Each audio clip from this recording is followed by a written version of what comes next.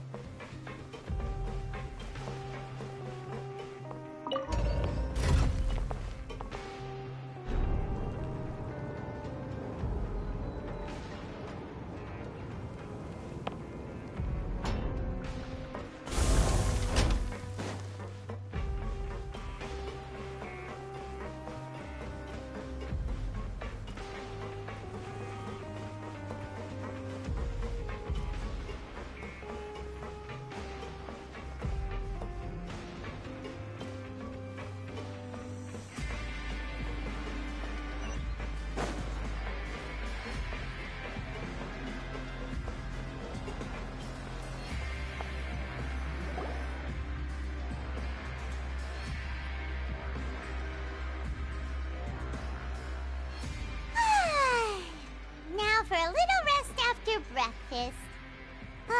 This is the life.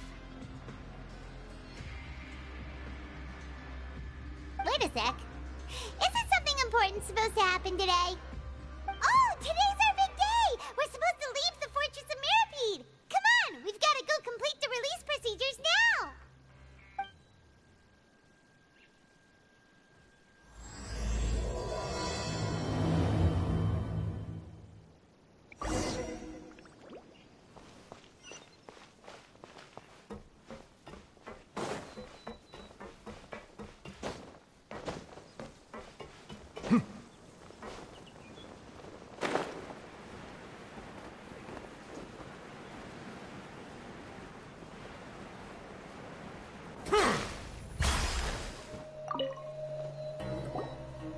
Please, sign here.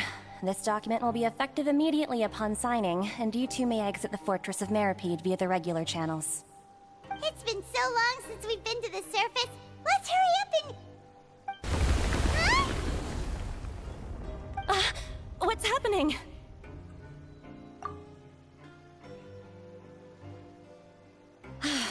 I'm fine, thanks. But I wonder what that tremor was just now. Let's go ask the Duke.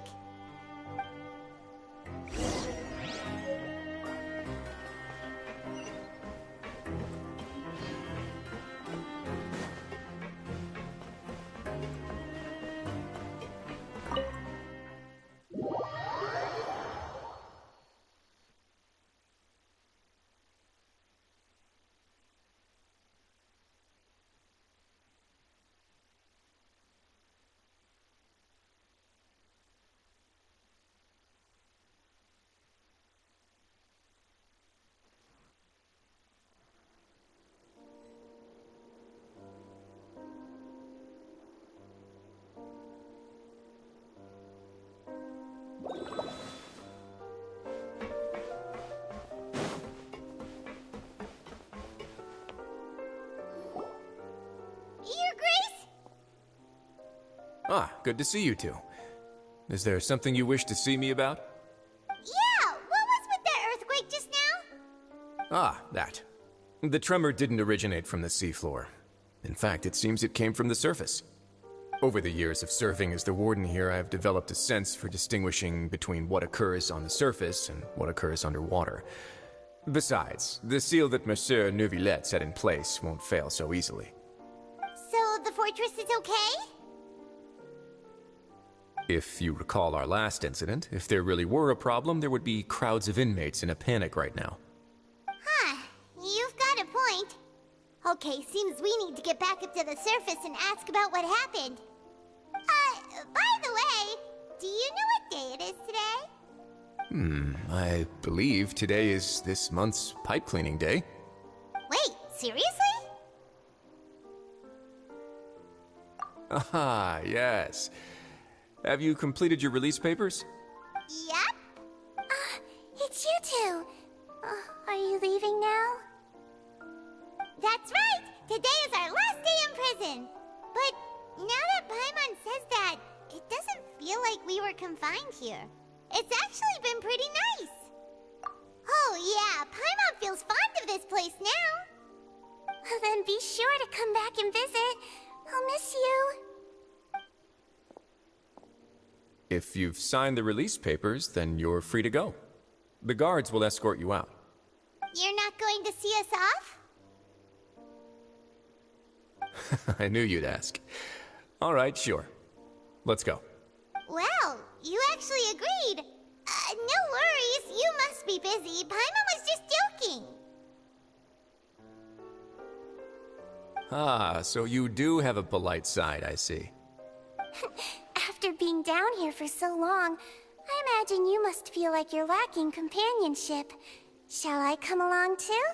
Yeah, don't worry, we'll come back to see you. Paimon really likes the cafeteria here.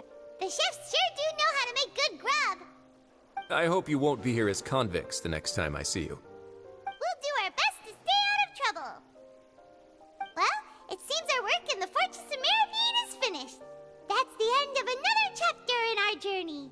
And since Neuvillette was the one who asked us to come here, we should probably go report to him now. Next up, the Palais Mermonia. You're going to see Monsieur Neuvillette? Please pass on our kind regards. I'm sure just your regards will do, no? I believe it would be the polite thing to do. You're right. I've heard the Palais has been terribly busy these days. Tell him that I hope he hasn't been overwhelmed by the recent string of troubles.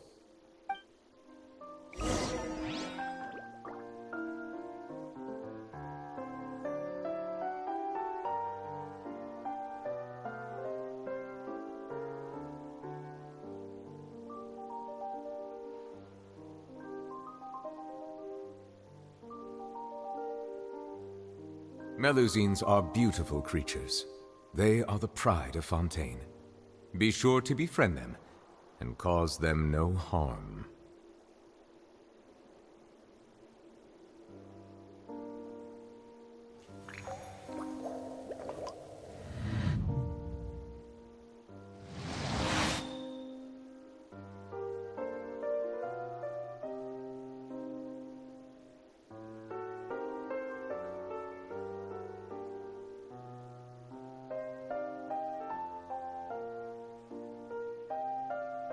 I see the value in my own work, but I also see the meaning in all the endeavors of the people of Fontaine.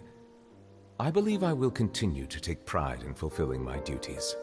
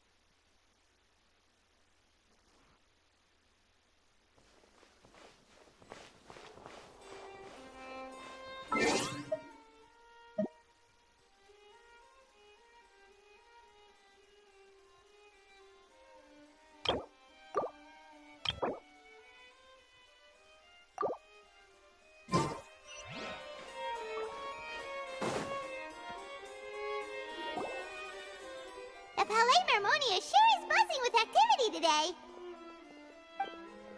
Halt! Huh? Oh, it's you two. Apologies. Monsieur Neuvillette did say you'd be welcome at any time. Excuse me, would you mind helping me take a look at this report? I'll be right there. Sorry, I've got my hands full here. You can see yourselves in. Everyone's so busy. Seems a lot has been happening.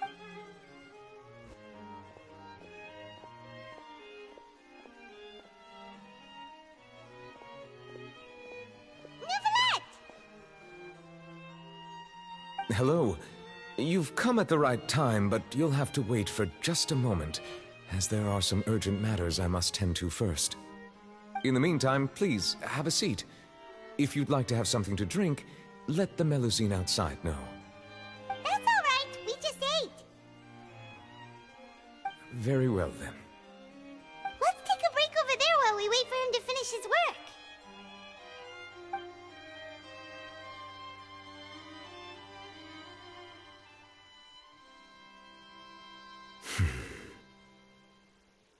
All right. That should wrap things up for now. Are you done with your work? Yes, sorry to keep you waiting. Today should be the day you were released from the Fortress of Meripede, and it appears that you've managed to complete all the release paperwork. That's right, and we came here to see you right away.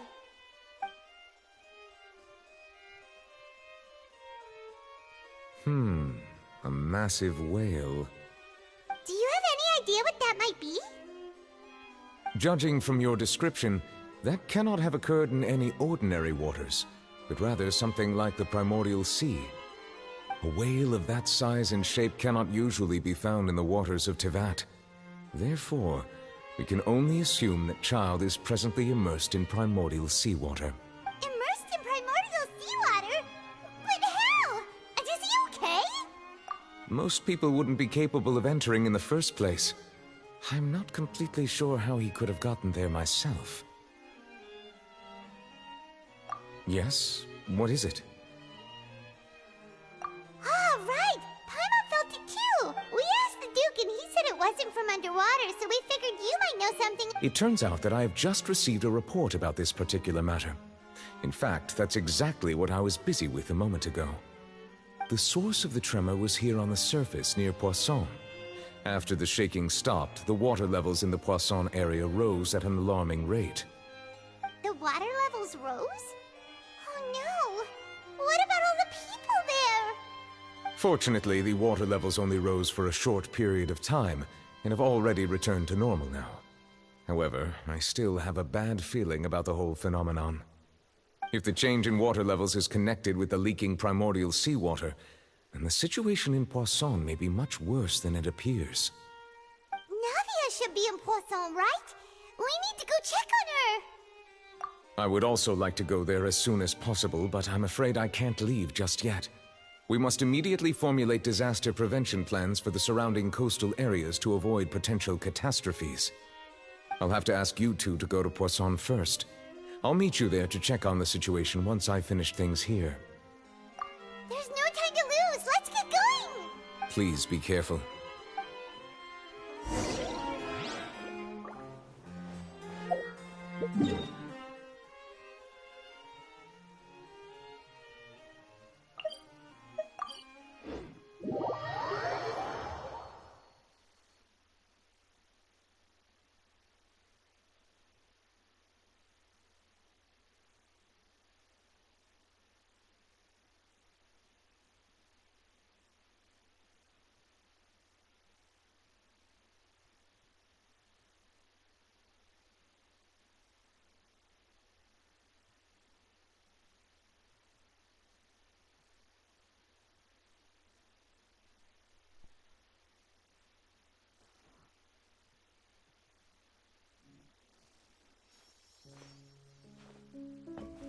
Oh no!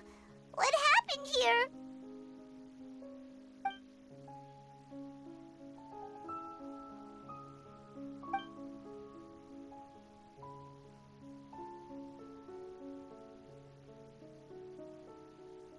Navia should be around here, right? We need to make sure she's still...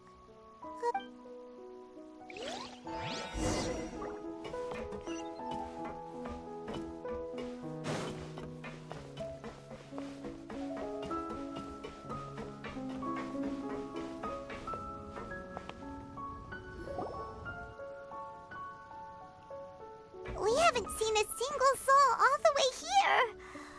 Oh, this is getting scary. What will I ever do now? Look, there's someone on the roof over there. Just stay put. We're coming up. Watch your balance. All right, just hurry.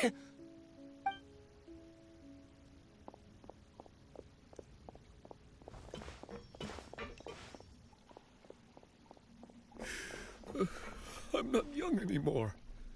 How will I survive on my own? My Desiree! Oh, he looks pretty sad. My leg! My leg!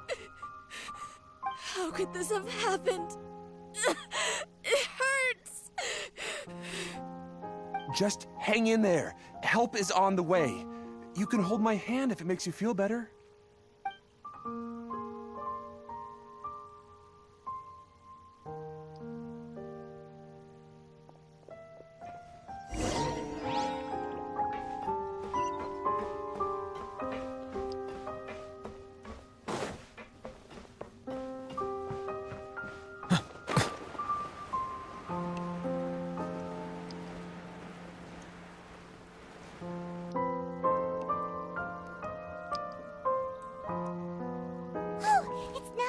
She's over there!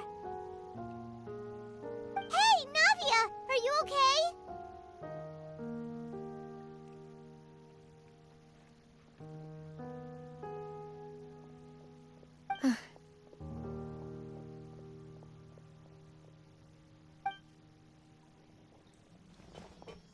You're here. We heard there was a situation in Poisson, so we came as quickly as we could. Yes. As you can see, the water level suddenly rose. It caused quite the disturbance, in fact.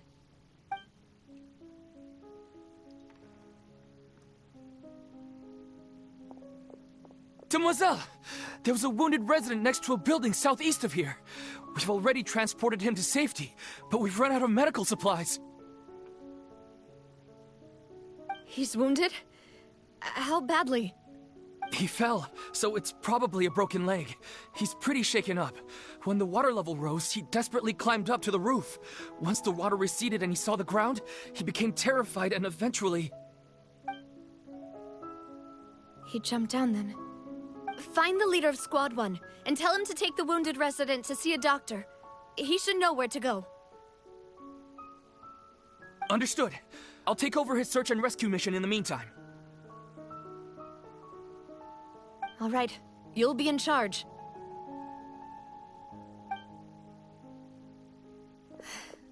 I'm sorry. Where were we? The situation in Poisson? Ah, right. Allow me to explain.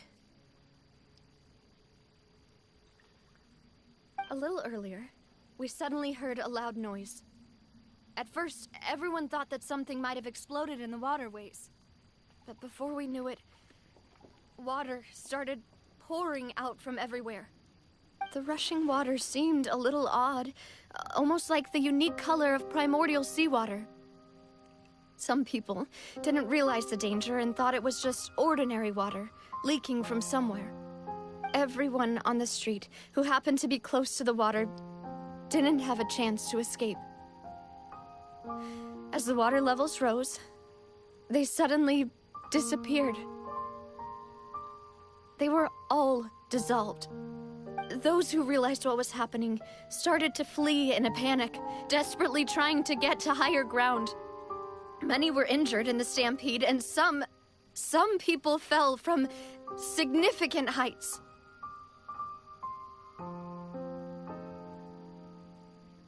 The Spina di Rosula initiated rescue operations as quickly as possible, but there have been a lot of casualties. Fortunately, the water began to recede after some time, and the chaos came to an end. The water that flooded the area contained primordial seawater, so the lower levels of Poisson are still hazardous. To ensure everyone's safety, I've asked the people there to leave as soon as possible. No one knows if this could happen again. All we can do for now is try our best to help evacuate the residents. We still haven't completed the head count, but we'll have some numbers soon. How awful. And all of this just came out of nowhere. It was quite frightening indeed. I only wish that everything that just happened was a bad dream. Is there any way we can help, Navia? Thank you for being so willing to help in a moment of crisis like this. You don't know how much it means to me. I really can't express how grateful I am.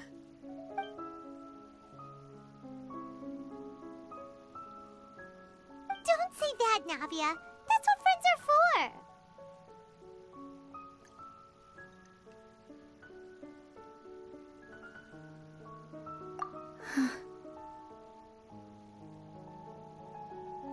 Demoiselle!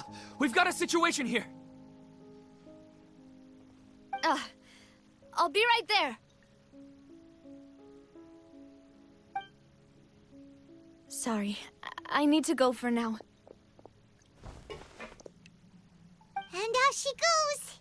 Seems it might be a while before she can take a break.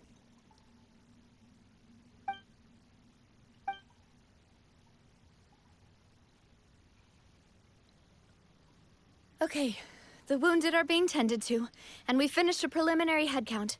More support has just arrived, so I suppose I finally have a moment to focus on my own matters. Of course, we should remain ready for anything, and continue doing our best to rescue others. I'll be sure to have everyone at the Spina di Rosula ready to render assistance. Traveler, Paimon, would you two accompany me to my father's grave for a moment? Huh? Right now? Thank you.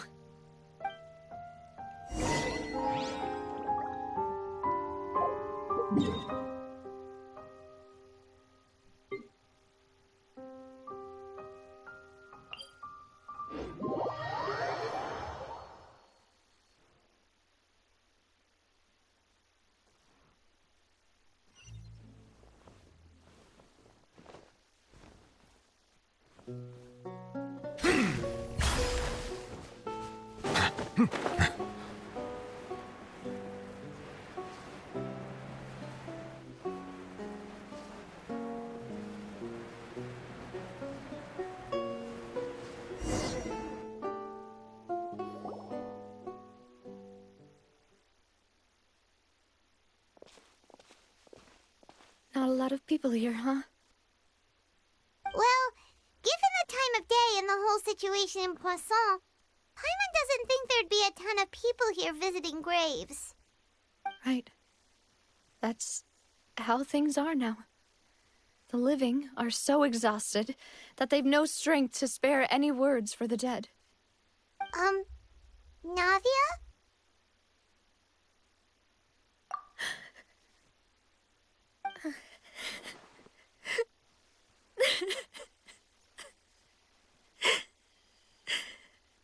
Navia, what's wrong? Sorry. I just... Malus and Silver, they won't ever come back here again. What should I do, Papa? Huh? What happened to them? Everyone agreed on the rescue plan, but still, I was the one who initiated it. They were helping evacuate the residents, but they couldn't leave in time. And they were caught in the seawater.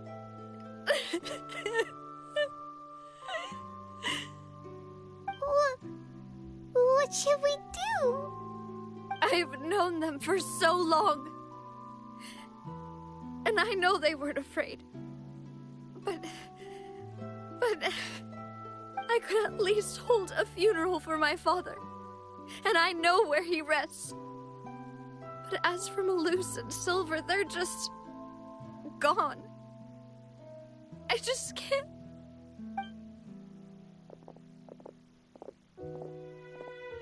Everything looks so clean after it rains. Even the gravestones. I didn't expect that you'd enjoy a glass of red wine in front of Master Callus's grave. I can understand. Besides, the scenery here isn't half bad. See, it's not just me. I always want to bring something when I visit Papa. Perhaps we might even have a picnic. He wouldn't be angry, would he? How could Master ever be upset with you, demoiselle? Yet the cemetery is the home of those who have passed, is it not?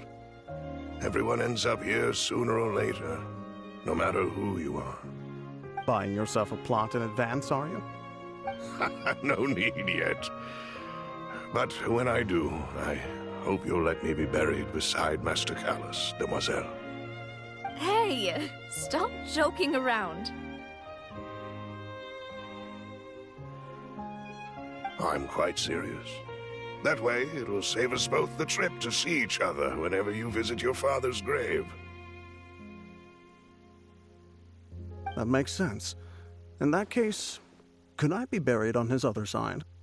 After all, besides you, demoiselle, the two of us could certainly be considered Master's closest companions, no? Personally, I believe we fill those shoes just fine.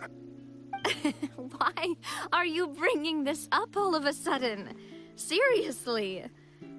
All right. I'll remember your requests. But I'd really prefer not to talk about this stuff. And what do you mean by saving me a trip? I'd make the journey even if I had to visit you two somewhere else. I've promised to let them rest in peace here. But here I am breaking that promise. I'm sorry for letting you see me in a mess like this. I don't usually cry, really. Paimon doesn't know how to help you feel better. But, well, she understands how you feel. I had always thought I could make my wishes come true. But now that I think about it, that never solely relied on me. Many things can only be accomplished with someone else's help. Malus and Silver have helped me so much. But by contrast, I could do nothing for them. I'm so sorry. You can spend as much time as you need here, Navia. We'll stay with you.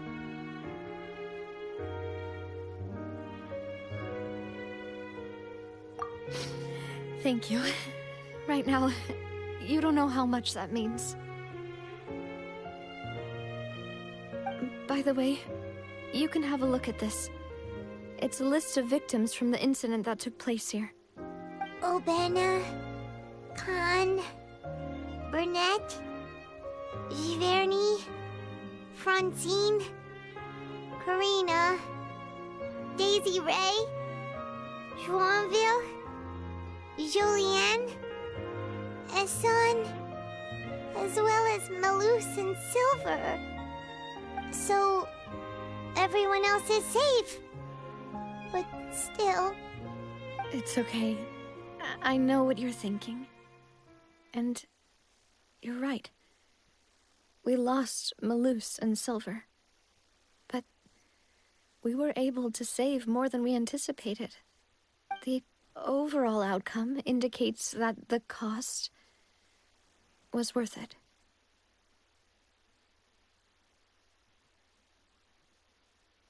Right!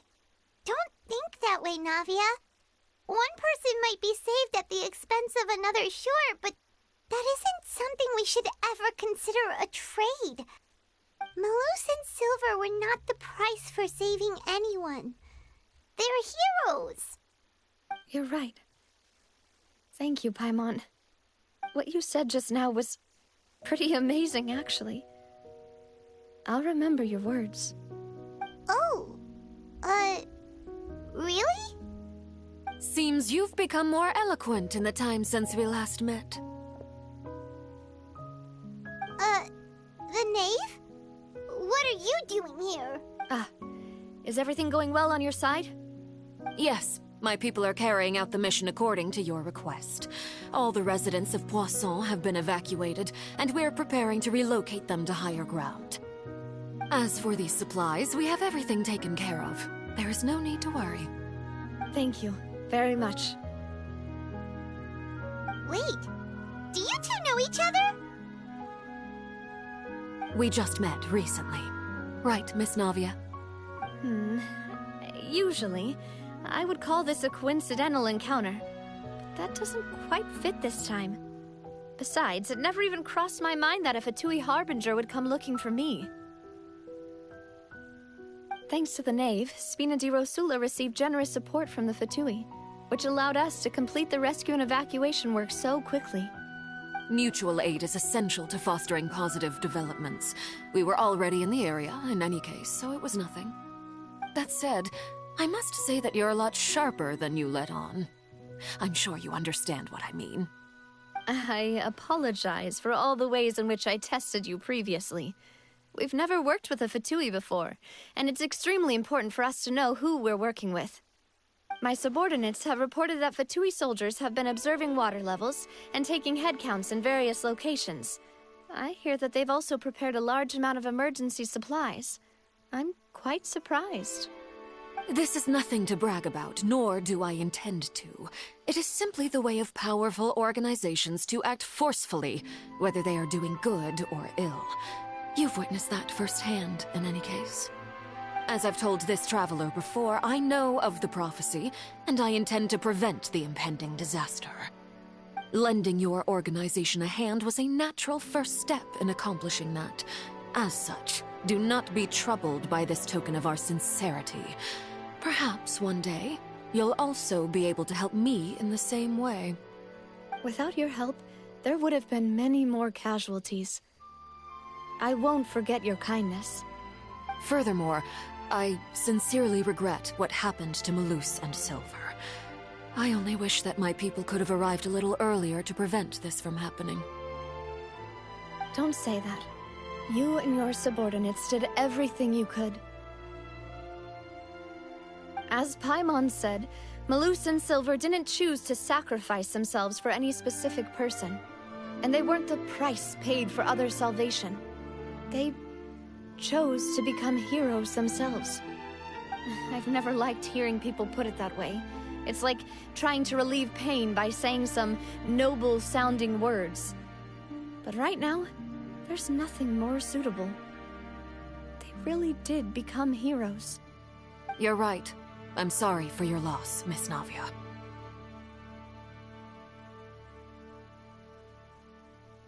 Water is life to Fontaine's people, and it also spells disaster. It's no wonder that people always say that prophecies represent fate. Fortunately, I've never been one for such opinions. So, you're one who will try to change fate, then? Of course. That is why I'm going to Hotel Bouffe de Thé. I still have some things to take care of, and the children need my attention. By the way, Traveler, Paimon, one more thing. Alright, then we'll just... Huh? This isn't right. Paimon thought you would ask us to walk with you for a moment so you could tell us something in private. That is a clever and useful conversation technique, which I do like to use when necessary. But there's no need today. It would not hurt to have Miss Navia listening in. Traveler, I'm sure you remember that I said we could work together when we had the chance. You and I both know that there may be issues with the Primordial Sea. Previously, it was the Fortress of Meripede's sluice gate, and this time it was the water levels in Poisson. These are both signals. Indeed. Allow me to share the latest intel I've received from the House of the Hearth's intelligence network with you. During some recent investigations, a child claimed to have discovered some ruins near Poisson. The ruins date back to ancient times and seem to be worth investigating in many ways. Judging by the dating of the ruins, they may be related to the prophecy and the coming crisis. The situation is becoming more urgent, so any pertinent information will prove extremely precious. My people initially came to prepare for ruin exploration. Unexpectedly, this disaster struck, and at present, we're all busy prioritizing the rescue effort. So that's why the Fatui were already in Poisson. I wanted to take the children along, but unfortunately, Linny, Lynette, and Fremine have all been dispatched to higher ground to assist affected residents. Linny told me that outside of the house, the person they trust most is you. Which is why I want to give you this task. The House of the Hearth's members see each other as family, but Linny, Lynette, and Fremine said that they also see you as such, even though you are not from the house. I'm sure you already understand how earnest they consider their friendship with you to be. Oh, that somehow makes Paimon feel kinda happy. The intel I just shared about the ruins could fetch a high price. But since the children consider you family, it's only natural that I freely share it with you. Got it! So all we gotta do is go to some ruins, right? We can handle that. Excuse me, but may I tag along? You wish to join, Miss Navia? But are you sure you're up to exploring some ruins? You need to rest. Well, I'm sad, yes. But I can't just go back and plop myself into a chair by the roadside and do nothing.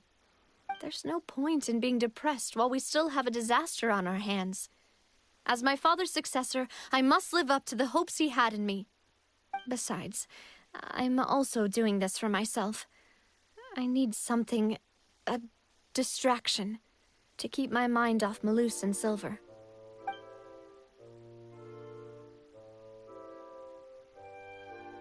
Since you put it that way, I have no objections. What do you say, traveler? All right. The ruins are to the south of Poisson. Here's the map. Okay, the three of us will handle it. Come on, let's pack up and get going.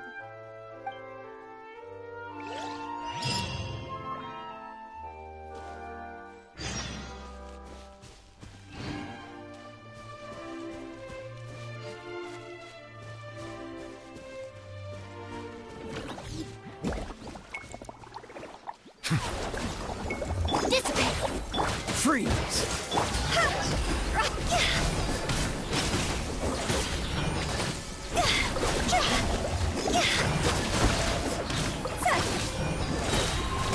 Higher, higher, hands on fire!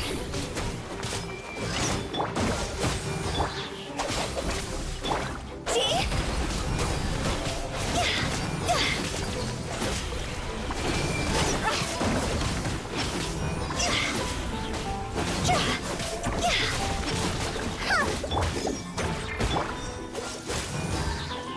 Our bond is strong!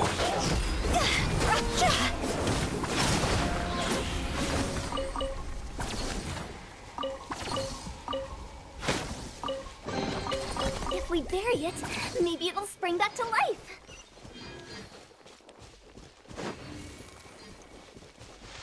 Stand with me!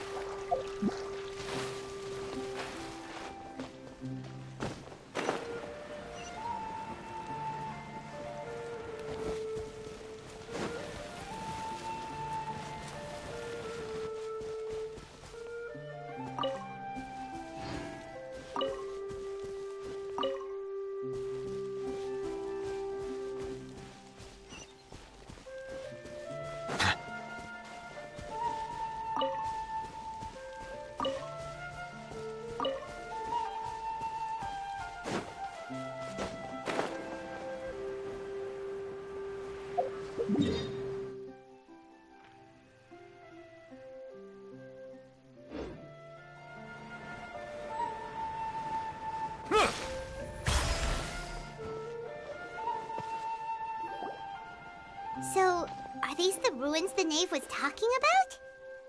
Whoa, talk about old. They seem to be pretty ancient, all right. Let's go in and have a look. Just be careful.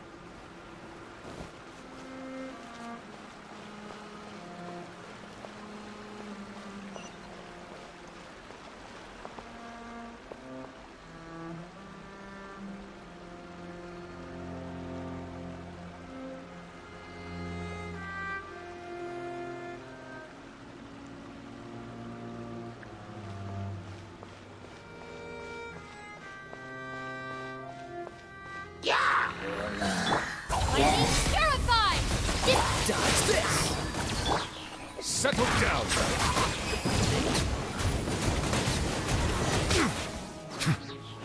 The tides beckon.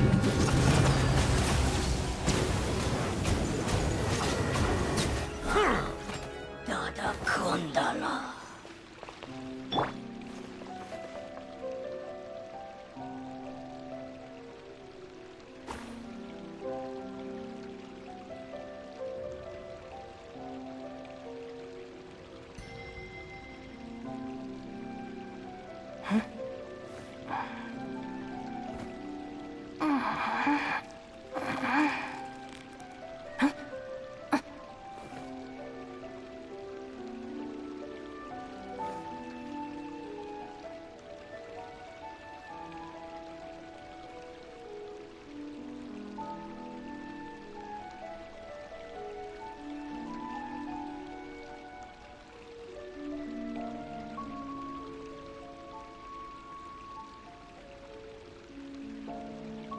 If the Arataki gang stirs up any trouble, I'll drag every last one of them back to apologize.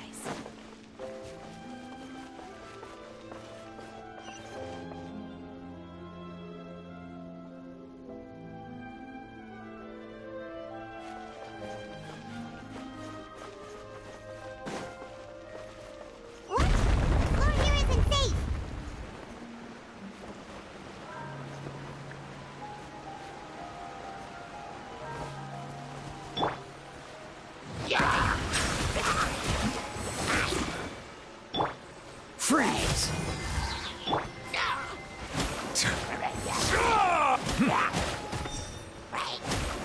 Silence! Cool it!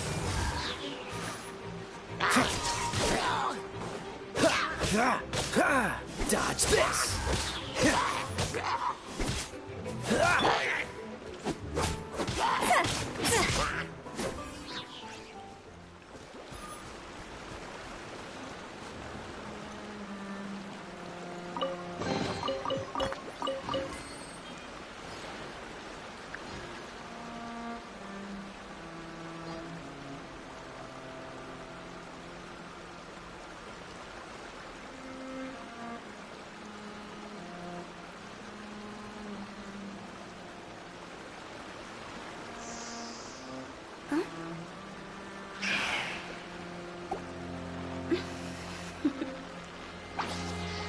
Toodaloo.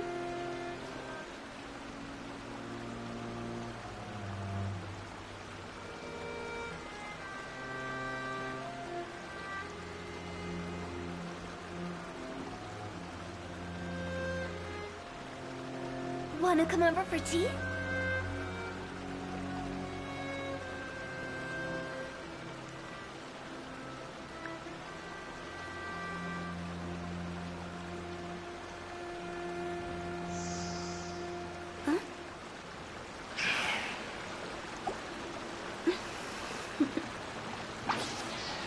Toodaloo.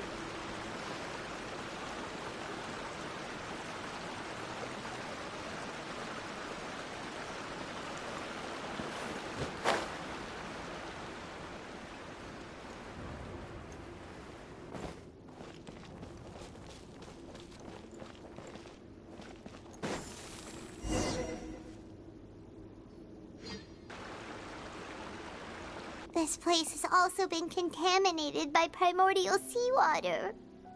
Yeah. And a lot of it, too. A Fontainian would most likely dissolve the moment they fell in. Right! You can't go down if there's primordial seawater. It's too dangerous, and it won't be any help for you to just stay here. Don't get by my wrong. We're not saying you're useless. It's just that... No, you're right. I can't do anything in this situation. I'll leave this to you.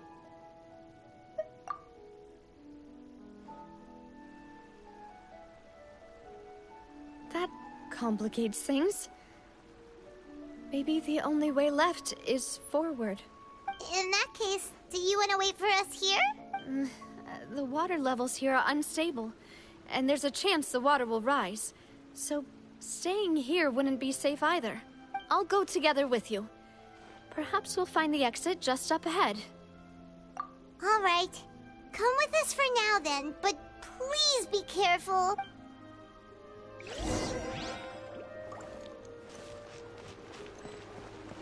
Oh no, it's a dead end!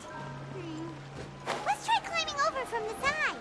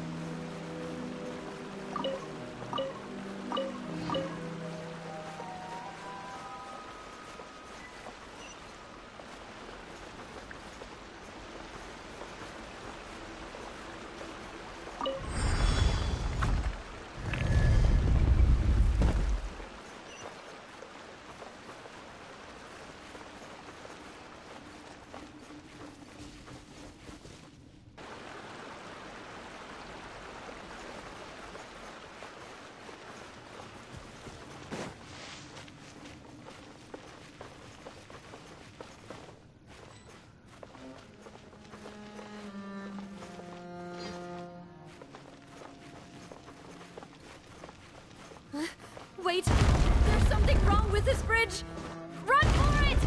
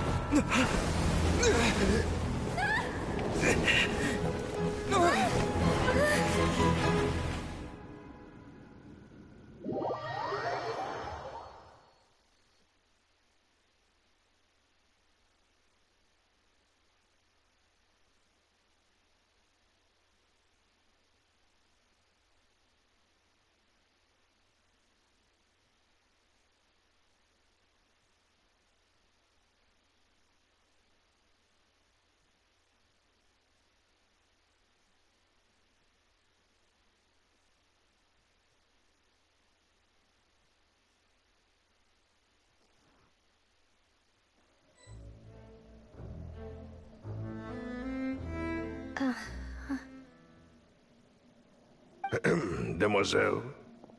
Huh? Demoiselle, what are you doing here by yourself? Would you be standing here till dark if I hadn't come to get you? Maybe she just wants some time to herself, Malus. Hmm? Oh. Was I Was I sleeping? Yes, it would appear so. I must be tired. That's quite possible. However, you were the one that suggested we go out for a walk. Oh, right. I nearly forgot. It must have slipped my mind when I dozed off. I haven't had a nap today yet. Have I? This is a familiar feeling, yet something's a little strange. Is something the matter, Demoiselle? Oh, no. No, I'm fine. I was just trying to recall why we came out for a walk. Do you remember Mr. Giverny? He'd requested our help before with foreign merchants who had a debt dispute with him, and we'd resolved the matter not long ago. We were headed to see how things were going with him at the moment. Ah, right. Yes. I remember now. Oh? Miss Navia. Ah, Mr. Malus. And Mr. Silver, too. It's good to see all of you. How have you been? I've been great. Thanks to your help, those bothersome merchants finally realized that I wasn't the one they were looking for. Why, I wasn't even the guarantor for that person. They were knocking at my door day and night. Even my neighbor, Obina, was getting fed up with them. Sometimes force is required to calm someone down and get them to listen to what you have to say. That's right. Oh, by the way, Burnett, what was it that you wanted to give to Miss Navia again? Oh, yes. One moment, I have it right here. Miss Navia, these are some flower seeds that I prepared. Please take them. They're a very good variety, and they'll become very big and beautiful once they bloom. I don't know what we would have done without your help, so this is a little token of our appreciation. I hope you won't refuse. Ah, did you cultivate them yourself? Thank you so much. I'll certainly take them. Malus, we do still have some empty flower pots at home, right? Why, we can have as many pots as you'd like, Demoiselle. Perfect. In that case, we'll swap out some of the decorative plants for some of Mrs. Burnett's flowers. Very well. Wait. Something seems to be off here. Excuse me, madam. If I'm not mistaken, your name is Burnett, correct? That's right. Is something wrong? No, it's nothing. This is the first time we've ever met, but your name seemed familiar to me. I must have heard it when I was discussing things with your husband previously. I've heard this name before. Sometime recently, I'm sure of it. And why are there so few people around here? Where did everyone go? We must mind the time, Demoiselle. We still have important things to attend to today. Huh? We do? Like what? Well, now, did you forget? Miss Navia, here you are. I've been looking for you. Please, come to the Opera House. Your trial is about to begin.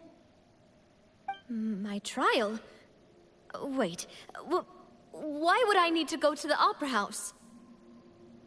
Yes, she's right, Demoiselle. It's just about time now, so we should get going. Oh? All right then.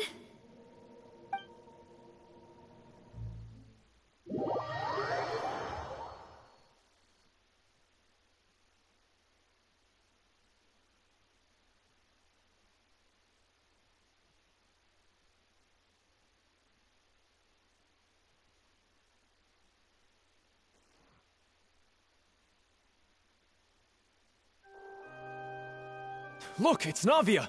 She's here! And her two attendants are with her! Goodness, everyone's finally here. There sure are a lot of people here to see the trial. And they all seem to be oddly excited about something. I even know some of these people. Karina, Desiree, Joyville, Jolien, Essen. Why are so many people here? And why do I have no recollection of this case? And as for the judge... huh? Where's Monsieur Neuvillette? Please sit in the defendant's seat. Don't worry, Silver and I shall accompany you. All right. But are you sure you can stand behind me? Typically, it wouldn't be allowed, but today is an exception.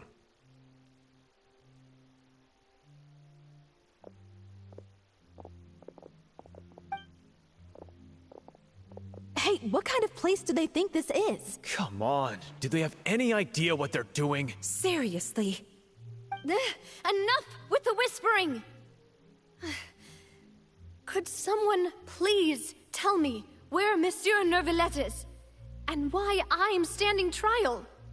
My dear Miss Navia, have you not yet realized what you've done? In that case, allow me to explain. As all here know, you are Master Callus's successor, the head of the Spina di Rosula, someone held in high regard by every soul in Poisson. After you took over the Spina, you treated all of us just like the late Master Callus had. If anyone in need reached out to you for help, you responded. Not only you, but your butler, your subordinates, nearly everyone in the Spina di Rosula fought for the well-being of those in Poisson. Wait a moment. Aren't you just proving that I'm a good person? Yes, correct. Absolutely right. And that is why you stand accused. You have helped so many people get through so many difficulties. You are one with us. We are inseparable. We are one big family, all of us who are from Poisson, inextricably linked. And with you being so important, we couldn't possibly do without you. Therefore, this fair and honorable court shall declare you guilty, and you shall stay here. You will be together with us forever. Huh? What are you saying? Everything you have said is correct. I have indeed done a lot for my hometown, and I would be willing to be with you all, but what is the purpose of having me stand here like this? What is there to discuss? Ah, well, if that's what you think, then I have no further comments. How wonderful, Miss Navia!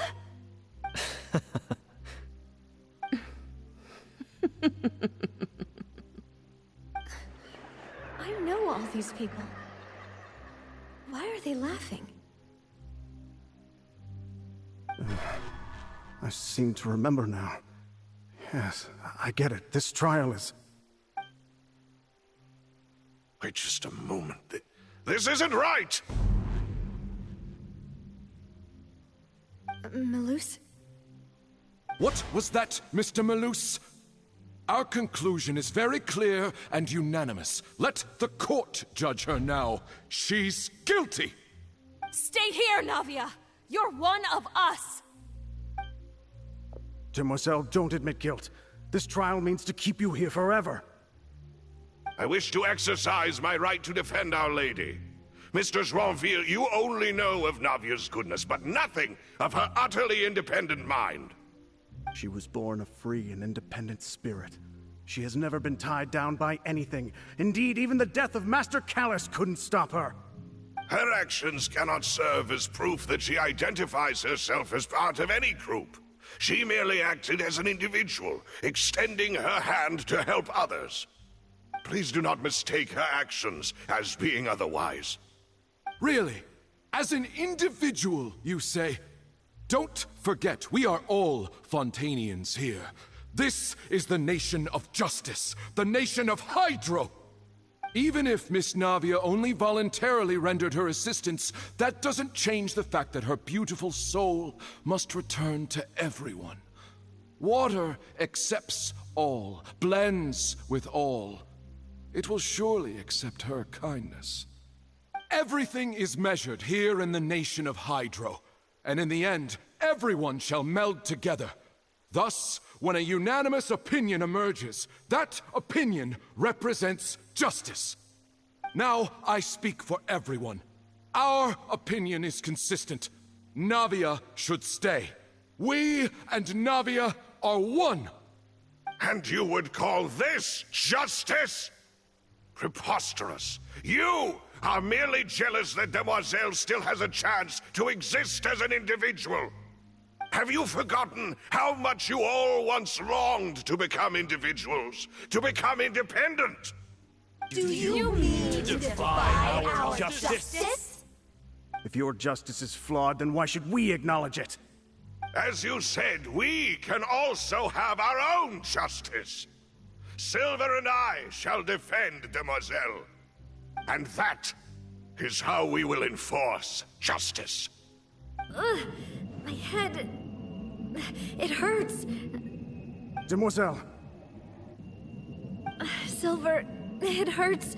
My head is spinning. All I can see is stars swirling in front of me. I remember now. Everything that seemed odd from the very beginning.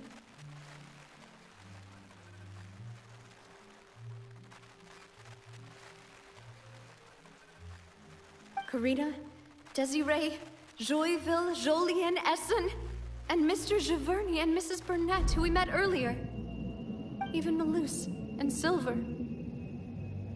I don't want to admit it, but they're all dead. Don't be afraid, and don't admit guilt. We will protect you to the very end. Absurd! Who are you to say that she cannot be judged? We are the majority, and in the nation of trials, the majority is absolute justice. We are the will of all. Don't let them escape! We shall keep Navia here with us! Mr. Malus and Mr. Silver, must you be so stubborn? How could the two of you possibly hope to stand against the collective? Do not resist. This judgment is fair and just. Navia belongs to us. After all that happened, she should not be left alone in Poisson. What are you saying? No more excuses! He says we're jealous. Jealous? How could she possibly be an independent individual? What's with these people? Who's jealous of her? She belongs to us! Miss Navia, she... Silence! That's...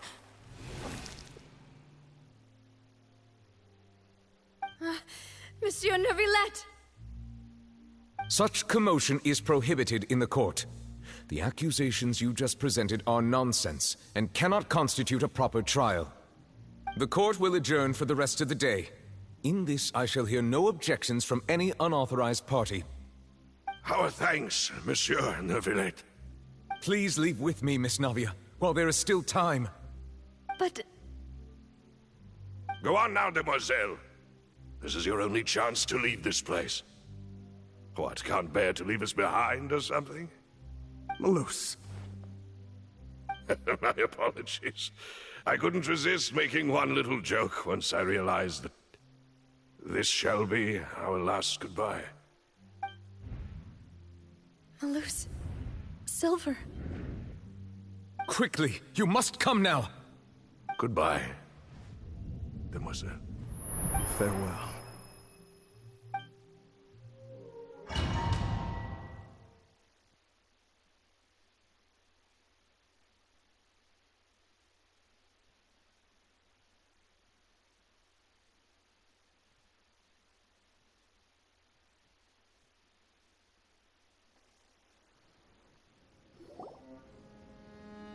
No, wait! Just a second! Navia? You're awake? Good.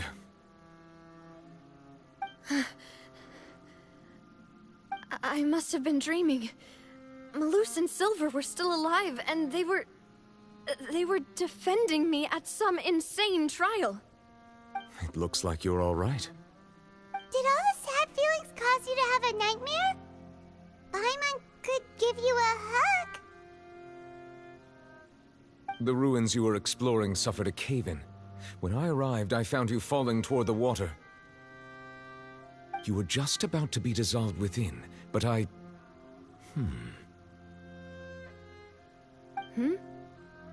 What is it? I think I saw 2 Oceanids protecting you. It was only for a moment, perhaps even a fraction of a second, but they gave me the chance to retrieve you. Were it not for their intervention, I would not have been able to rescue you before your consciousness dissipated. Wait, did you say Oceanids? You mean like what happened with Vache? Perhaps those 2 Oceanids were the people you saw in your dream. I always told them that they didn't have to protect me. To think that they'd keep doing so even after death.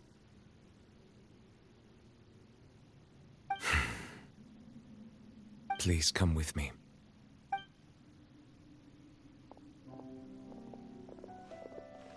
Neuvillette, are you okay? Oh, I am quite all right.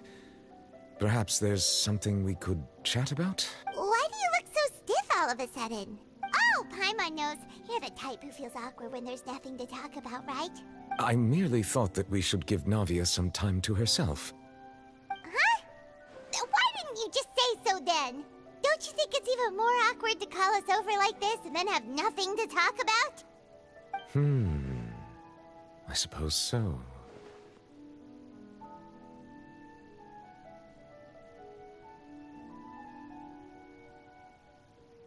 Ah, Sigewinne. I hope all is well with her these days. Her work in the Fortress of Meropide has not been too much for her, has it? No way, don't worry. She's doing fine down there. She's an amazing head nurse. I see. Well, that is good. I have always worried that Sigewinne would need a lot of time to understand the world of humanity, just as I have. Oh, and the Duke also says hi. Even though Sigewinne made him do that. He hopes that you haven't been overwhelmed by all that's happened lately. Thank you.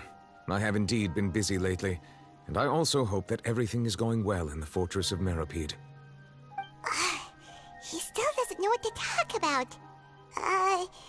Let's chat about something else then.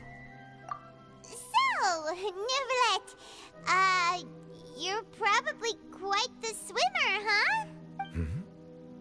Yes, of course. This isn't going anywhere. Let's try something else. How did you find these ruins? Did the knave tell you? Yes, in fact. I had arranged to meet you in Poisson, but when I arrived, I discovered that the Fatui were helping the residents evacuate. They had even transported a large quantity of supplies to the area. Amid my astonishment, I ran into the knave, and we had a chat. She informed me that she had asked you to investigate the ancient ruins here. Yeah, we originally planned to meet up with you, but we thought you might still be busy with all those official documents. We didn't think exploring the ruins would take very long, and who would have thought you'd wrap things up so quickly?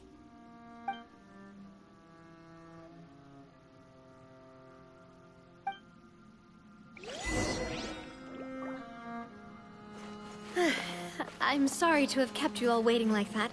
I'm feeling much better now. I guess we should get going again. Will you come with us, Monsieur Neuvillette?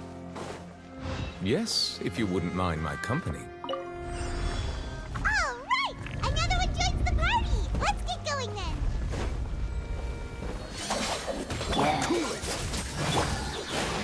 None over such bow your head.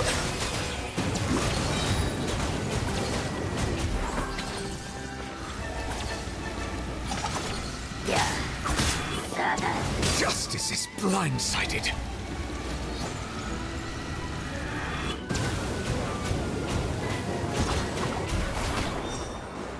Be not perturbed.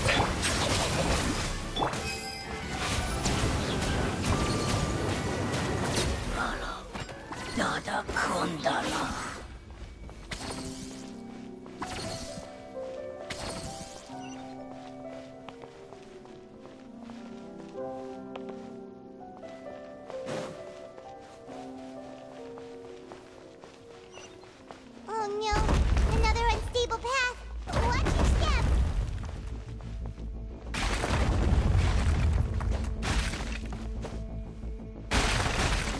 I see the temperate waters of eons past.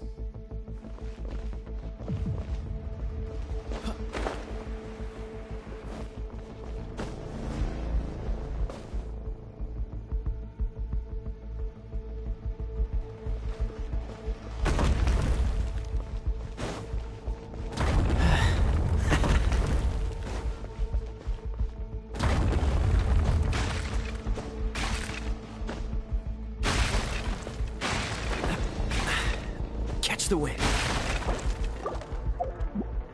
Our bond is strong.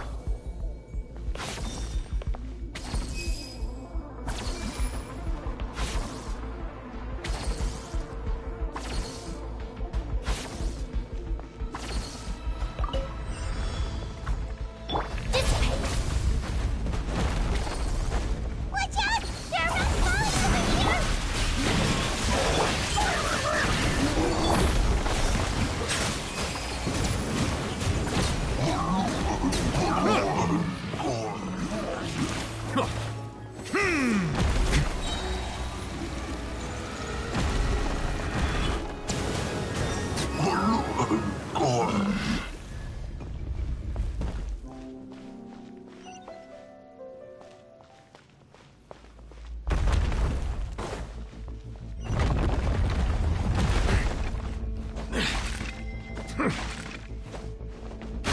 It seems we're almost at the top. Keep it up!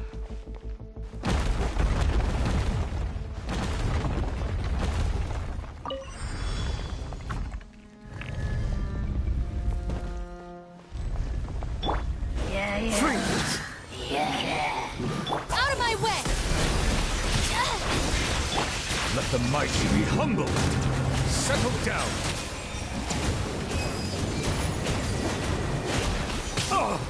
Oh, so sorry. Cool it. Our bond is strong.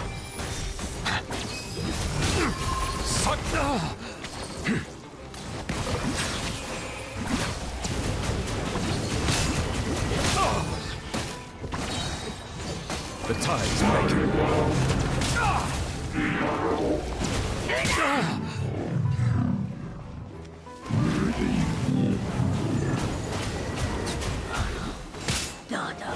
Stand with me. Lightning, spirit bomb. Dodge this. Cross over! Settle down.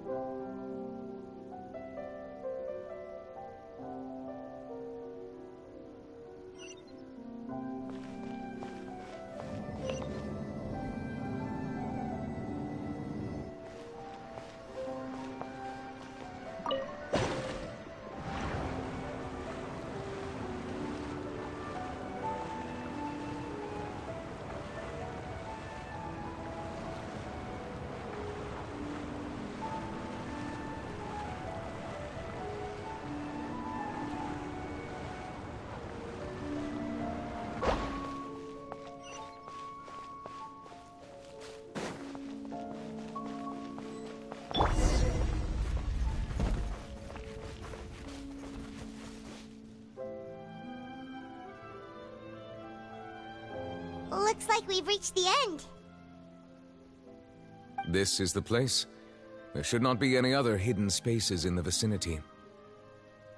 The path sure had some twists and turns, but it turns out that this place isn't actually that big.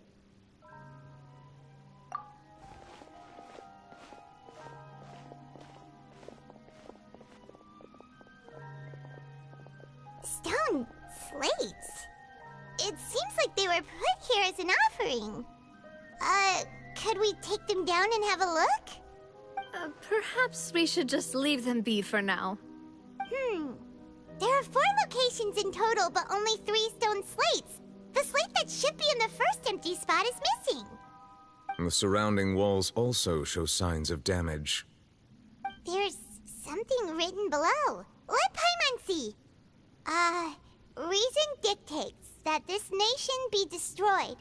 I shall record the history of its future here in its past. Say what? It feels like someone left these slates and these words here for a purpose. But does he mean that Fontaine should be destroyed? That would fit the circumstances dictated by the prophecy, yes. Indeed, the slate's contents correspond to it. Take the second slate, for example. There's a person kneeling here. She seems so dedicated. And there's a whole bunch of other people behind her doing the same. She's facing this... what is this? Some kind of island in the sky? And is that Lady Farina in the third image? Did the Hydro Archon fall into the water? And is that a ring of people around her? Paimon doesn't quite get it. Are they all in the water? The fourth image. I know this one. This exactly matches the content of the prophecy. The people will all be dissolved into the waters, and only the Hydro Archon will remain, weeping on her throne.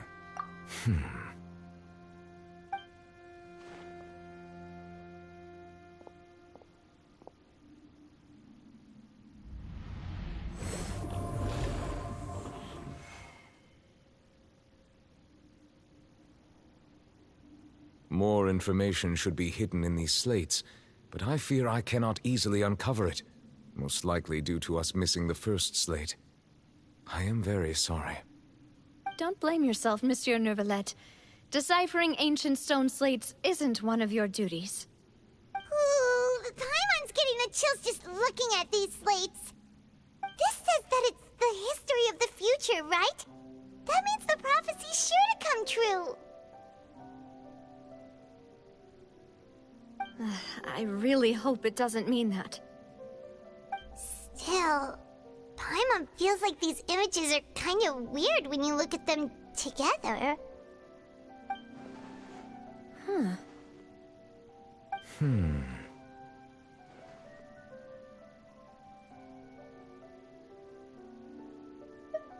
That's right!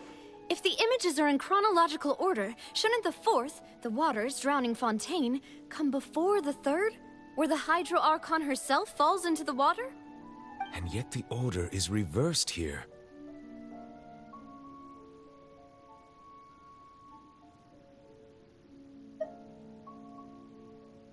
If we go by timing, Lady Farina only emerges in the third image.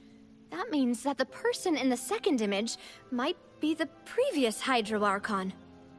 Egeria, then. I had never met her, but her appearance here does match the records.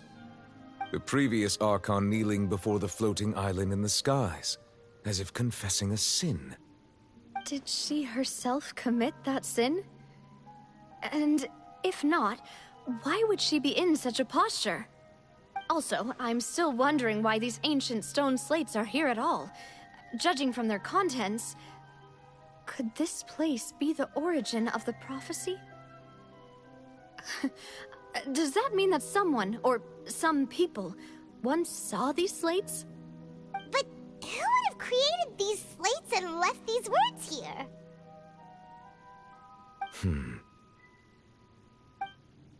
It seems that any further clues will have to come from Farina. In that case, there's no time to lose. There's nothing else to be gained here, so let's head back first. Yeah, we better get somewhere safe for now.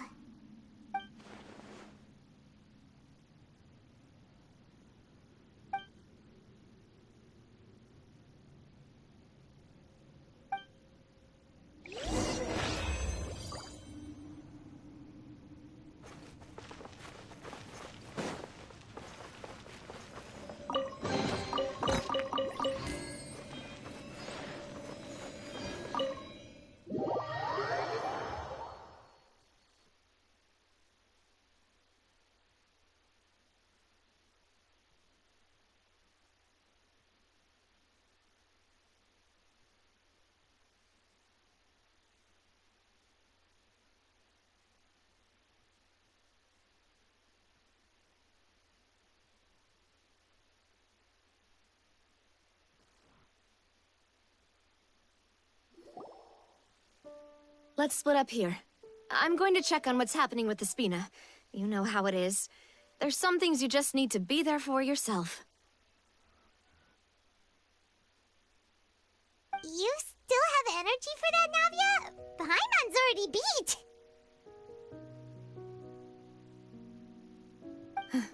Just head back to the Fleuve Cendre and have a rest then. Thanks for keeping me company all this time. I'll depart as well. Thanks for your hard work today.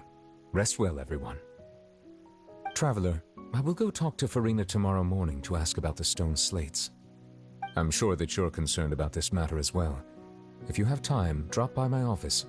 I will share the results of our discussion with you. Are you really gonna talk to her about this directly? Will that be a problem? Paimon's getting a little scared now that it's come to this. She has long been harboring secrets and will not give them up easily, which makes it all the more my duty to ensure that she understands the present situation. Alright, we'll leave it in your hands then. You're probably the best person to talk to her anyway. I will be carefully considering my words tonight. Traveler, Paimon, our safe house at the Fleuve Cendre is always open to you, as ever. So please don't think you're an imposition. All right. I'll be on my way then.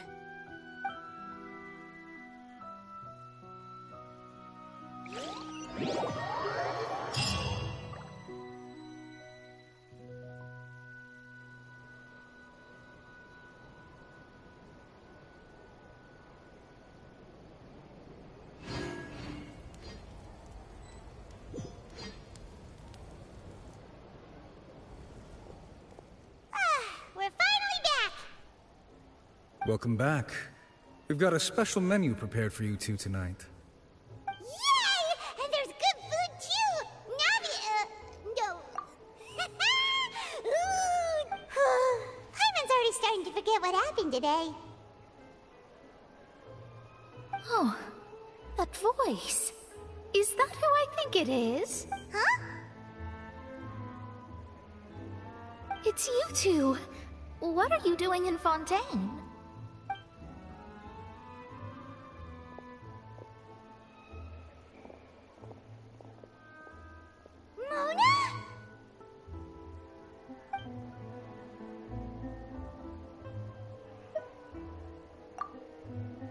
Seriously, nobody just uses a scry glass whenever they've got time to just see who they'll meet on the road. Still, we didn't expect to see you here. Wait, you're not a Fontainian, are you, Mona? Well, I have some business to attend to here, so I booked a hotel in the city. I was just out for a stroll when I bumped into you. Quite unexpectedly, if I might add. Why did you think I was from Fontaine, though? Is that because Magistus doesn't sound much like a Mondstatter surname? Yeah, let's go with that. Well, I used to have my own surname, which was, well, some other thing. Either way, the old hag told me when she took me as her disciple that the first step to being a great astrologist's pupil was to change that name. There was nothing for it, really. She really is amazing at astrology, so I changed my name to what it is now according to her wishes. To my surprise, however, Magistus is not the name of some ancient house or clan. It isn't? Nope. Although it is used by us in place of surnames, it generally just means great. Wow! Imagine including a boast in your name. Wait, are you gonna have to put that into your genealogy as well? I reckon so. In any case, I'd give my disciple a name like this as well, if I were to take one. Astromancer Barbeloth Trismegistus. Whoa, that's a long one. Does it also mean great or something? My name means Mona the Great Astrologist. As for the old hag, hers is, in plain speech, the thrice-as-great Scholar of the Stars. Just take it as a title specific to astrologists. Thrice as great? That's so petty. I know, right? That's just how she is. She used to call herself Magistus, actually, but when she took me in, she changed her name to Trismegistus. Talk about excessive. Megistus is thus the calling card of our school, so to speak, which makes it about the same as a surname. It's all right if you don't get it. You can look into... That sounds terrible! Ugh. But anyway, you're not Fontainian, are you, Mona? You're from Mondstadt, right? Well, I was born in Mondstadt, yes. My parents migrated to Dorman Port, and I traveled with the old hag for a while, after which I settled down in Mondstadt City. Oh, that's a good thing then. At least we know you won't be dissolved by Fontaine's waters. Speaking of that, I'm sure you're aware that a bunch of things have happened here in Fontaine, right? I know you're not a local, but I'd avoid getting too close to any water that looks strange all the same. There's something ominous about it. Well, the water, I mean.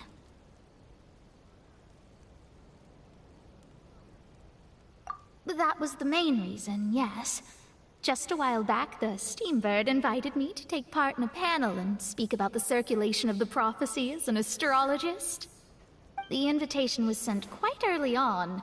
I don't think anyone expected Fontaine to be in this much trouble. What do you make of that prophecy, Mona? Just tell us what you think as an astrologist. Your word would go a long way to make things more certain and less...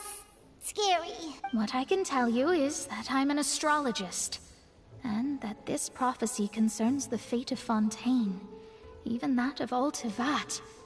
Ascertaining this is akin to reading the fortune of the whole world. I'm afraid that this is not something that just anyone can do. If I could do it, you would no longer call me an astrologist, but a visionary. But on the flip side, the prophecy is so huge and powerful that it must surely come from a powerful visionary. Its contents involve the fate of the world. Disregarding it would be a mistake. A visionary? Sounds really powerful and all, but does such a person really exist? Of course. The old hag could do it, and I'd bet there are others amongst those Hexenzirkel colleagues of hers who could do something similar. Huh? Are you sure? All right, I'll help you. It isn't often that I see you with such a serious look on your face. I'll tell you once I hear back from her. Thanks, Mona! You're amazing as always! Oh, well, this is something only I can do after all. So yes, your praises are quite welcome. That's the greatest of astrologists for you! Of all the people we know, you know the star's the best! Indeed, indeed. That's the spirit. Oh, sorry. I came to see what all the commotion was about. If there's anything you need, do not hesitate to inform the Spina di Rosula. Oh, whoops. Guess we were getting a little too carried away there. Well, I'll go tend to my own business now. If I receive any news, I'll be sure to come find you two again. And there she goes, quick as rushing water. And here we are with the Spina guy giving us suspicious looks. Right, but we were able to recruit Mona's help, didn't we? Our Fontainian friends will thank us someday.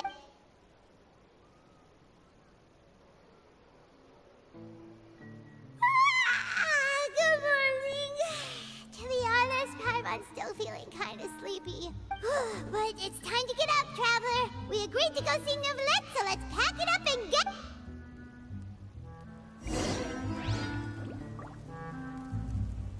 Dissipate!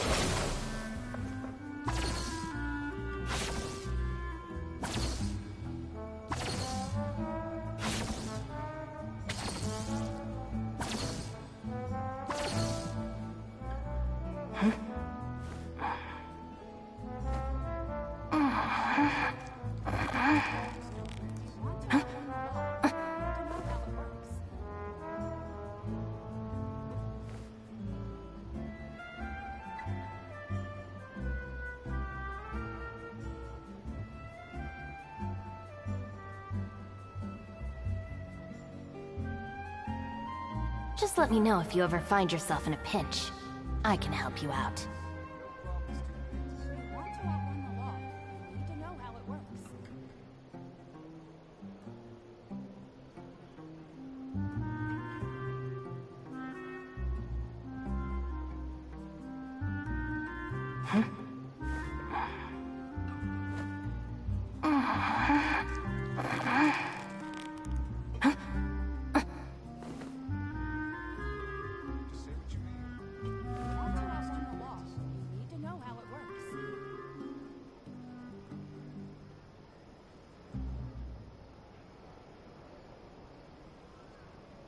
The criteria for certificate exams are straightforward enough. What it really comes down to is whether you are willing to put in the time. If you study and practice, then it's really not all that difficult.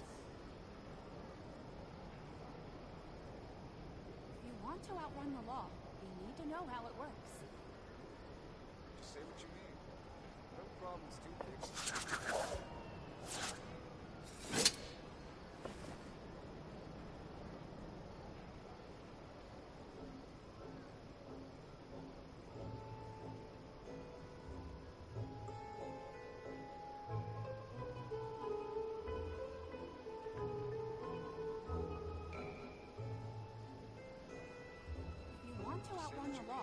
If the Arataki gang stirs up any trouble, I'll drag every last one of them back to apologize.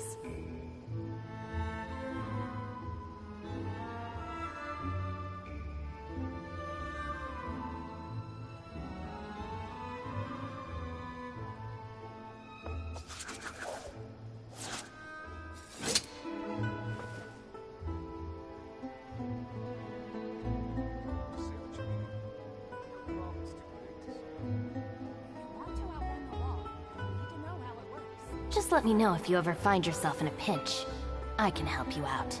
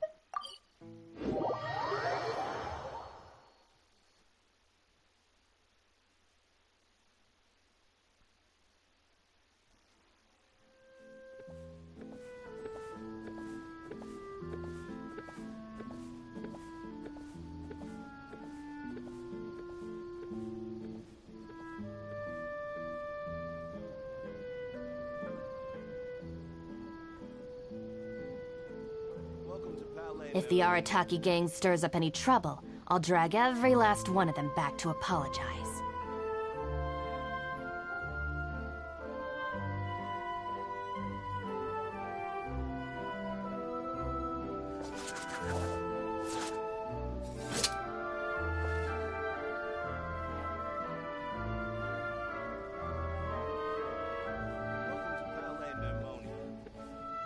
I hope the weather's nice like this tomorrow as well.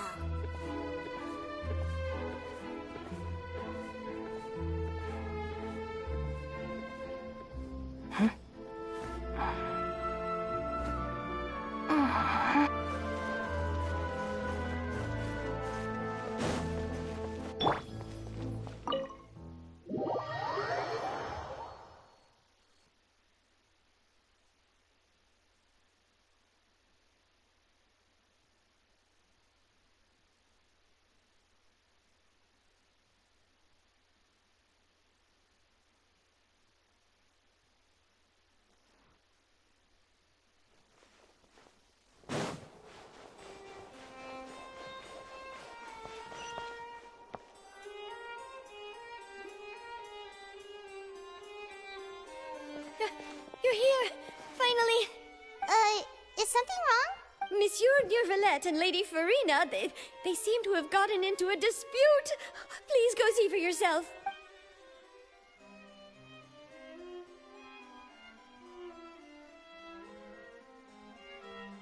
Like I said, I've already explained everything! And yet the problem has not been properly solved.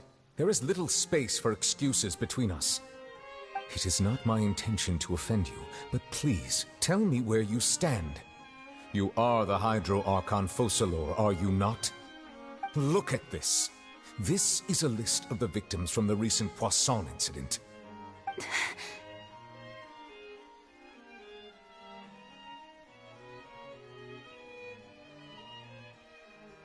You mean... they're all...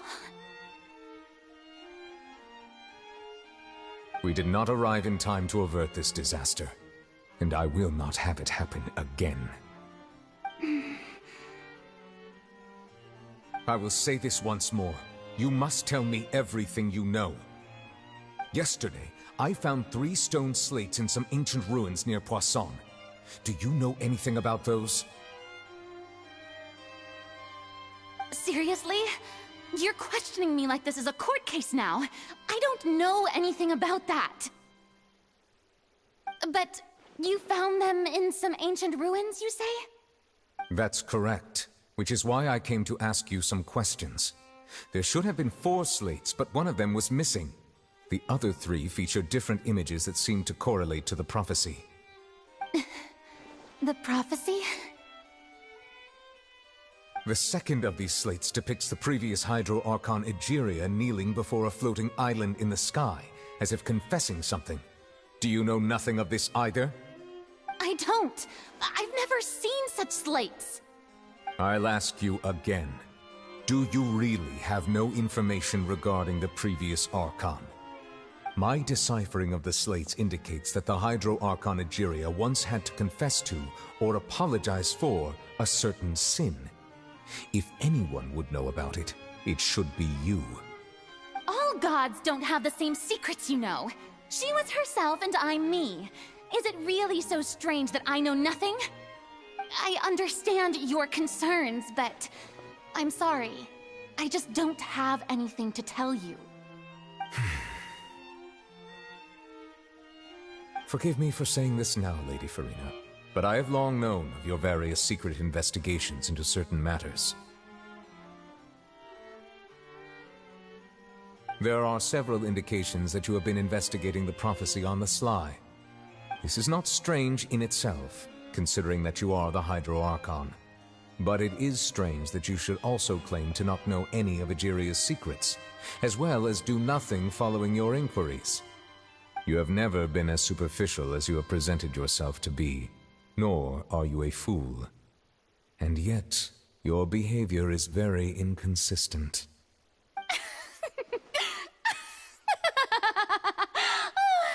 So you've been watching me all this time, have you?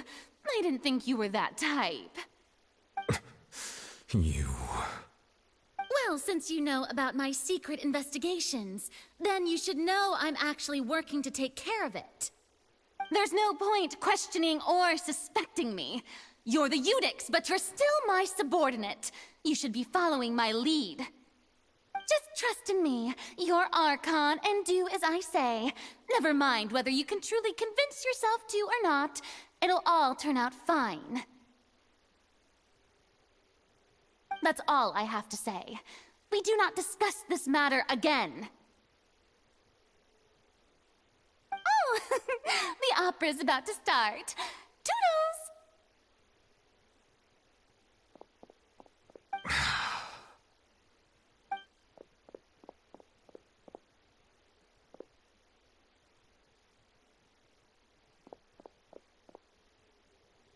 Did Farina not notice us standing by the door?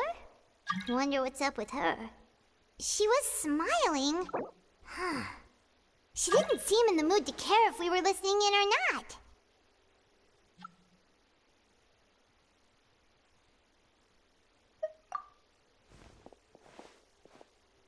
I assume you've been outside for a while now? Oh, you noticed. Seems Farina didn't even realize we were here. She was in a great panic, though I cannot discern the reason. Our discussion reached impasses time and again, a state of affairs that we cannot allow to continue. Still, I do not understand. Dialogue is the basis for understanding, so why did she keep refusing to engage?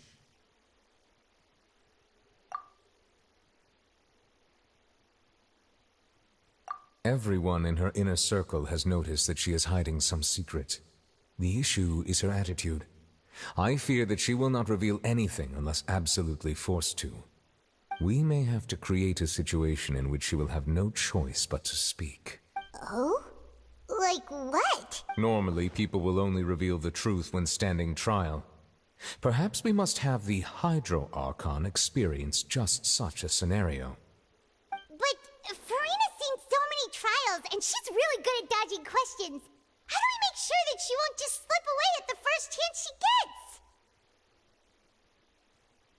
We will need to consider this thoroughly, join forces with various parties, and then do what we can. If at all possible, I would prefer to recuse myself from this affair, but we must prevent the prophecy from coming to pass. This may be cruel to her, but all Fontaine is in crisis. The information a god possesses is too precious, and so we must take a chance on this. But who will lend us their aid to do such a thing?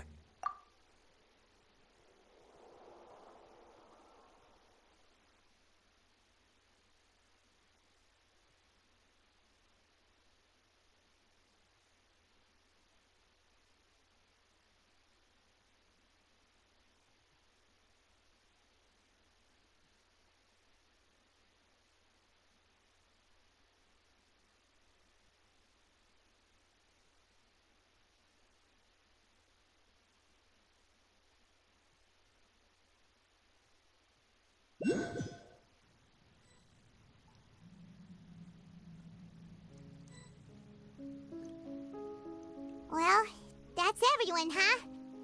Speaking of which, it was pretty smart of you to think of hiding here. Poisson was just involved in a disaster, so it's presently devoid of people.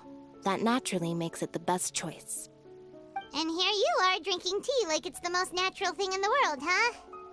That's what families should do. Sit and enjoy a leisurely time together. It's nice to enjoy tea here, you know? Care for a cup? Lend me your ears, everyone. Or perhaps one of you might like to start us off. How about you, friend? Me? No, I don't think I can. Then, how about you, good sir? I fear that I will cause the mood on this boat to become as somber as it is in court.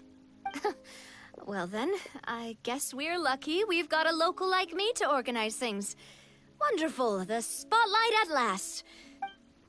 That was a little long-winded, don't you think? Oh, you might be right. Anyway, to cut to the chase, our friend here, the Traveler, has brought us together to discuss something. As for what that is, well, let's start by saying that we'll be pooling our efforts together to create a series of traps.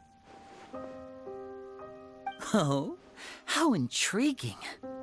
Well, it's just an expression, really.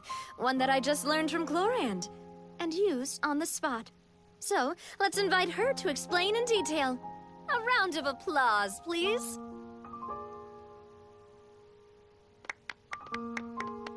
Huh? Didn't you say that you would be facilitating this? Oh, come now. Your work doesn't involve much public speaking, right? This is a good chance to practice.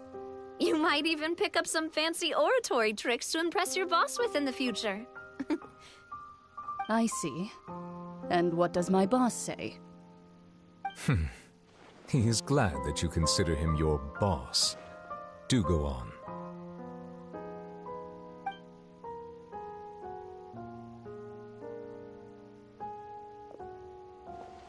In that case, do any of you have experience hunting? Not that I recall. Fremine and I once used a wooden stick in a basket to catch wild rabbits when we were younger. As for Lynette, oh, right. You were sick that day, weren't you? I've also gone diving to catch some fish before. Does that count? I'm afraid not. You may or may not have heard, but Fontaine once played host to a group known as the Marechaussee Hunters. Though that was their name, they did not hunt animals. but rather various monsters left behind by the ancient dynasty of King Remus. Today, Fontaine's monster population has already thinned greatly, so the hunters have blended back into society, taking up arms in other lines of work. They even left a unique methodology of hunting in their wake. A trap comprises of the following components: bait, a trigger, and a containment device. Sometimes a lethal implement will also be necessary to deal with the prey. So, if we were to build a trap together, right now, what would you choose to build it with? For me, I would prefer something basket-shaped. Pigeons and rabbits will see the bait and naturally enter the snare. Our line of work requires a deft hand, and we're some of the best in the industry, so you can count on our techniques. You used some of those techniques while moving the people of Poisson, didn't you? My subordinates mentioned that you even performed some magic for the bawling children. Yes, and I even managed to gather some intelligence in the meantime. I'm quite the multitasker if I do say so myself. I'm afraid I can't claim that as my strong suit. I prefer more stable methods, like placing bait in the water and waiting for the fish to come within reach. That's the kind of method I would count on. Calm and steady. Exactly the kind of person who would catch loads of fish. And I can be their assistant. With discretion, I'm sure. I'd probably use some sort of mechanical animal. Papa once bought me some small clockwork squirrels, mice, and such. When placed in the forest, they can attract others of their kind. I remember that you liked those too, didn't you? I did. And that would be a good way to go about it. If they're realistic enough, animals of the same kind will follow them all the way to the trap. What about you, Monsieur Neuvillette? I fear I do not have any related experience. That makes sense. You usually solve problems directly, without the use of any such tricks. But I do have one more question for you, monsieur. If we were to create a trap now, how would you design it? I would like for it to be effective, but bring no harm to the prey. A more gentle trap would be ideal. Kind, as always. However, our intention doesn't necessarily change the containment device and the type of implement we need. If we wanted to kill the prey in one strike, we would need a powerful implement. However, that also goes for prey that must be captured and safely contained. Wait, why's that? Only a hunter who's a true expert at subduing their prey can snare it without harming it. The line that divides life and death is often exceedingly thin. So are we going hunting together? We hadn't thought of seeing ourselves as hunters. It kinda works, but maybe it's still not the best metaphor. If our means of capturing and dealing with our prey is to put them on trial, then the hunting metaphor is actually quite accurate. But we shall require much more courage than any hunter to judge a god, a being whose seat is an exalted throne. Oh, so that's what's going on. Sounds very interesting.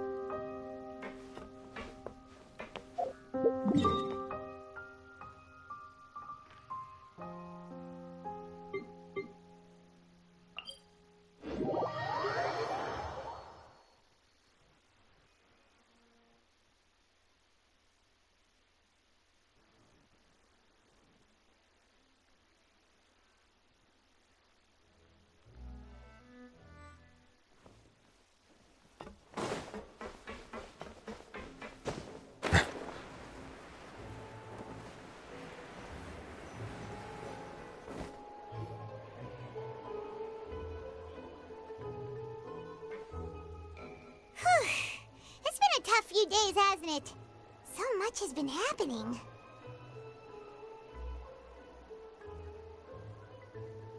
Paimon didn't think the meetings would go on for so long, but everyone seemed pretty fired up, huh? Paimon thought they'd be at least a little frightened. Well, Fremine was, now that Paimon thinks about it, but everyone else just looked a little surprised.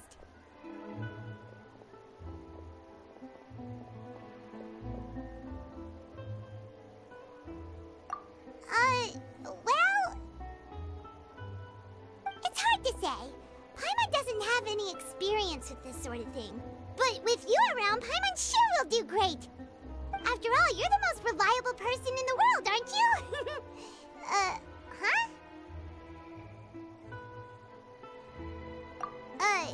Did you just pour some tea? Paimon didn't notice you doing that at all. Then what's that? Paimon's never seen that cup before. Don't be frightened. I'm just joining you two for tea. I merely refrained from saying anything till now. Who's that voice? But there's no one here. Ah, have you forgotten me already? Wait, you are familiar. You're the voice we heard from the sky in Sumeru. The voice from the sky, I fear that description is wrong. You're feeling lost now, just as you were feeling previously. I sensed that confusion and thus came to you. Guiding people is an irresistible hobby of mine, after all. Consider me a passerby, just accepting a commission from my friend's disciple on a whim.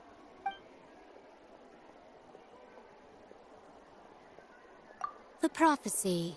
Yes, what has been prophesied will be fulfilled.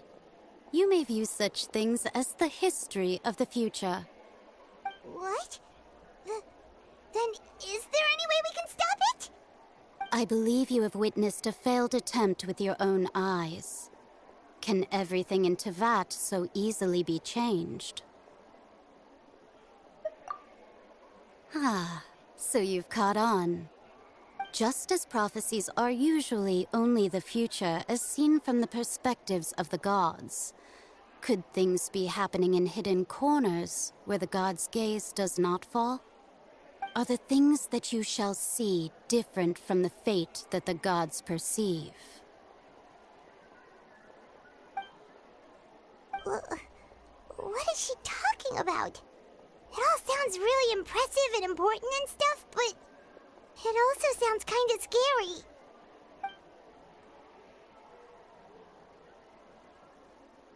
I believe that you understand, right? Some things are insignificant, but others you must reach out to change. Ultimately, fate shall serve as your only guide, no matter what will happen in Tevat's future. All you need to do is to play your part. This was good tea, by the way. Thank you for your hospitality. Well, that'll be all for today. The voice. It's gone.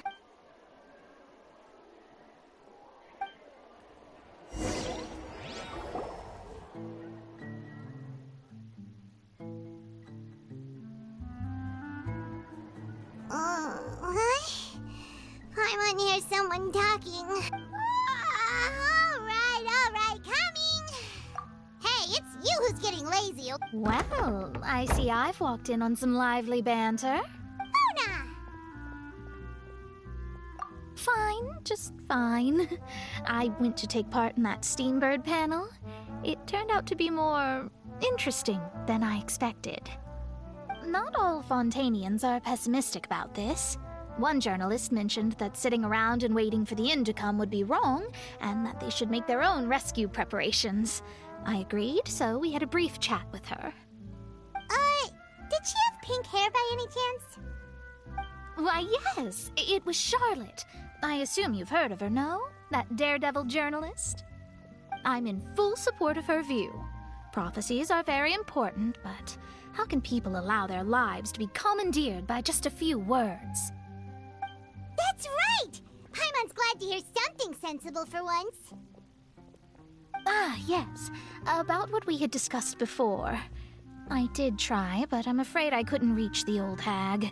I'll try again tonight, but I wouldn't get your hopes up. Huh?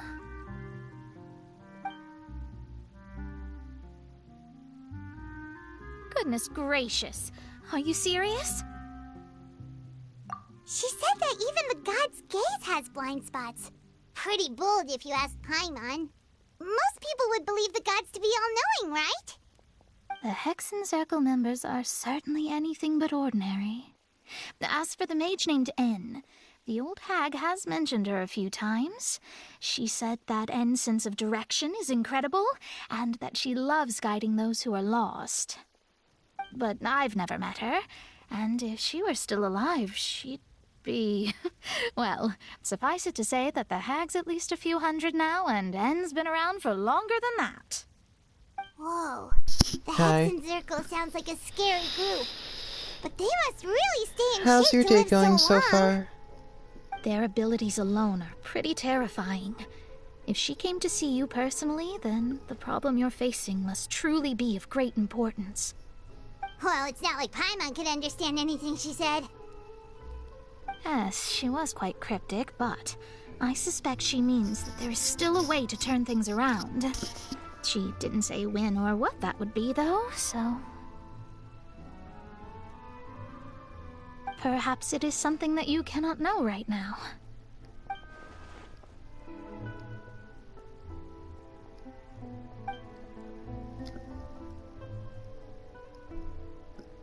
Traveler, Paimon, are you two all right? Oh, we're fine. We're just a little down right now. It kind of feels like the end is coming, I am. you know? I see. I'm very excited to I finish feel that this same story sense of quest. desperation too. I guess you could consider me someone who has often witnessed fate. So far as I have seen, it cannot be swayed. But even so, I still hope for and believe in miracles. Astrology is eternal and rational, but fate may not be. It is cruel, but it can also be beautiful. Perhaps that's what En was trying to tell you. Not to lose heart, and to believe that what you are seeing playing out before you is not yet set in stone. I did originally think of steering clear of all this, but I couldn't. Even if this is all futile, I still wish to help everyone. If we don't struggle to the last, then how can we face the end when it comes? Huh. You do have a point. There I go, talking about astrological principles again. Sorry about that. The moment I start talking about work-related stuff... I need to get going. It was worth trying to comfort you, even if only a little. I believe that you'll help those who are struggling in the same way I did. I suppose that might be why we always seem to meet by coincidence. Paimon feels kind of moved by what Mona said. But also kind of sad, too. Hey, Traveler. Paimon suddenly feels like going outside for a walk. Let's go. Let's walk around the city, shall we? There's a few spots we always like to walk by.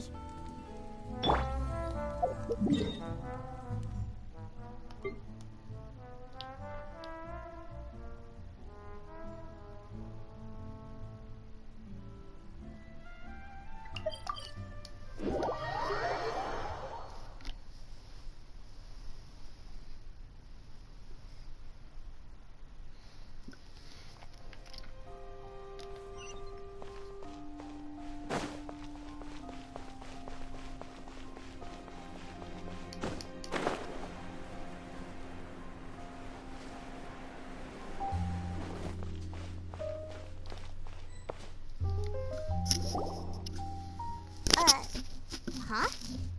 Our names are written in this newspaper. What's going on? Let Paimon see! The underwater stronghold, the Fortress of Meripede, has continued in its noble autonomy. But that does not mean that others cannot interact with it. My recent attempts to enter the fortress bore little fruit. Huh. Guess Charlotte still hasn't given up on that. Thus, did an Outlander friend become the focus of this report.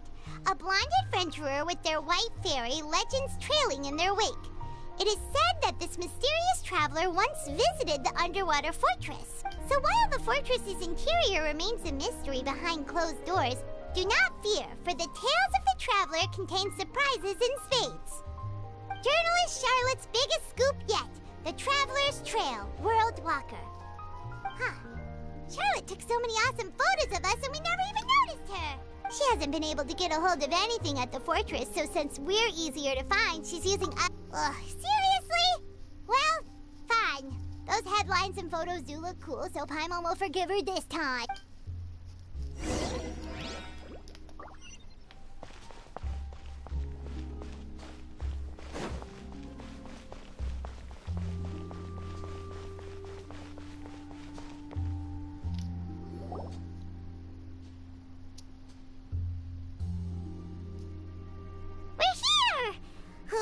Paimon's hungry. Should we go in and get something to eat?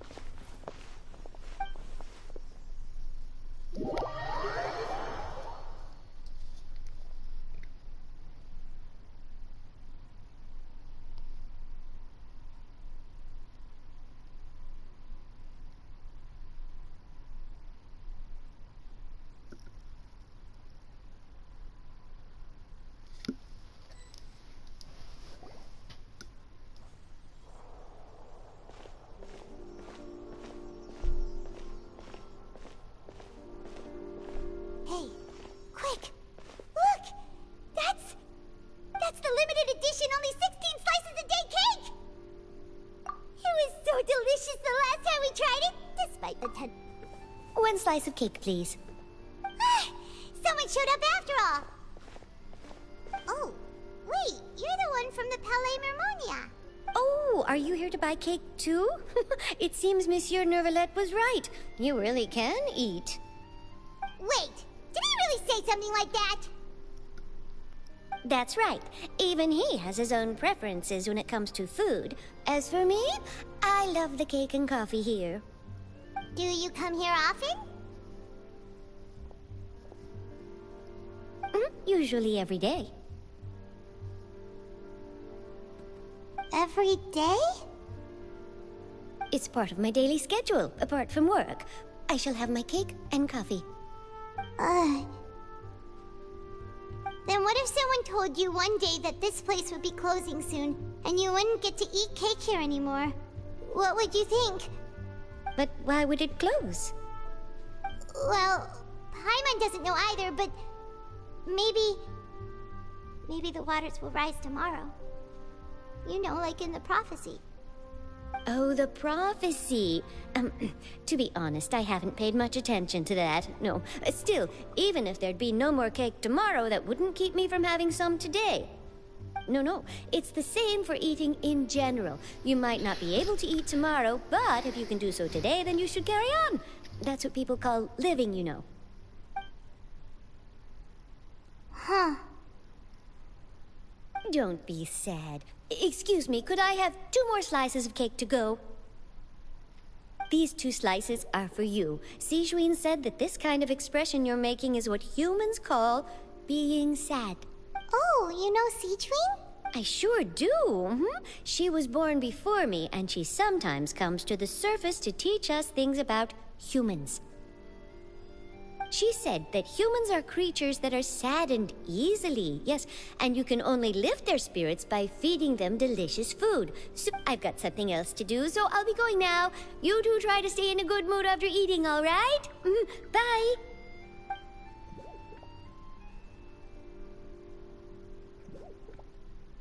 And there she goes. All right, let's dig in. I'm sure this cake will be delicious.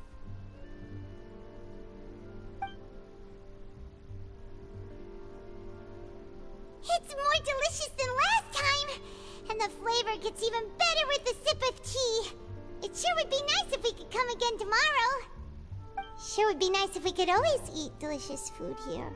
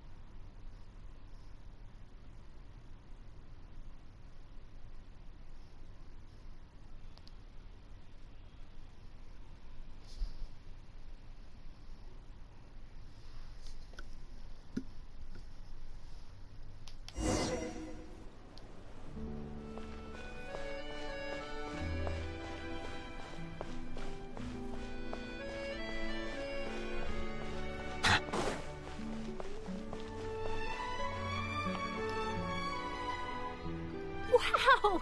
If it isn't the Traveler and Paimon! Oh, have you seen the article I wrote about you? Ha! You've got some nerve! You just used us to make some quick mora! Oh, you needn't worry about that. I heard that you were in Poisson some time back, so I sent you a letter to discuss just that.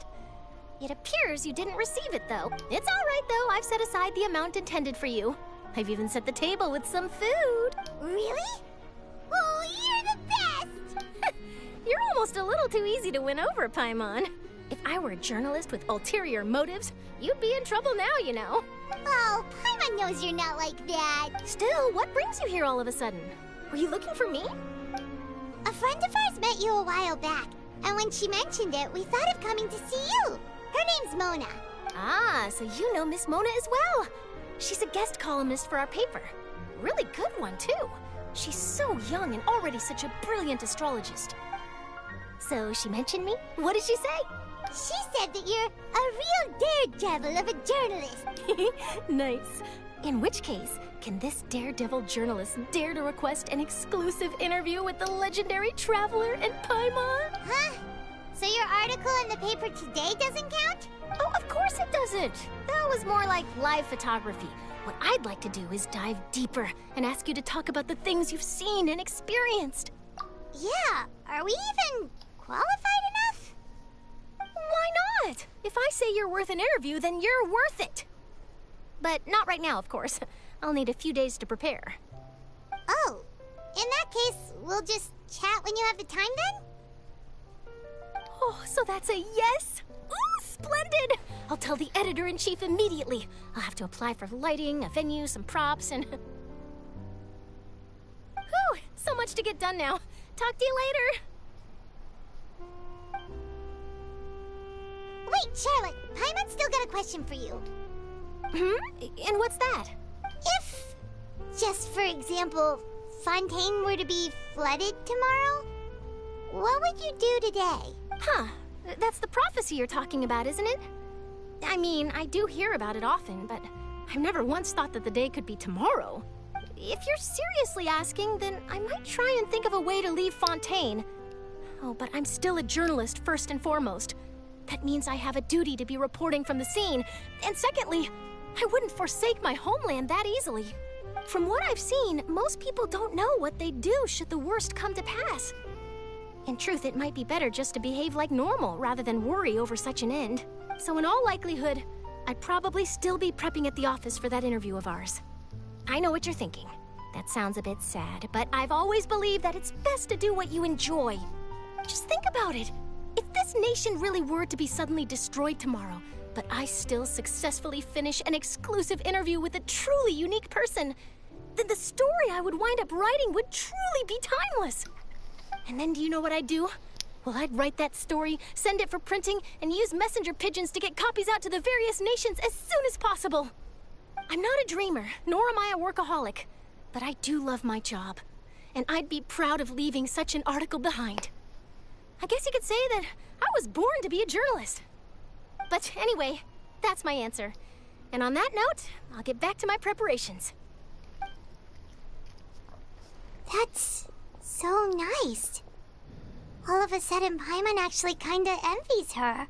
Anyway, let's go and take a look at the sea, shall we?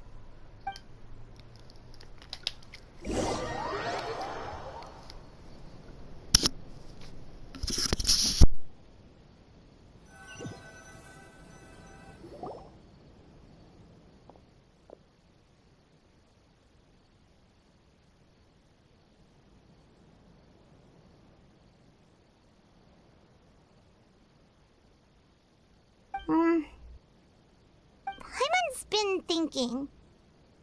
If it wasn't Fontaine, but all of Tevat that would be destroyed tomorrow, where would we go and what would we do? No, Paimon should ask, if you could choose, what would you like to do?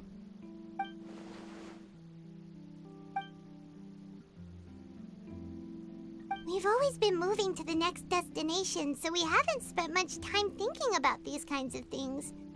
We didn't have to either, with us always being on the road and whatnot. You mean, still traveling?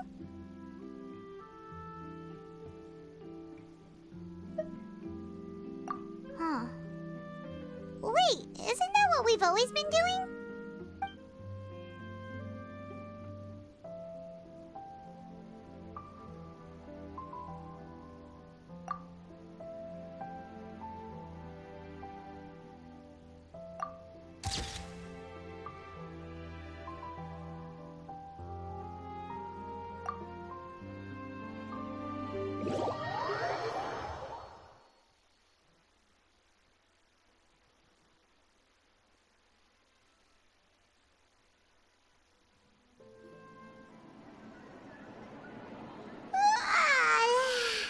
Feels like you'll grow mold if you stay here long enough. But it's still better than the Fortress of Mirapede, that's for sure. It's not only damp there, but salty too. Ah, so the two of you are still here. Wonderful. Oh, you're from the Palais Mermonia, aren't you? Yes, I'm Isadora. Monsieur Nervillet sent me to look for you two before. I heard that afterward you went to the Fortress of Mirapede.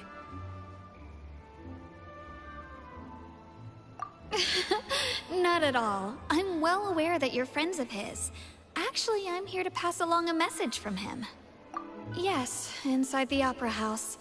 The Maréchaussée Phantom has declared the incident a small-scale riot. A riot? Well, that said, I don't personally think it was that serious. Lady Farina was watching a performance at the Opera House, and while she was resting during an intermission, some other audience members suddenly started harassing her, loudly accusing her of doing nothing about the prophecy crisis. And before she could respond, others started to join in. The crowd continued to grow, and protests against the Hydro Archon started to break out. So people have started to put the blame on Farina. Guess they finally found an outlet for the pressure they've been under due to the prophecy. I agree. People will naturally rely on gods, as is customary. But the moment people feel threatened, gods are also the first to be blamed. So what happened after that? Is Farina okay?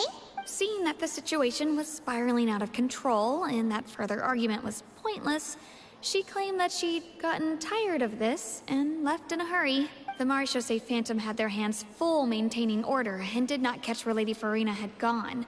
Only when things had stabilized did we realize that she had gone missing. So, you mean she's still missing? That's right. The Maréchaussée has dispatched many people to search for her, but we don't have any leads yet. That said, I don't think there's much to worry about. She is a god after all. Even if she were to fall into the hands of rioters, what could ordinary people do to her? Good. Monsieur Nervillet sent me to tell you about the situation, but he didn't say anything else. Don't worry, this is more than enough to go on. Thanks for keeping us informed. Ah, is that so? Well, all right then. In that case, you two take care. I'll be heading back to the Palais now.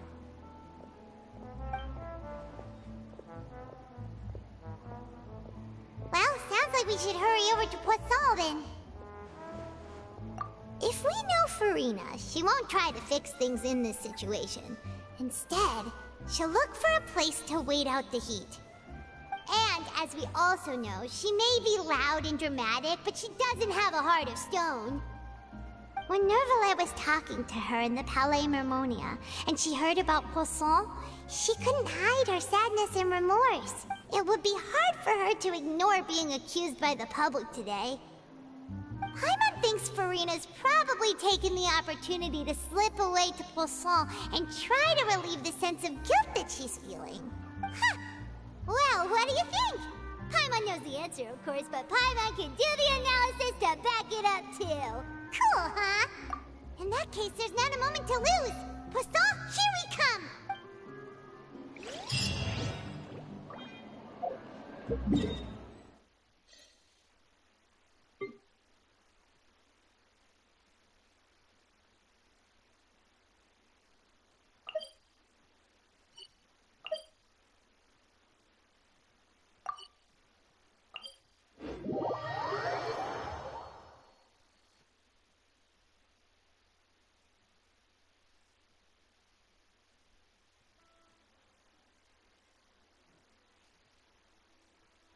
This place looks deserted.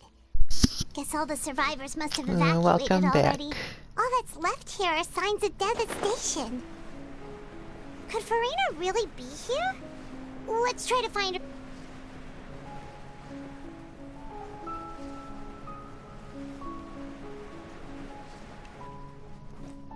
It's been good.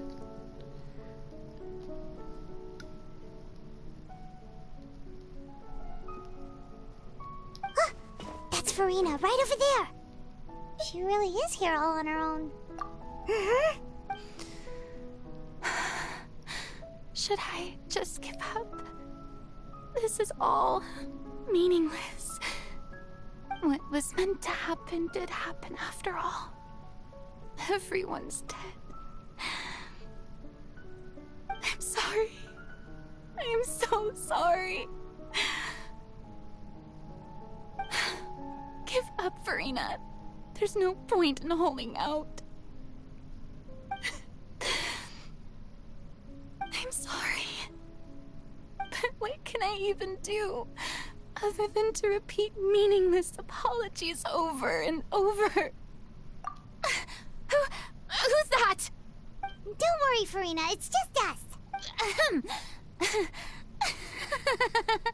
So it is you, blonde traveler from another land.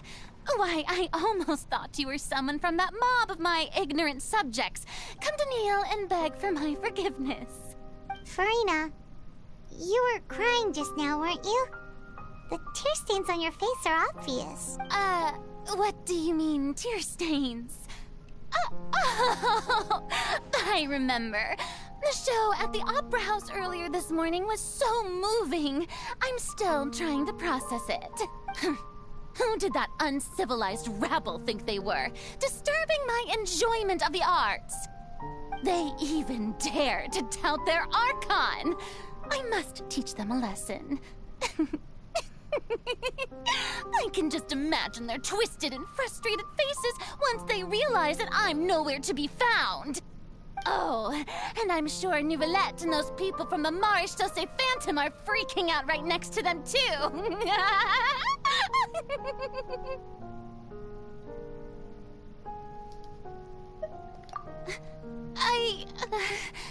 Of course not.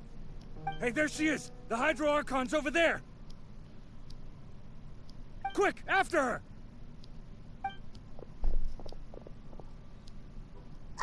Farina, those people seem to be after you. They are? They're just some rabid fans who want to cut the line because they haven't been able to meet me in person, aren't they? That's against the rules. I can't let them get their way. Farina just ran off! Quick, we have to catch up with her!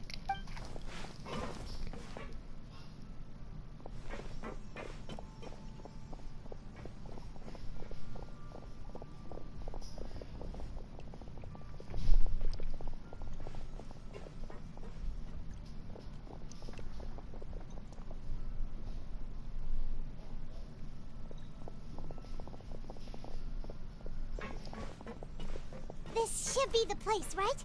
Hey, Farina! There's a good hiding spot over here. Quick, come to Paimon before the rest of them catch up to you. What is this place?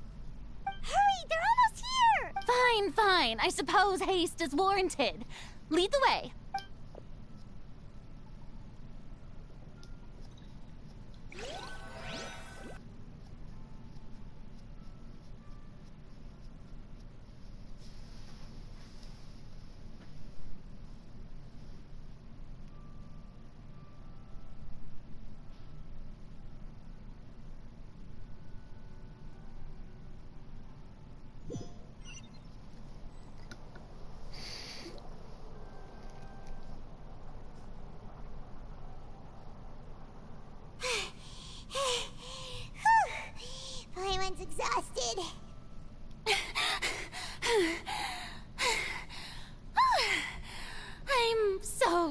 tired.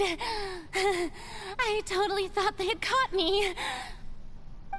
No, I mean, I merely gave in to the sheer enthusiasm they displayed. You're right. Yep, that's a good girl. What's happening? The ground's shaking. Is it an earthquake? Yeah, a quake of this kind preceded the flooding in Poisson, didn't it? It can't be. It's happening again. Well, there's no need to worry too much about that. Neverlette's made some emergency plans, so the evacuation should go a lot smoother this time. Yeah, I hope you're right. But the people of Poisson, they've already...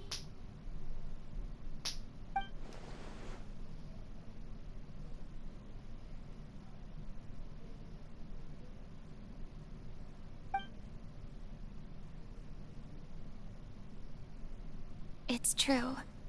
I've been investigating the prophecy for hundreds of years. I once had informants all over Tevat, searching for clues and feeding information back to me. I've tried all kinds of ways too to hold back the sea. Anything to keep the coastline from advancing.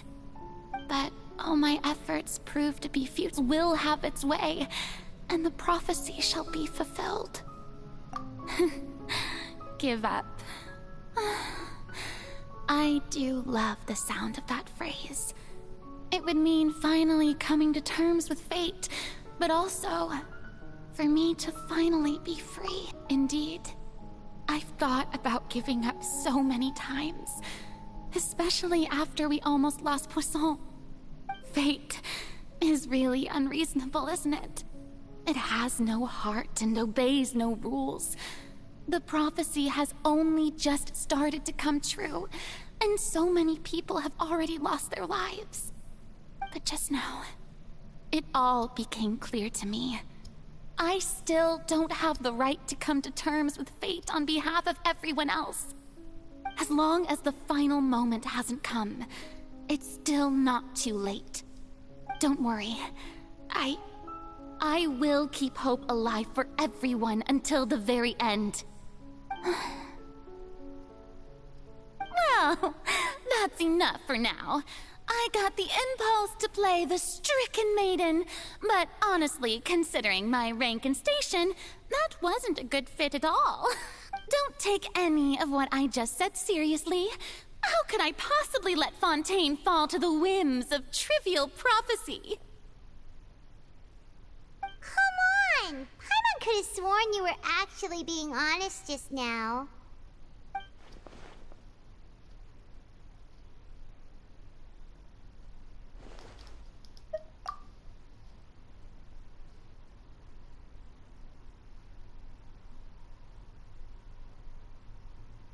Share my burden. That's impossible. It was fated right from the start that this would be my duty alone.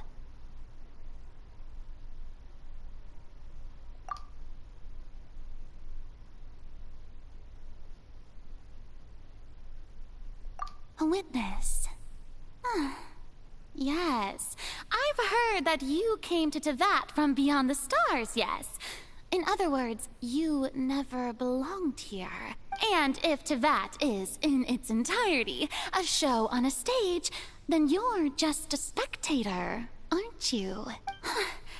If that's the case...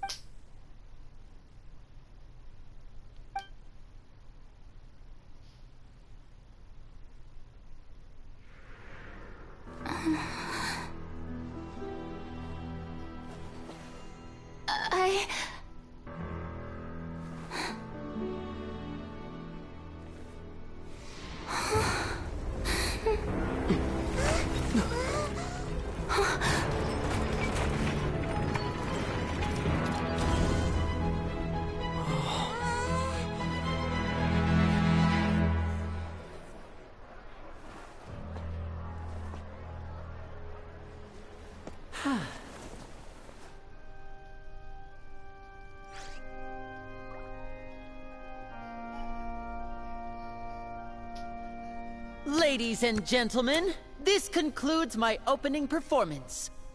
Now, without further ado, we may proceed to the trial of our god. So this is what it is. Yes, you deserve praise for the effort you took to raise the dramatic stakes. Do not forget, however, that I am Focalor, the god of justice, the embodiment of justice itself. Does it not strike you as even the least bit absurd to bring the very concept of justice to trial? May I interpret these words as your refusal to stand trial? In that case, you will have the opportunity to defend your honor through a duel. You would draw your blade against a god?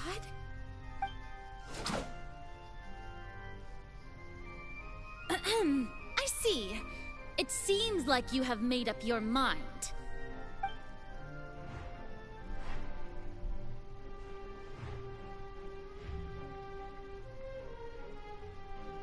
Paimon can't believe it.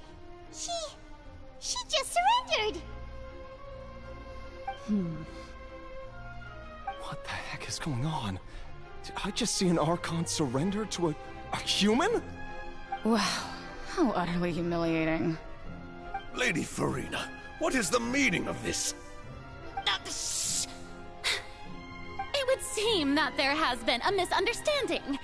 To be clear, the raising of both hands is not always an indication of surrender. Looking for excuses again, huh?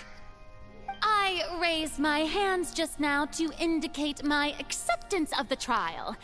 No duel shall be necessary. I will admit that I've been running away for a long time. I'm sorry, everyone. I was unable to protect the people of Poisson. It is my duty to stand trial for my crimes. You are not the only ones to be disappointed in me. I, too, am exceedingly disappointed in myself. But now, it is time for the Hydro Archon to show you her courage and resolve. I, Farina, will use this trial to show the world the true meaning of justice! This time, I will protect you. Applaud and rejoice. One of the most outrageous and fantastical arcs known to the opera epiclese is now unfolding before your eyes. Mark my words, this shall be one of the most exhilarating and brilliant shows ever to grace the stage of Fontaine. The trial of the Hydro Archon, Focalor, will now begin! Woohoo! Oh, now we're making history! Why does it feel like Farina just took over the whole thing? Like, come on! Didn't she just get forced to stand trial for her crimes? Also, even though she's still acting super dramatic, she is taking this seriously this time, right? All right, then.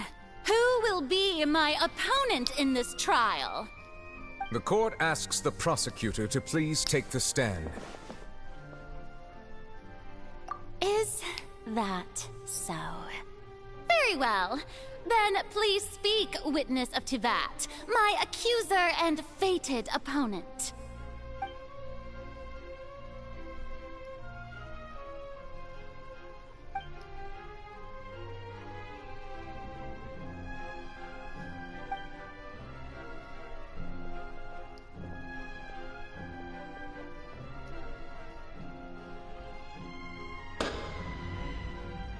Also, please allow me to ask, as a final question before the trial begins.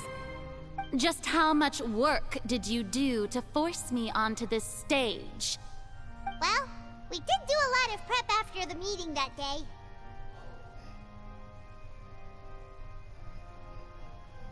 I can go over the tasks assigned to the Spina di Rosula, since they were rather straightforward and easy. Navia, the president of the Spina di Rosula. Most of the people who participated in the disturbance this morning were my subordinates. They changed into plain clothes and came to the Opera House as regular audience members, waiting for the perfect opportunity to incite insurrection against you. The people's resentment against their archon has been building as more and more of the prophecy is fulfilled. A spark was all we needed to turn smoldering anger into a flame. Moreover, according to our understanding and analysis of you, when something like that occurred, you would likely flee the scene and head to Poisson by yourself. So, we arranged for a second group to lie in wait there. So, you mean... the ones who scoured the settlement for me were also from the Spina? And their goal was to force you to step into the giant magic box so you may personally participate in the greatest magic performance in all of Fontainian history. That's right. That house was a magic box, rather than someone's residence. As the super ultimate version of the setup that I used when I first performed at the Opera Epiclese, the volume of the box was increased by a whole order of magnitude, and the distance it traversed was the entire gap between Poisson and Araneas. Its cargo, of course, was an archon instead of a human. My thanks, Farina. Without your help, we could never have pulled off such an extraordinary performance. You're welcome? Of course, this performance was only made possible with Father's support. The House of the Hearth spent a massive amount of labor in Mora to pull this off. We had to select a location, construct the giant magic box, dig a tunnel, and open up a path through the water. It was a lot of work for all of us.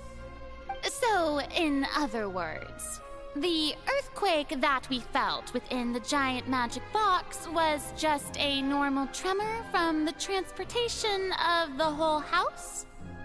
That's right. It wasn't a sign of another disaster to come. Then, I can guess Nervilette and Cloran's parts.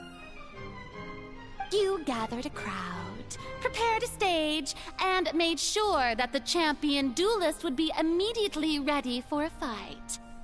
Also that as soon as I appeared on the stage, the trial may commence without a hitch. Am I right? Yes, that is correct.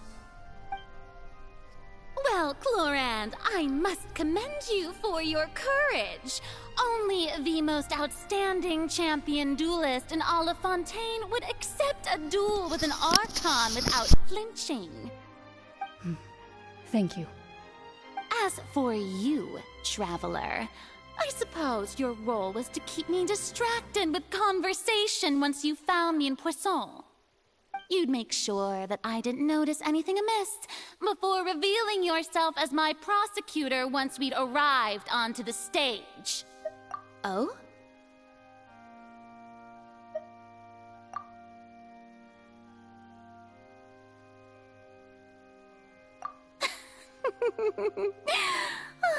Is that so? Then I suppose I must have missed my final chance. It's fine. It matters not. What's done is done. The stage is already set, so there's no reason to disappoint the audience. Let's see this trial through to the very end.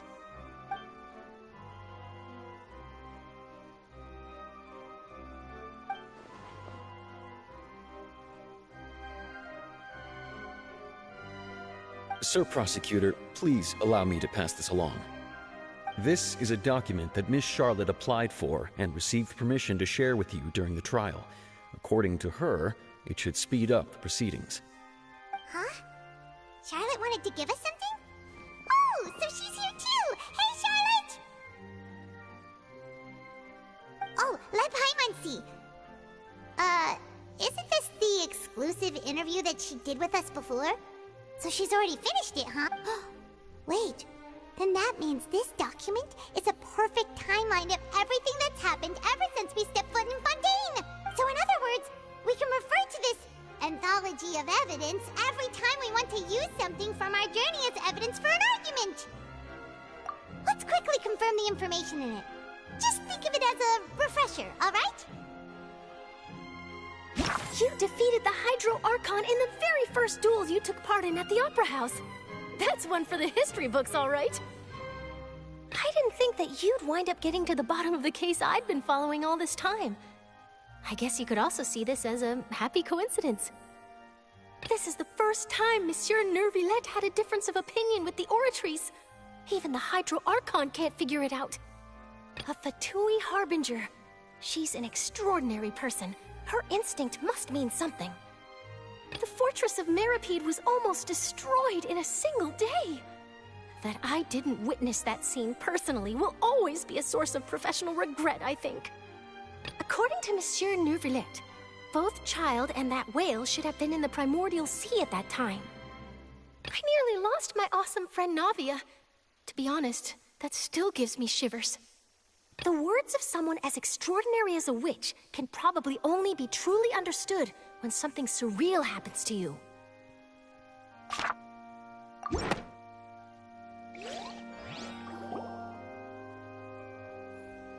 The prosecution and the defense are both in position. The trial shall now begin.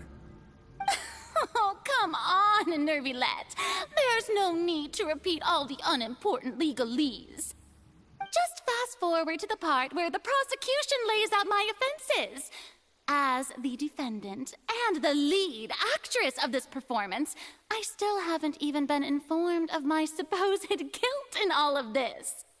Of course, it is only natural for humans to struggle to understand the actions of a god. However, you will need more than that to convict me of a crime. That's true, but my charge here is unrelated to your conduct as an Archon. Instead, I would like to charge you as a fraud who's never been the Archon in the first place. Wait, what was that? Lady Farina's a fraud? Hey, I came here thinking that we were going to try the Hydro Archon for forsaking her duty, but did I hear that right? She's not our Archon at all? Charge accepted. Lady Farina, do you plead guilty to the charge?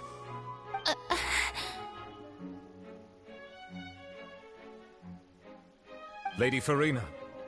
I plead not guilty. How can I be guilty?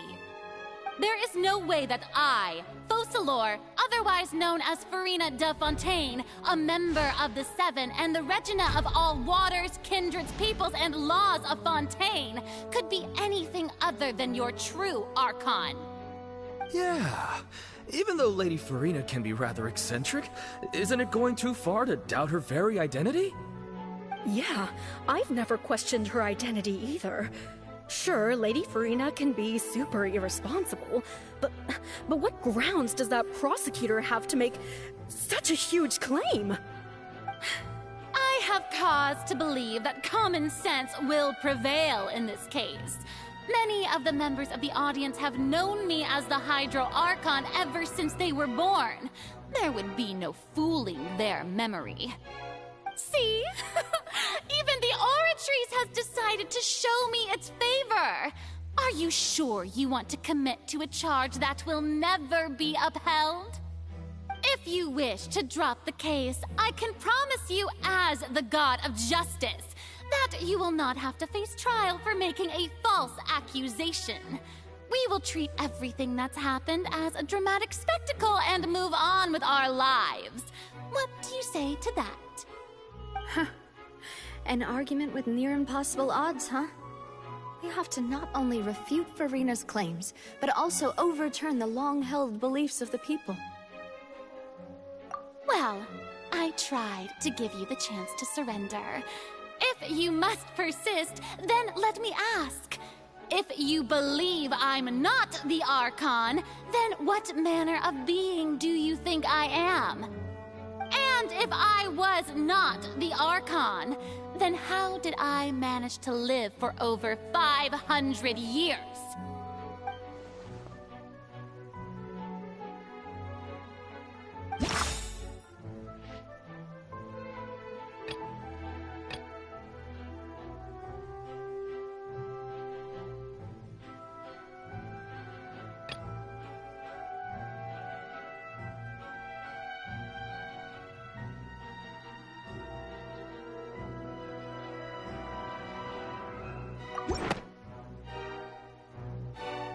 First of all, you may be a member of another long-lived race, which would allow you to naturally possess an extended lifespan.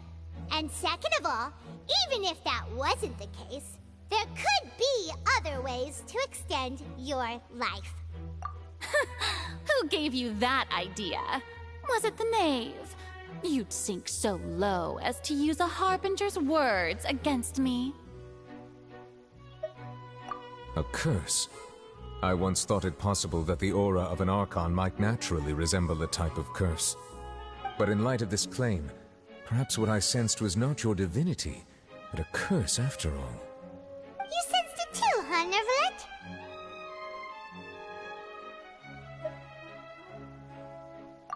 Lady Farina is actually a human? Well, it is true that it's extremely difficult to tell humans and gods apart just by looking at them. It's not impossible.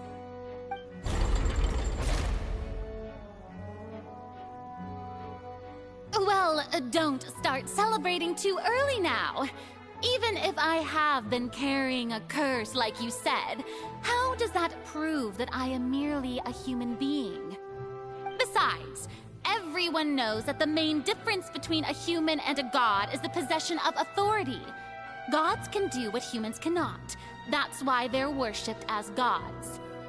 For centuries, manifestations of my authority have served the nation of Fontaine. One need only to turn their eyes towards the Oratrice Mécanique d'Analyse Cardinal in this very opera house, or consider the indemnitium that is used in every aspect of life.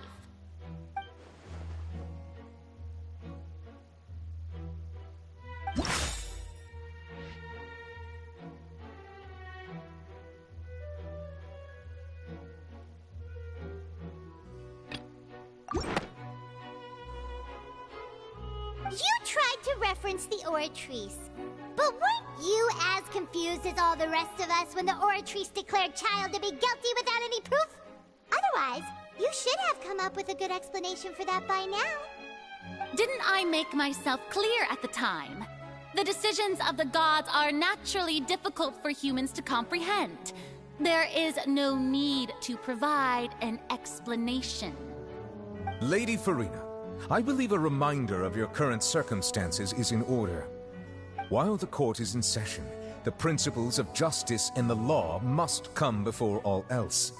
While you are an archon, you are also first and foremost the defendant in this trial. You will prove yourself unable to defend against the prosecution's charges if you continue to withhold vital information against the rules of the court. I never thought you'd use that kind of rhetoric against me. That was no trick of rhetoric, Lady Farina. I've merely reiterated the rules of the court. Rules that all should respect and follow. So, you neither knew why Child was declared guilty, nor did you understand the structure and operations of the Oratrice. Instead of having been created by you, the manifestations of authority you mentioned have been made by the real Hydro Archon, haven't they? The real Hydro Archon? Well, now you're really losing me. It is true that I did not know why the Oratrice gave out a guilty verdict that day. But the Oratrice handed out that verdict unilaterally, and it has been operating independently ever since it was first created. You can't argue that just because a divine creation is flawed, that the god behind it must also be no god at all. She's still throwing out all kinds of excuses. I'll be right Seems back. like she's confident that we won't be able to produce proof that she has no power over the Oratrice.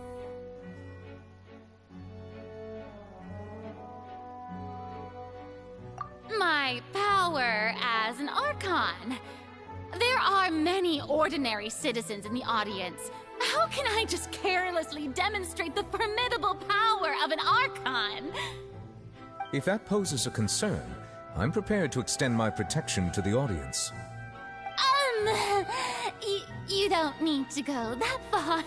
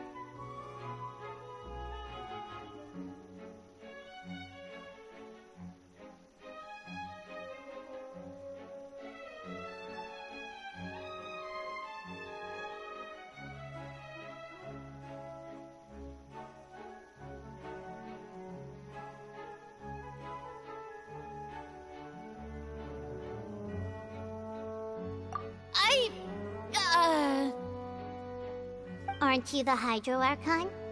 Or is it that you can't even wield the power of Hydro, much less the authority of a god? Indemnitium! Yes! It's all because of Indemnitium! All Archons derive their power from the faith of the people, and I've converted the people's faith in justice into Indemnitium! Thus did I give up all of my divine power to provide everyone with energy for their daily lives. Have you ever seen a more magnanimous god? Isn't that a huge stretch? Yeah, no matter how generous an Archon can be, how could they give up all their power? Can a god with no power even still be called a god?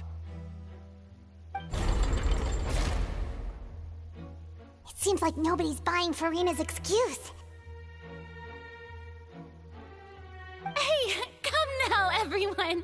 Please don't stare at me as if I was a liar. I'm still the same Farina you knew, right? The one that you loved. Shouldn't you want to believe in me? Please? You've got to believe me. If what the prosecutor said is true, she really has committed a grave offense. Did she deceive all of us? And all of our parents and grandparents too? And all of our ancestors? Ever since they were born? Enough! That's enough. Tell me then, if I'm not the real Hydro Archon, then who is? If you have no evidence of another Hydro Archon's existence, nor can you find anyone who can back up their claim to be such, then what grounds have you to say that I'm not actually the real deal? Wow, she came up with yet another argument. How can we refute her now? Seems like she really doesn't want to give up.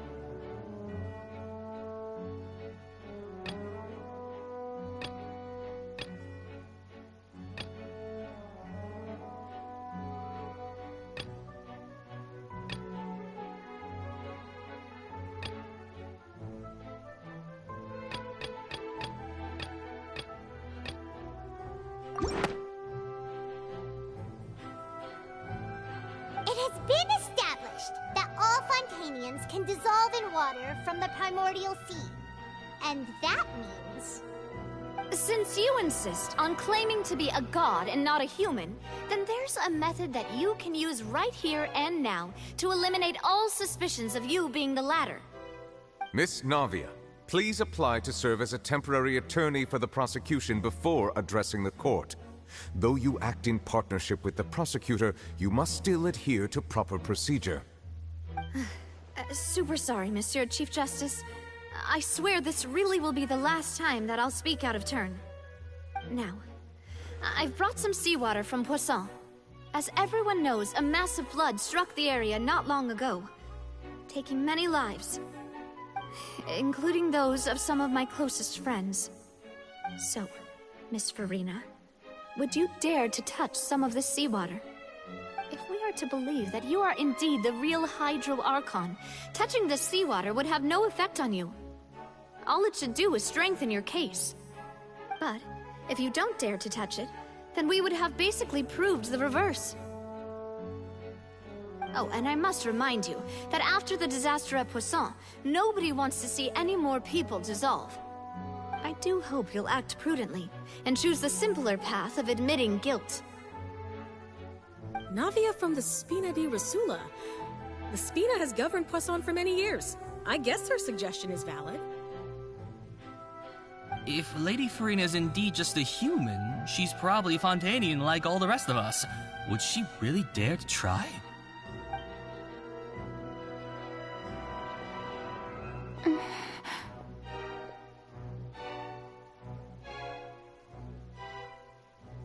Lady Farina, this test has been unilaterally proposed by the prosecution.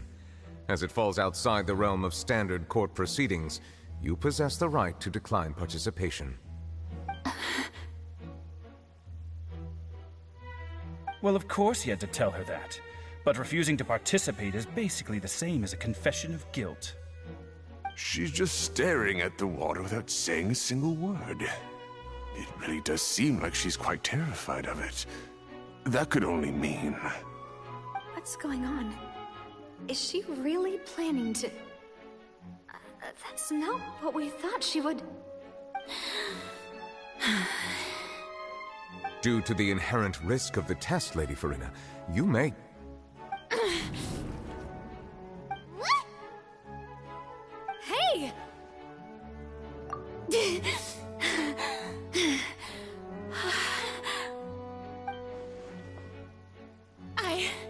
I'm fine!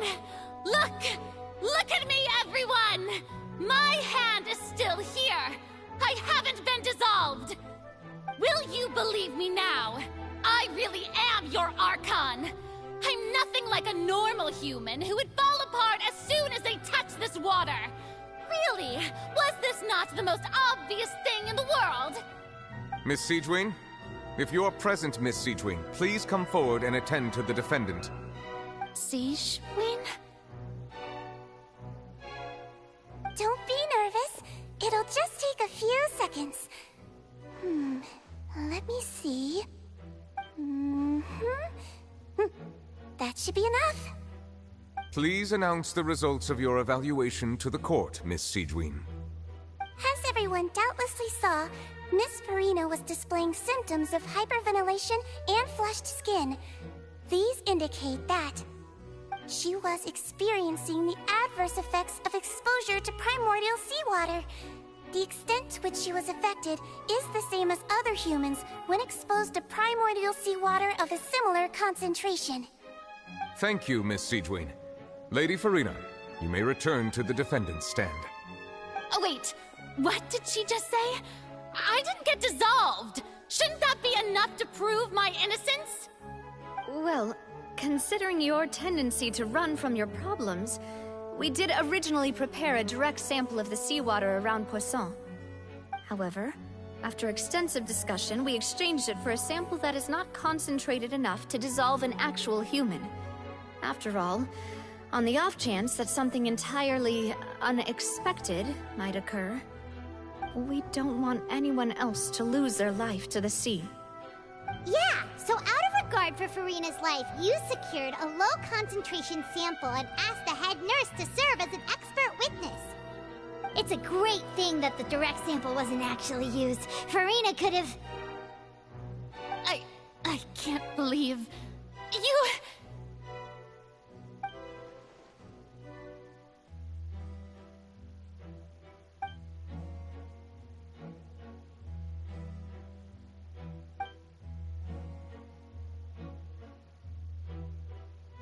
Listen to me, everyone!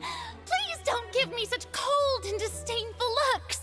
What happened just now didn't prove a single thing! Think about it! How can you conclusively prove that an archon can't also be affected by the primordial seawater? Also, if I was really just a human, why would I dare to just put my hand in that kind of water?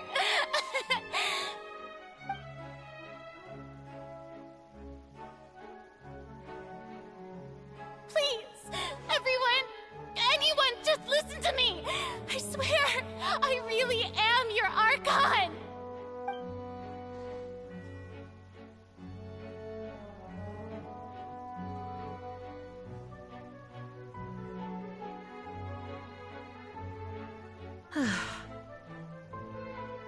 I don't think anything she says at this point will sway anyone.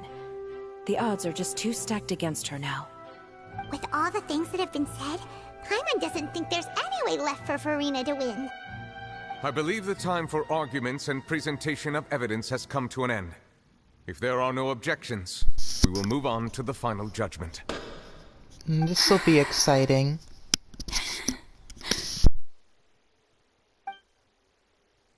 I don't think anything she says at this point will sway anyone. She's too stacked against her now.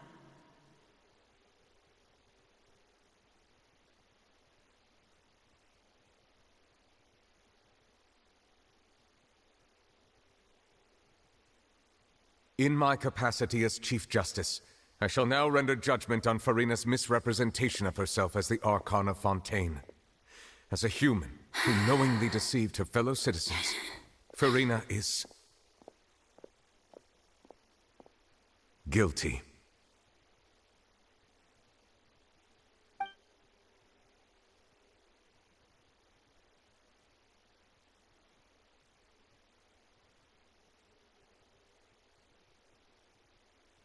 We shall now turn to the Oratrice Mécanique d'Analyse Cardinale to render the final verdict on the charges.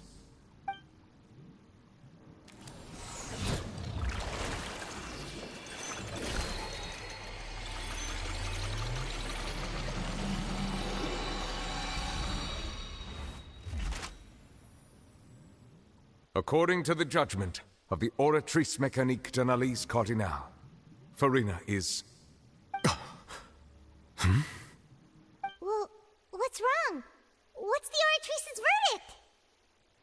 No, the Oratrice also displays a guilty verdict. Isn't that correct, then? However, the exact wording of the verdict is thus: the Hydro Archon, guilty, to be punished via the death sentence. The death sentence? That's actually one of the available sentences? I've always thought that it was just a myth. The one and only time the death sentence has been handed out at the court, and it's been given to the very person we've worshipped as the god of justice? What an unexpected twist. Farina's been sentenced to death by the Oratrice? We just wanted to use the trial to show her the seriousness of things so she'd tell us the truth. How did things escalate this quickly? This outcome is indeed quite strange. According to Fontaine's current definitions of justice, as well as its recommendations for criminal sentences, is this sentence really appropriate for the crimes that have been committed? Yeah! Even Fauché wasn't sentenced to death by the Oratrice. You know, the real evil mastermind behind the serial disappearances case. Indeed. Not only is Farina's sentence overly excessive, the very point of our trial today was also to prove that Farina has never been the Hydro Archon in the first place. But now, the Oratrice seems to have deliberately invoked the title of the Hydro Archon. What does this mean?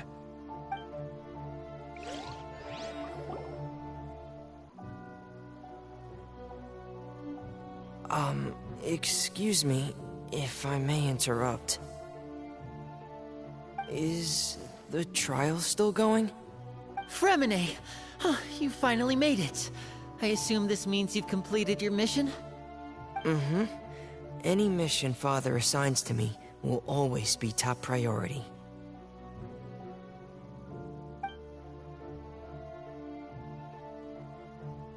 Is that the first prophecy slate?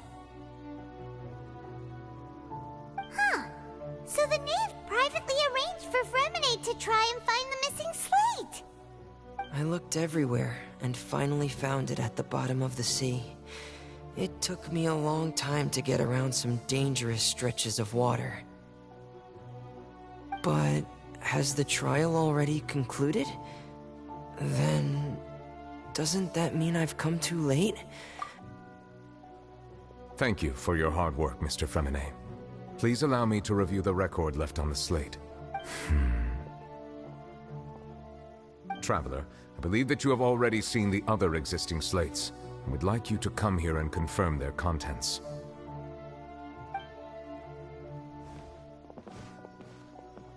Huh?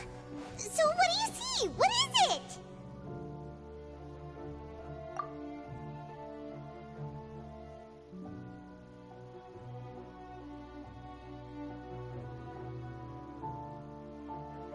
I believe I have now made sense of the Hydro Archon's crime.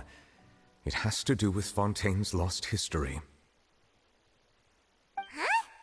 Isn't the Hydro Archon just guilty of deceiving her people?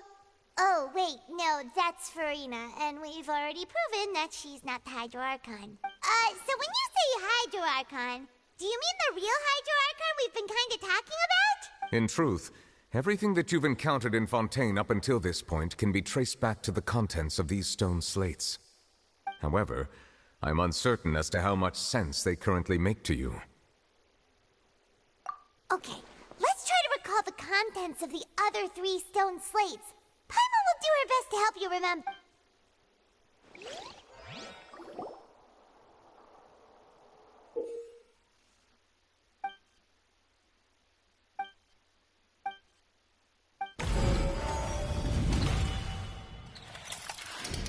The first stone slate describes what you just said.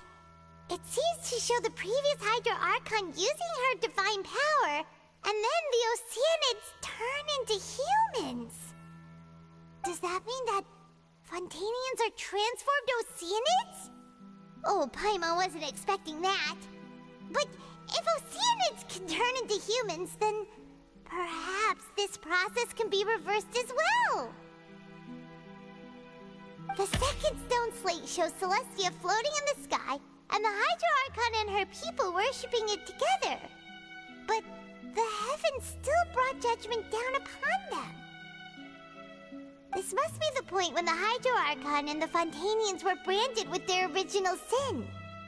Does this mean that the original sin and the Hydro Archon sin are the same thing?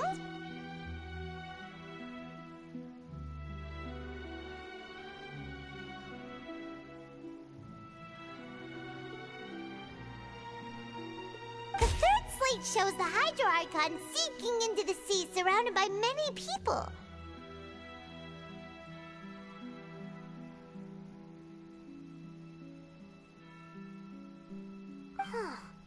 That reminds Paimon, didn't we also watch that happen to someone else?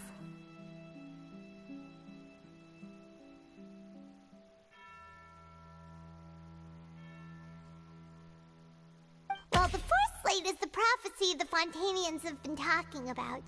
People dissolving into the sea, the Hydro Archon crying on her throne, and so on. We didn't believe that such a crazy disaster could happen at first, did we?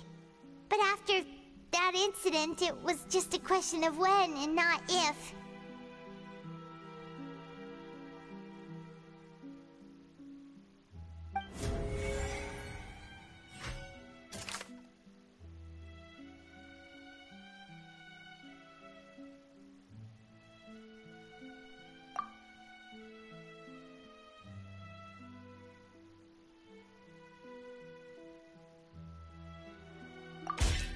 We know from the case of the serial disappearances of young women that Fontainians can be dissolved in primordial seawater. And the first stone slate tells us that long ago, the Hydro Archon used her power to turn Oceanids into humans. This might be the reason that Fontainians can dissolve.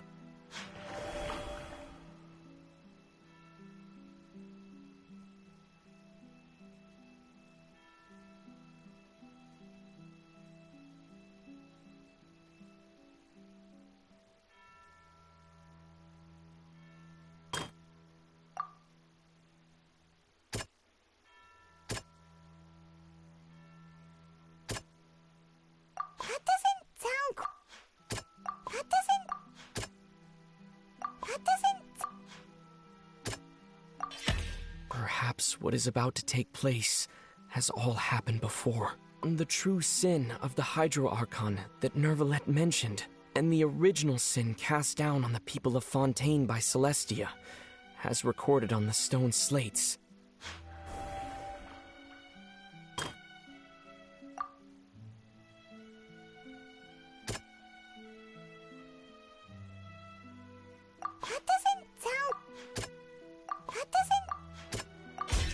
It's not as simple as falling into the sea. When Navia fell into the sea, her consciousness was subjected to judgment. The stone slates show the people gathered around the Hydro Archon in the sea. Could that be alluding to the same thing?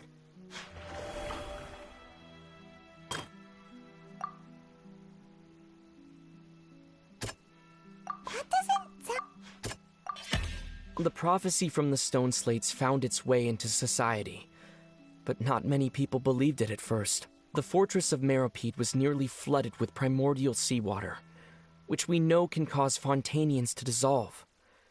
It seems increasingly likely that the prophecy may come true. If we hadn't dealt with it in time, things could have gone very badly. They'll dissolve into the primordial sea but won't cease to exist. Their essence will flow in the seawater, converge, and take the form of an Oceanid. The Hydro Archon was sentenced to death in court, shocking everyone present. Perhaps this means that her sin was actually Fontaine's original sin. Navia fell into the water inside those ruins, and she nearly dissolved. She was surrounded by the people of Poisson in a court within her consciousness, and was forced to take part in a trial meant to make her stay. The eruption of the primordial sea at the fortress of Meropide was the surest sign that the prophecy was about to come to pass no matter what. The prophecy's contents can all be verified by recent events. If we combine what we know together, loads of truths should come to light.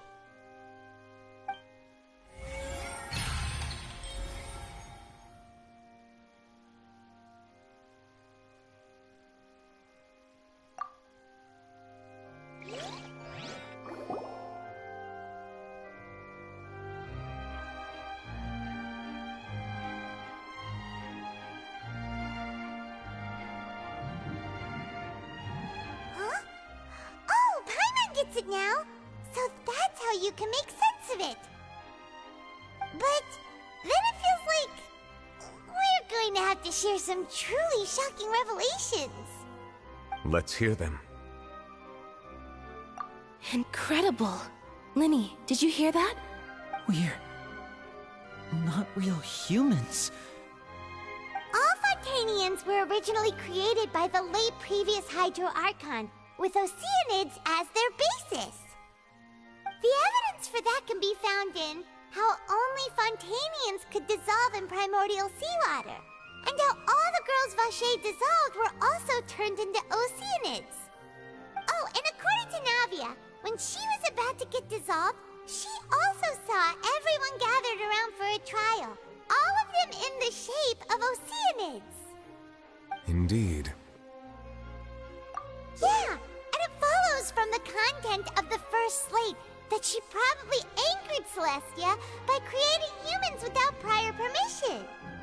That could also explain why the Oratrice judged the Hydro Archon to be guilty. It's to account for that ancient sin.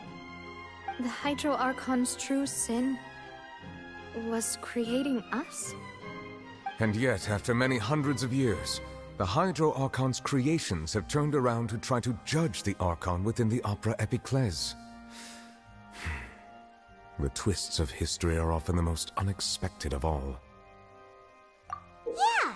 Isn't the image here just like when Navia fell into the sea?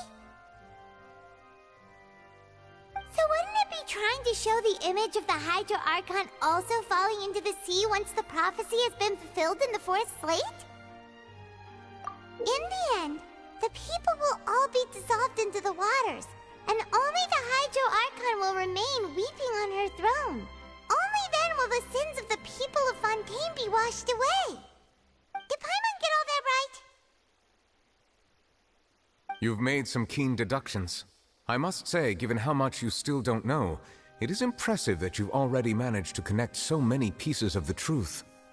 However, while you were able to decode all the information on the slates, they've also been etched with an additional layer of hidden information using a different power source. When we were at the ruins, I tried to decipher the hidden information recorded in the slates. But since we only had 3 slates at the time, I was unable to come to a full conclusion. Now that the slate collection is complete, I shall make another attempt to decipher the narrative recorded within. If everything goes well, we should finally be informed of the unadulterated truth.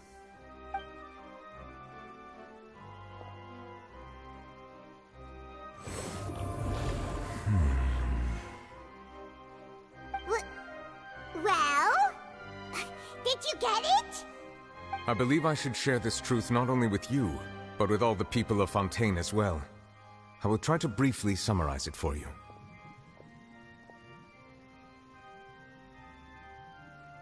Your hypotheses regarding the origin of Fontainians and the sin of the Hydro Archon were both correct. In the Fontaine of old, the previous Hydro Archon sensed the yearning of her Oceanid familiars for life on land.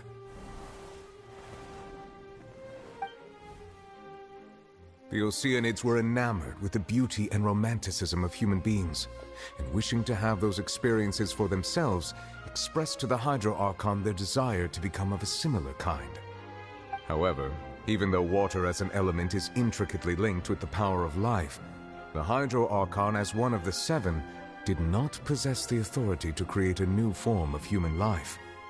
Not one to give in, she eventually found a way to create permanent humanoid bodies for her familiars by appropriating the power of this planet's primordial sea.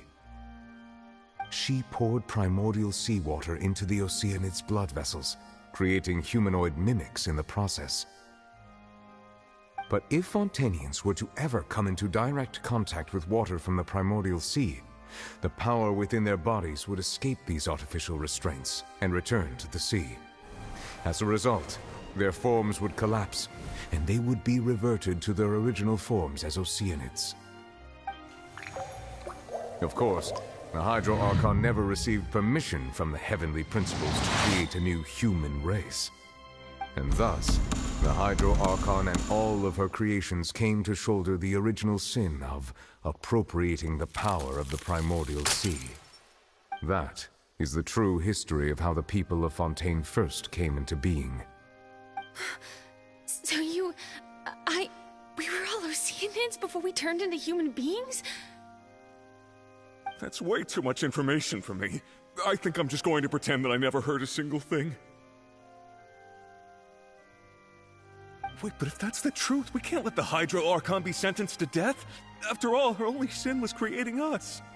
This really might be too much information for your regular Fontainian, but it does answer a lot of our questions. Alas, your hypothesis regarding the 3rd and 4th stone slates was inaccurate. The slates' respective positions are, in fact, correct.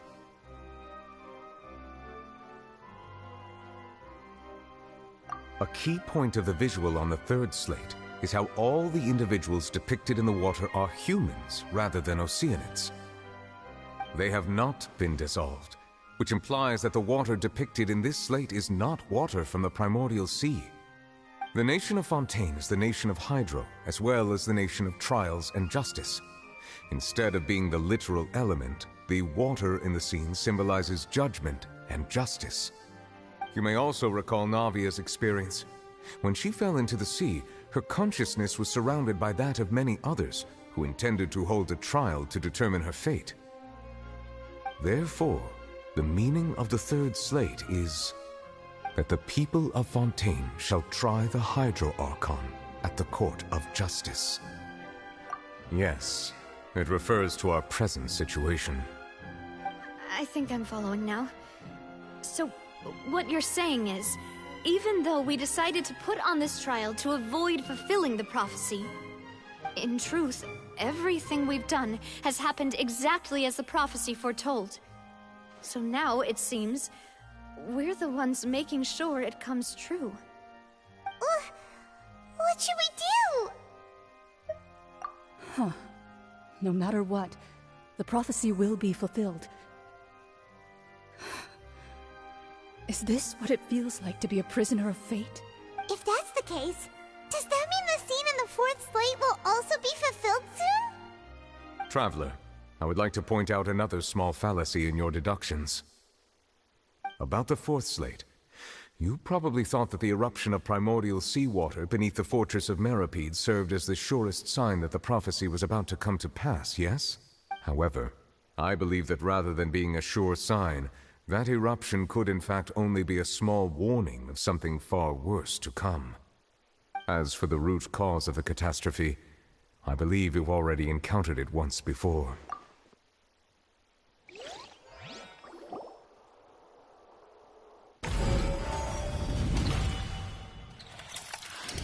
This eruption was just a small warning of the things to come.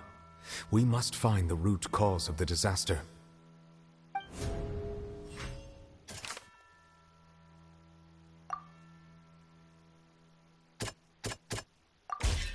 It was both dream and reality.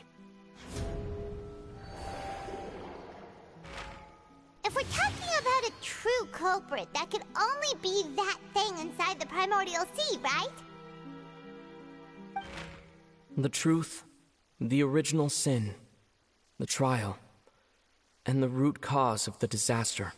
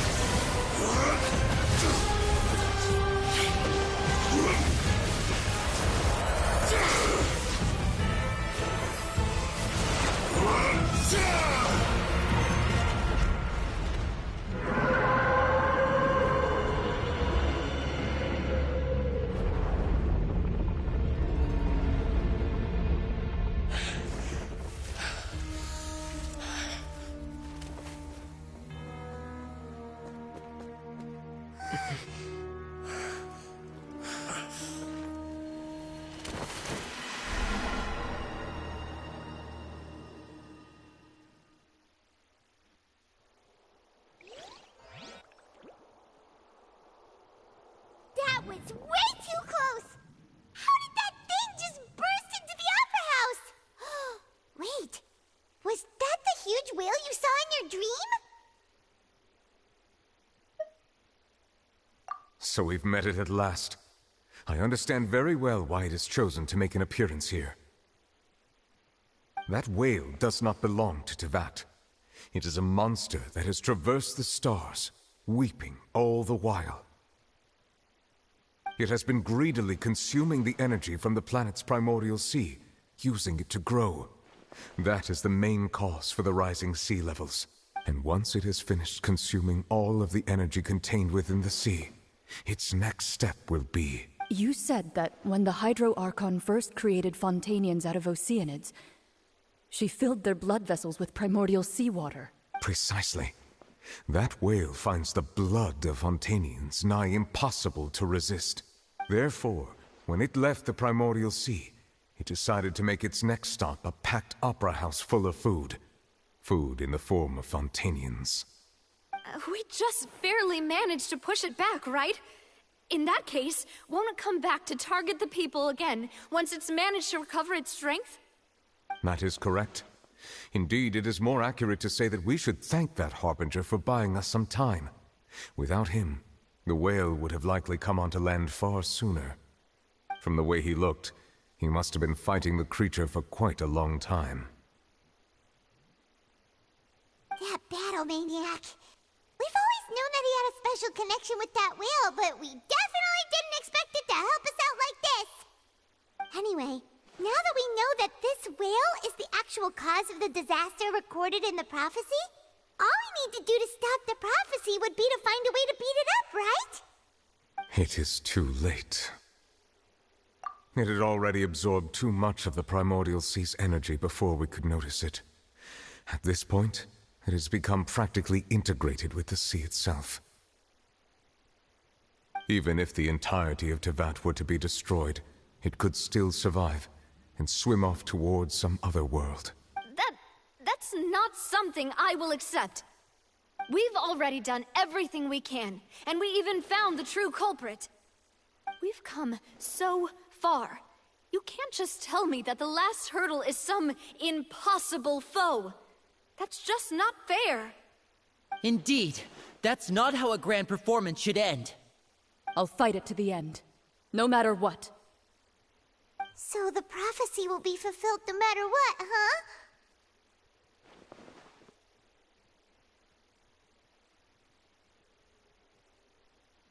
The prophecy. Yes, what has been prophesied will be fulfilled. You may view such things as the history of the future.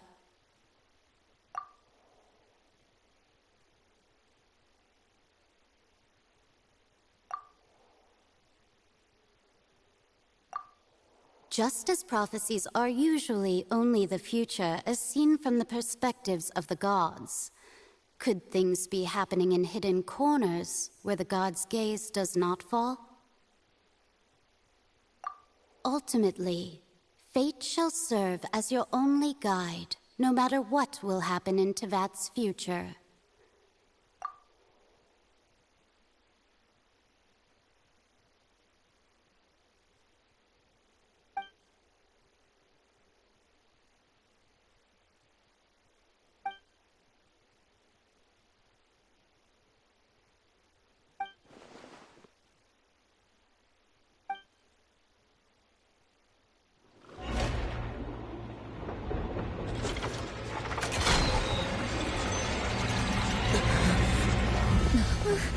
What's happening with the oratories?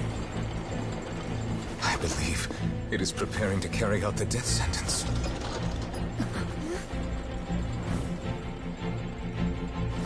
Farina!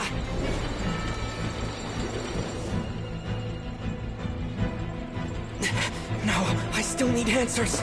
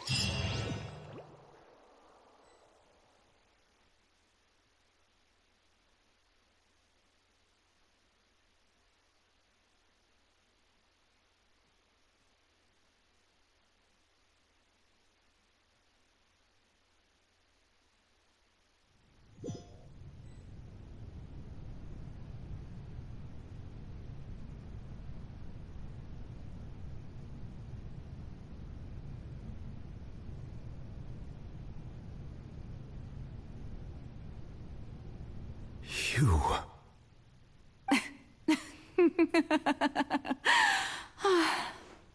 Sorry. That shocked expression on your face is just too amusing. I couldn't help myself. You are not Farina. Who are you? Ah, the sweet sound of bewilderment. Marvelous. A sure sign that my attempt to deceive everyone was a resounding success. But to answer your question, I am Focalor. You know, the god. Focalor? Why did you deceive us? Oh, that wasn't my goal, of course. Goodness, no. But I had to fool everyone else too, if I was to stand any chance of deceiving the heavenly principles. Deceiving the heavenly principles? It's all because of that pernicious prophecy. Dreadful, wasn't it? Everyone doomed to dissolve. Fontaine condemned to be flooded. One was not amused. In fact, one was positively bemused when that problem was thrust upon me by my dearest predecessor. That's the former Hydro Archon Egeria, for the uninitiated. It hardly gets more disastrous than a preordained national catastrophe, now does it? She knew full well that the prophecy would surely come to pass. And as one of the seven, she also knew full well that one defies the heavenly principles at one's peril.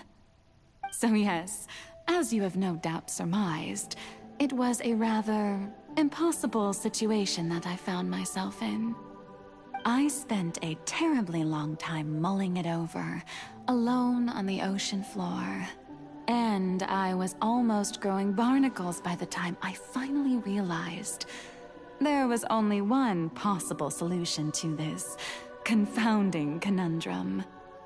I had to outwit the heavenly principles, allow the prophecy to be fulfilled, ostensibly at least, while saving everyone at the same time. I'm a genius, I know. I can only assume that's why Egeria chose me as her successor. Although, looking back now, it was hardly the inheritance one dreams of.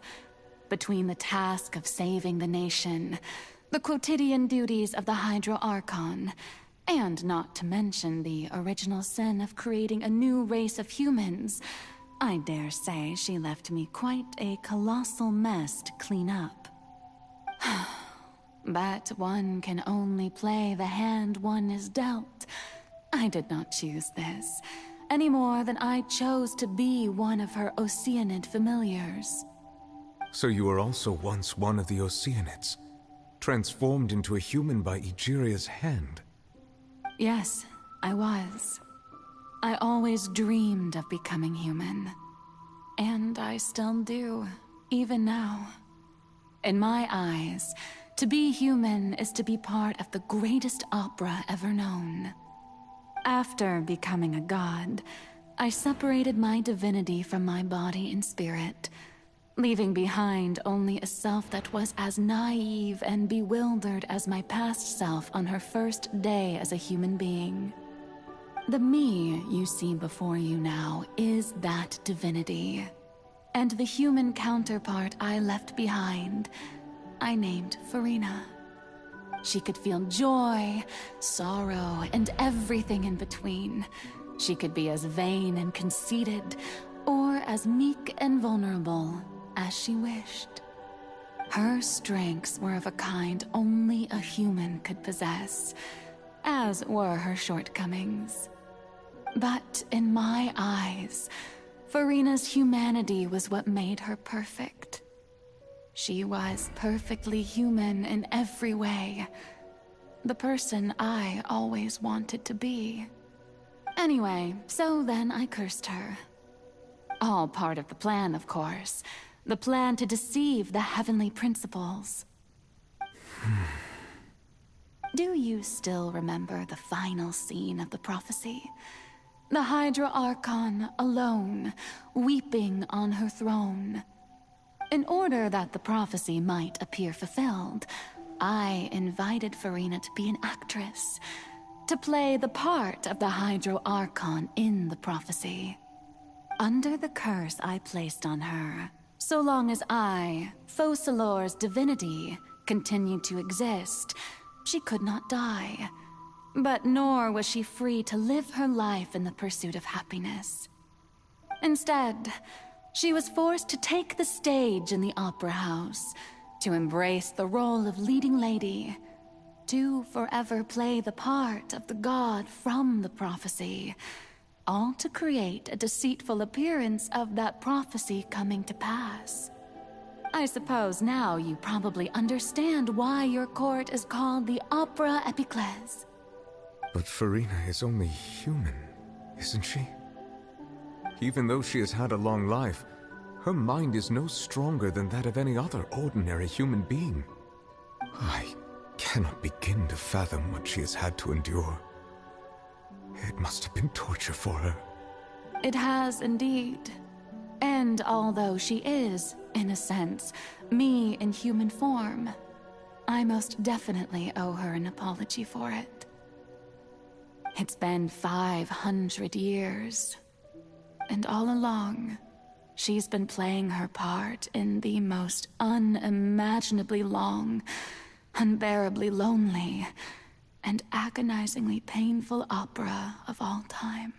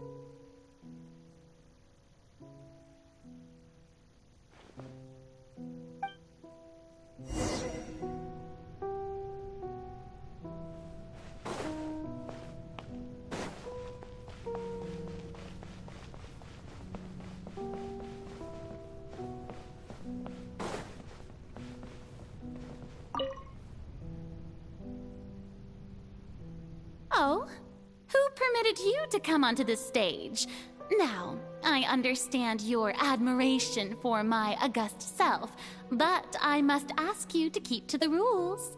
All right. It is not my intent to reprimand you. There is no need to state your name. Just be off with you. Do not Oh, do not jest. Can you not feel it? I am Focalor. The eyes of countless Fontainians are upon me. I must, at all times, display the utmost elegance and nobility.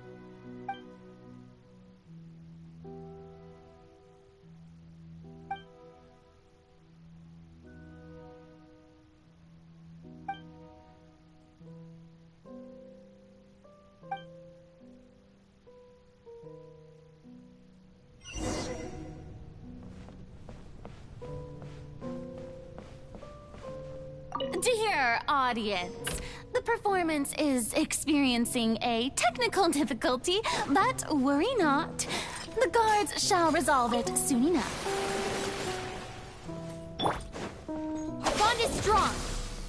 Freeze! Justice is blindsided.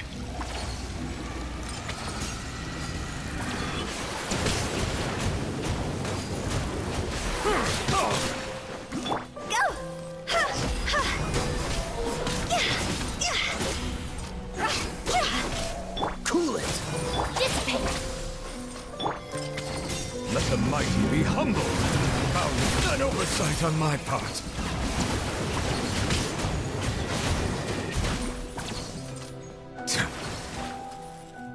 Hey, what gives? The audience is still watching me, you know. Guards? Wait, where are the guards?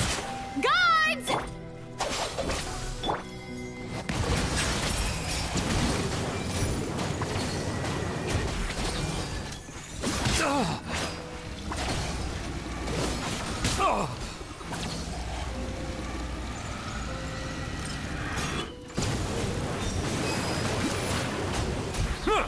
Bow your head. The tides beckon. Stand with me. I'll settle this.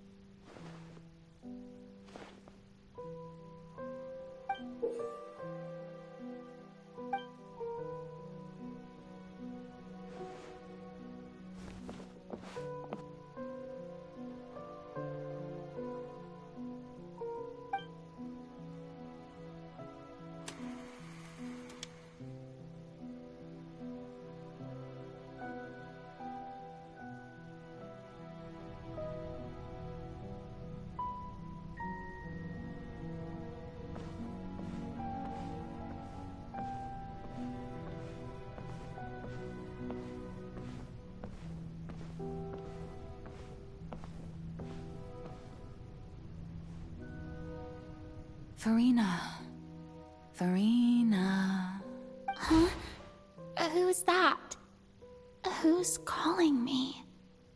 Where are you? Be not nervous. Be not afraid. I am before you. Wait a moment. You're near me? How can this be?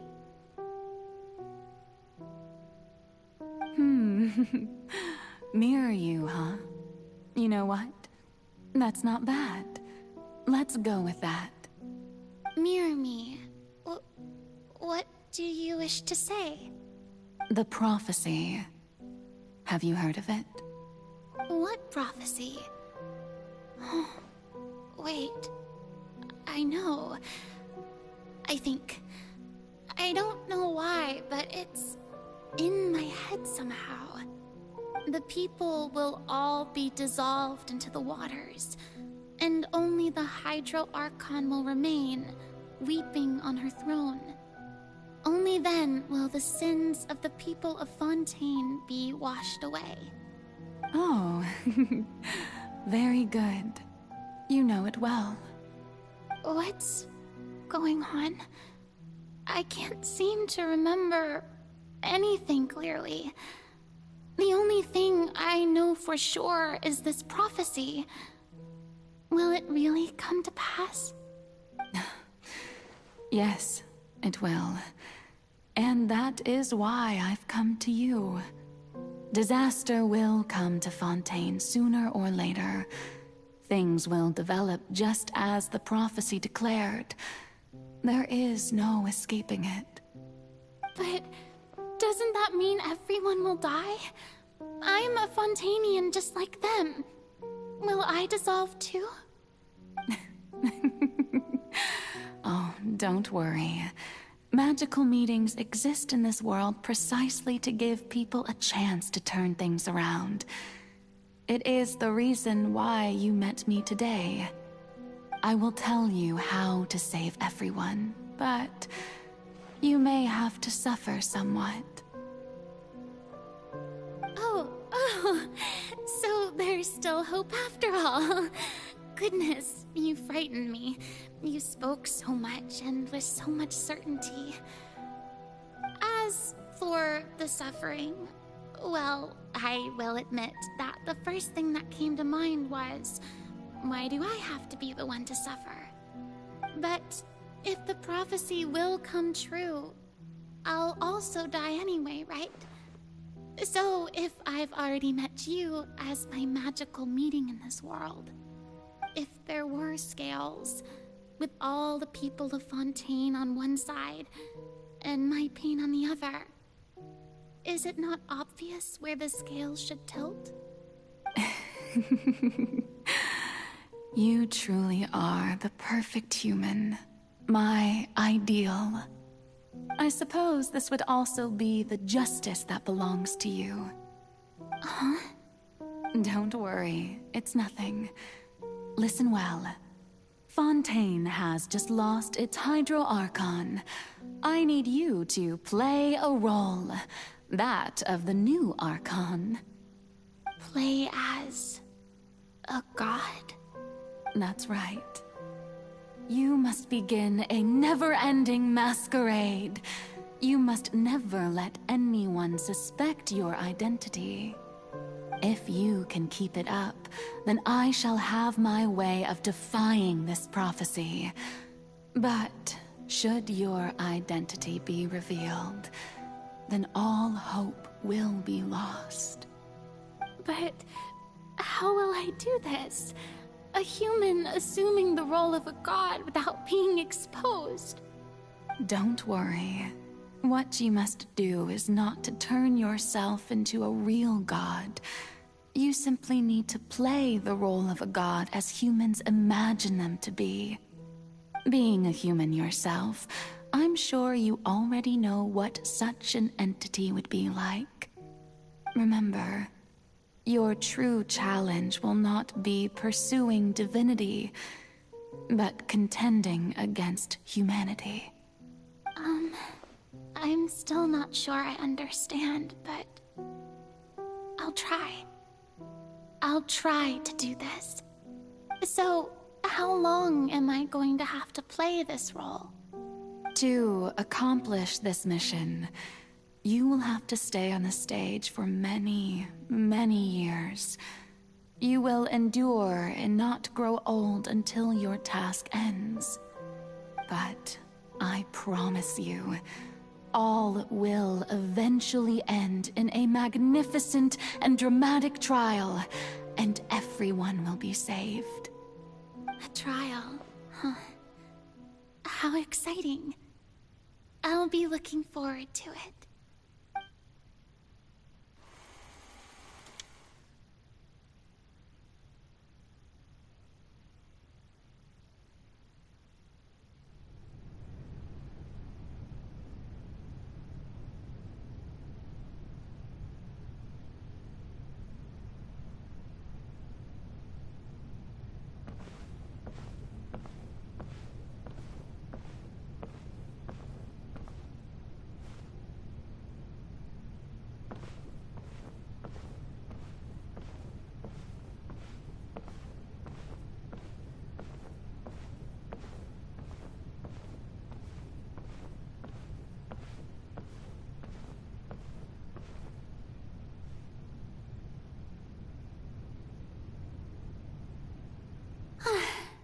The Maison Cardinalise has announced my accession, but this is my first time facing the people.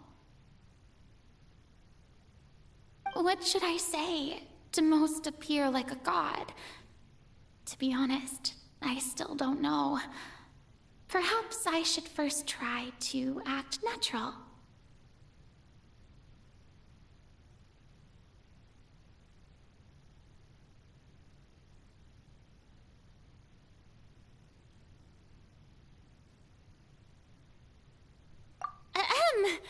Ladies and gentlemen, good evening, and welcome to the Opera Epiclese. I'm sure you've all heard about how I have taken on the role of Hydro Archon. Indeed, I am Farina de Fontaine, your new Archon. In truth, I know little about becoming a nation's new god, but it will be my honor to guide you all. As the god Focalor, the god of justice, I shall do all within my power to lead you into an age of fairness and justice. Once again, thank you all for coming. If you should have any questions or suggestions, please send them to the Maison Cardinalise. The future of Fontaine will require us to work together, after all. This should do it. I thought I might stammer, but thankfully, I was able to convey my thoughts just fine. Okay, and next. That's the new Hydro Archon. Is this some kind of joke by the Maison? I would have thought that a being that surpasses humanity would be a bit more assertive. Hey, did you hear that? She even told us to send her suggestions there at the end. Shouldn't gods be all-powerful? She's being so modest. What's the difference between her and an ordinary person, then?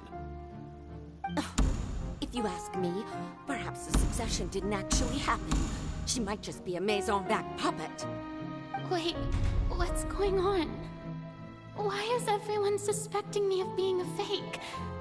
Oh, this is bad.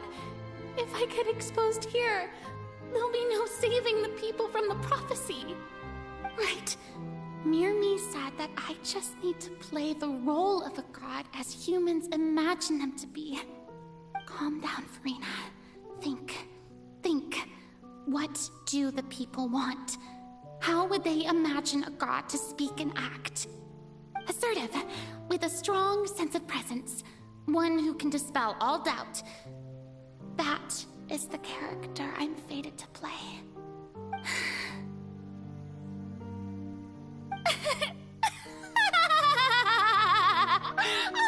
Oh, very good, my people.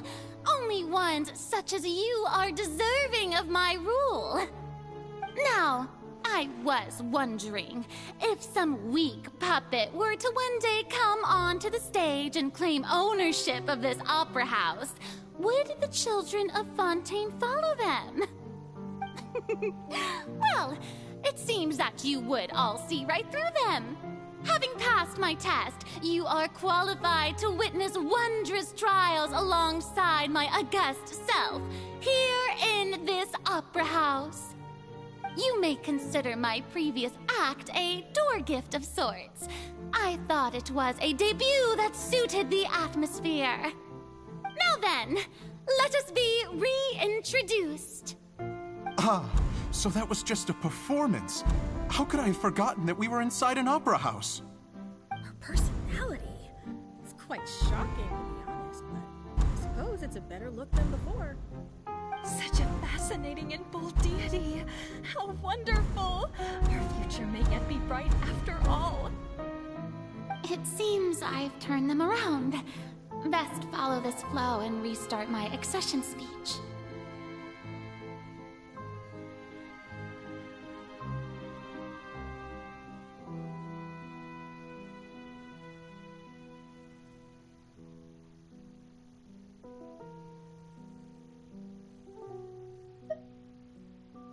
My dear people, whether you acknowledge me or not, whether you trust me or nay, I say to you, keep faith in your ardor for justice.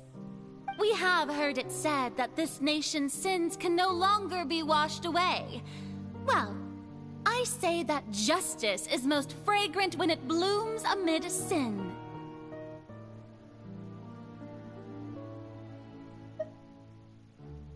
The scales of justice should not weigh heavy in the hands of its God. On one side, it must carry fairness and justice. And on the other, praise and applause. May law be the prayer on our lips. May judgment be our worship. Let us light the fires and drink to the future of Fontaine.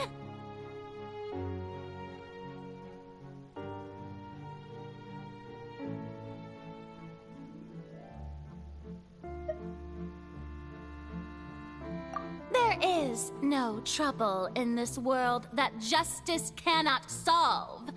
All that is needed is for you, my people, to believe in it, heart and soul.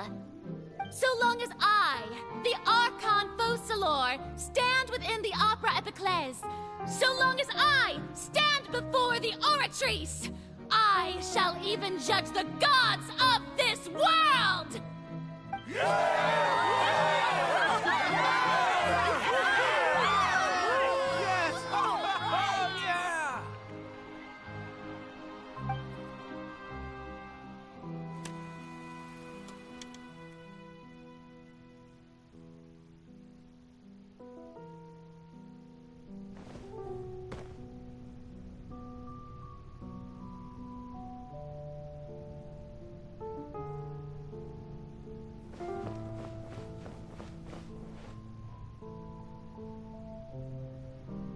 Lady Farina, here are today's case reports, as well as a summary of the follow-up for your perusal. Come now. Was I not just at the Opera House in person? Leave these kinds of things to Neuvillette. Besides, none of these trials were the one that I'm looking forward to the most. If I may be so impertinent, what kind of trial are you truly looking forward to? A magnificent, dramatic, and wondrous trial. A trial to end all things. How could you hope to understand? That's true. I fear I lack the ability to grasp your divine thought, Lady Archon. No need for fright, and do not take what I said before too seriously. Go now, do your duties. The trial I await. It will come one day.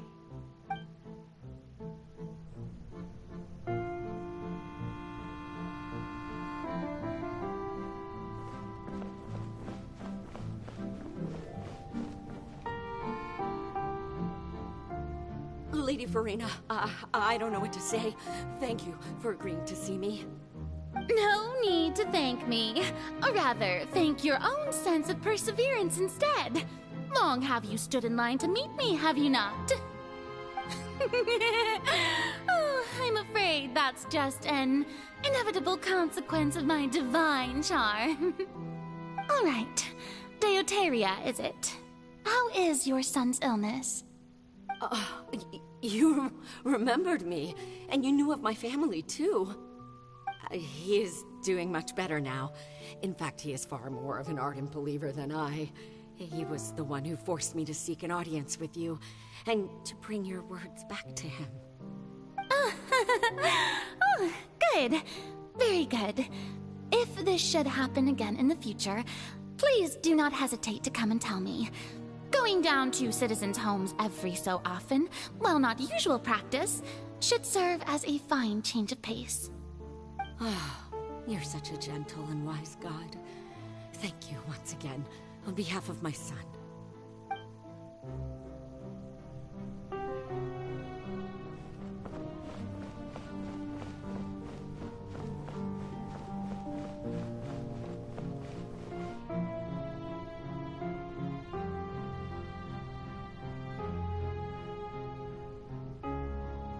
Lady Farina, here are the latest hydrological reports. As for the specific parameters you asked to take note of, I'm afraid things still don't look good. I see. It's as I thought, then. As your god, I did already expect this, but I wanted to see how far your human wisdom would allow you to analyze it. All manner of signs indicate that the prophecy will still come to pass. Forget it. That's not something you need to worry about right now. Well, as I understand it, the Fontaine Research Institute is also trying to find a way to counter the rising water levels. Really? Have they found anything? I'm afraid that they haven't found any effective solution thus far. Oh, is that so? Well, no wonder. This issue has reached the realm of the gods, after all. Still, their spirit is praiseworthy.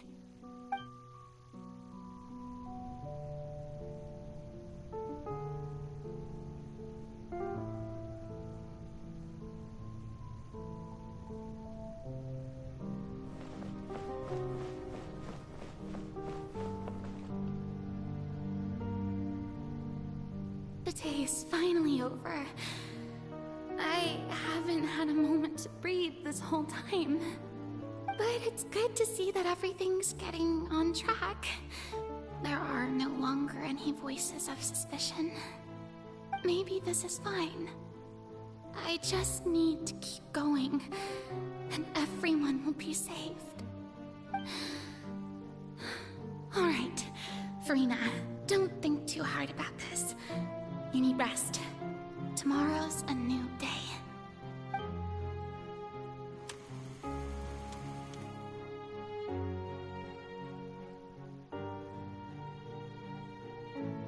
Lady Farina, here are the new trial reports for the latest cases, as well as a summary of the follow-up.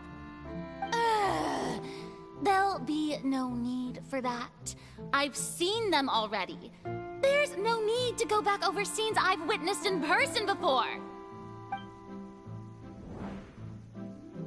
Lady Farina, I've waited so long for this chance to see you in this manner. Indeed, my dear, loyal citizen. This joyous moment is an honor for us both.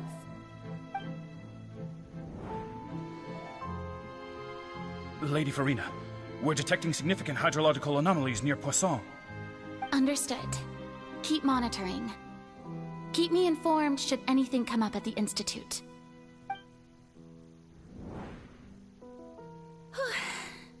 I don't think I let anything slip today. I must show the people that there is nothing to worry about. I just don't know when these days will end. I feel utterly exhausted. Best to rest early today, too.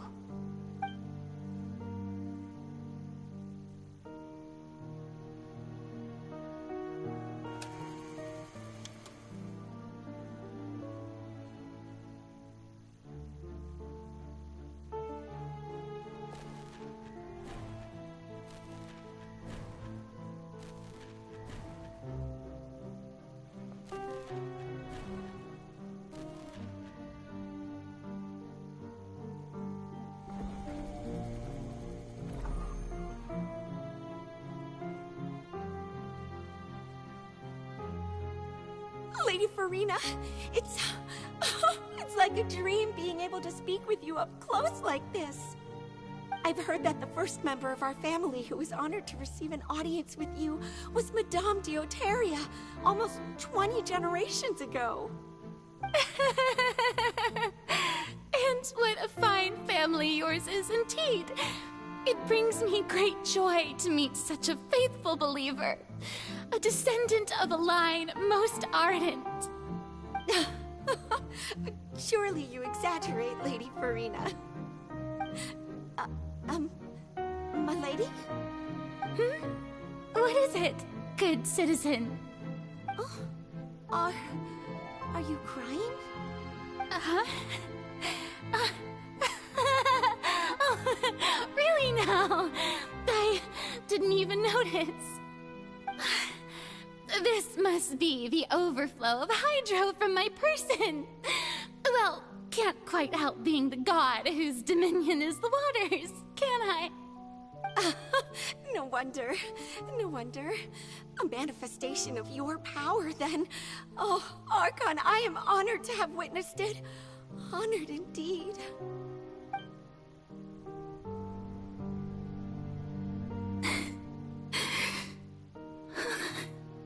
So interminable.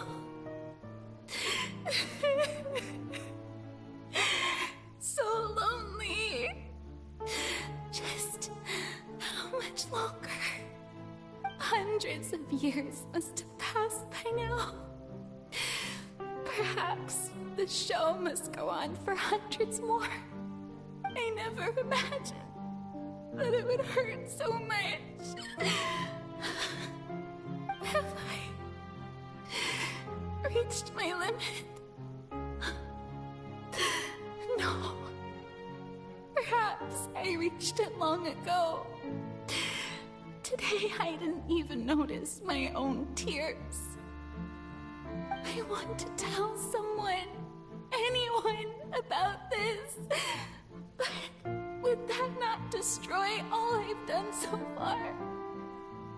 I've conducted so many investigations across the centuries, but there's not even a sliver of hope that we might break the prophecy. All I can do is keep heart. I must maintain this act. It is the only way to save Fontaine. Please, mirror me. You have to succeed.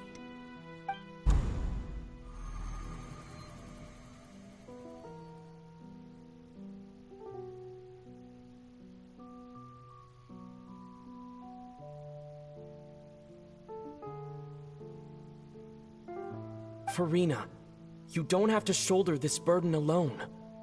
Although I don't know what you might be keeping from everyone, your people are more than willing to share your burden with you.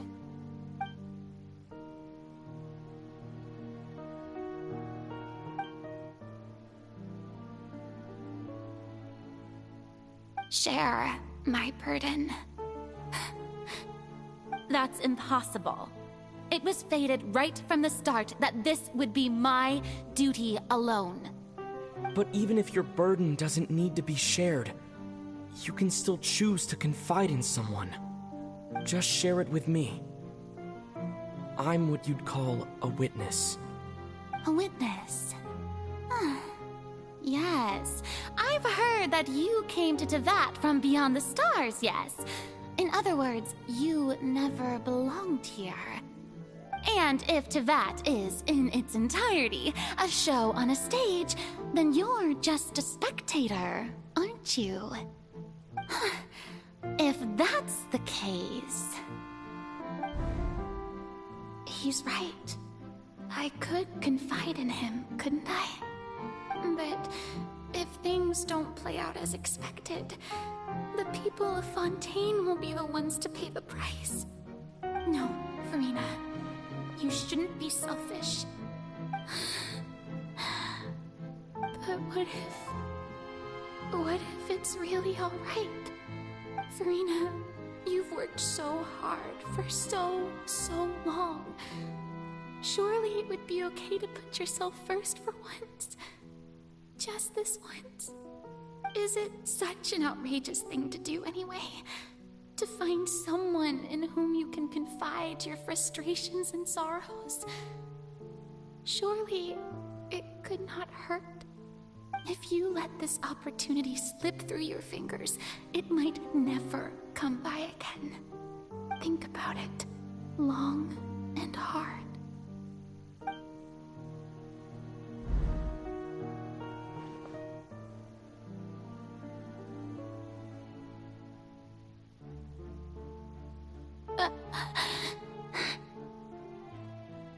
No, I have nothing to say.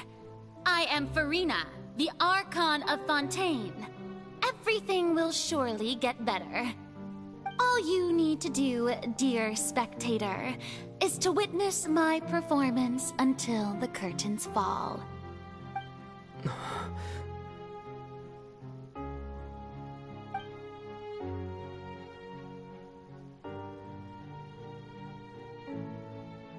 Fine.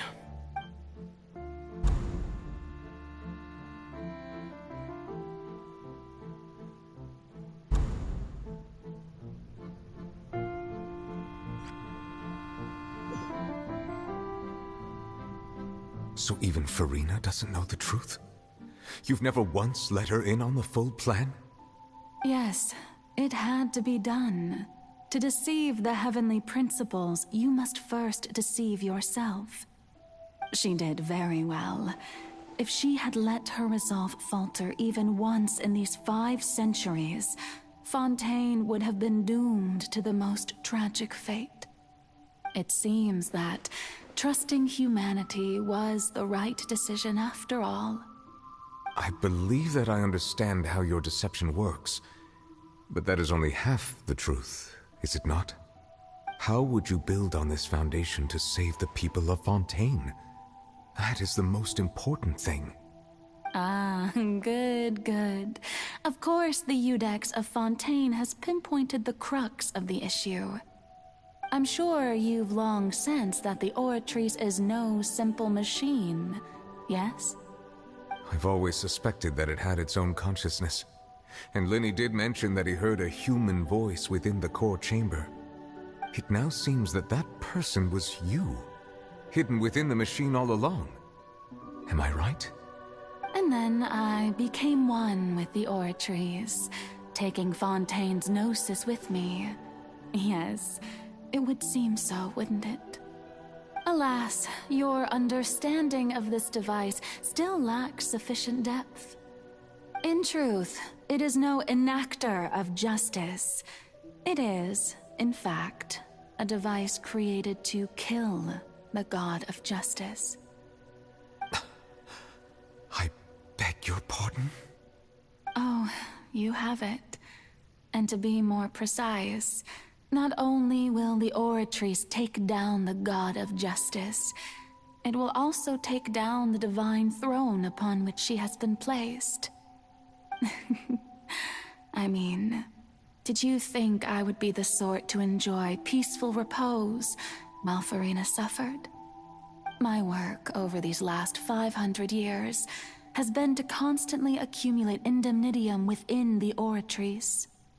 But really, some have already discovered that only a small fraction of the energy generated by the device was ever used to provide power to Fontaine. The vast majority had to be, accumulated to enact this death sentence. It was all a part of your plan, then? Both the trial and the sentence? Indeed. This power, accrued over 5 centuries, could have sustained Fontainians for millennia had it only been used for that purpose. Almost all of it has now been stored within the Oratrice. But only power of this magnitude could hope to destroy the Hydro Archon's divine throne, shaking the rules established by Celestia and breaking through the institution that is the Seven. So the Oratrice's call for death was for neither Farina nor Focalor, but for the Hydro Archon. The destruction of that divine throne. If I do not misunderstand your intent, you must be... returning what's rightfully yours to you, of course. In other words, this was all done to return the authority of the Hydro Archon to the Hydro Dragon of this planet. But...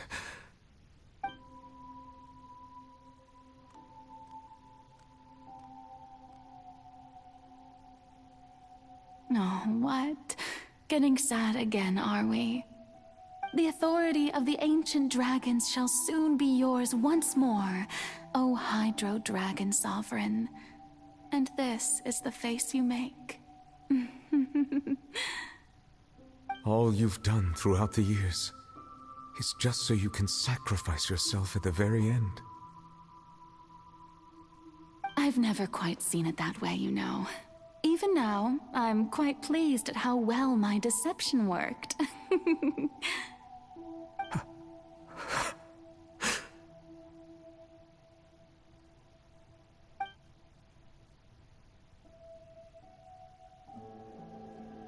Hydro Dragon,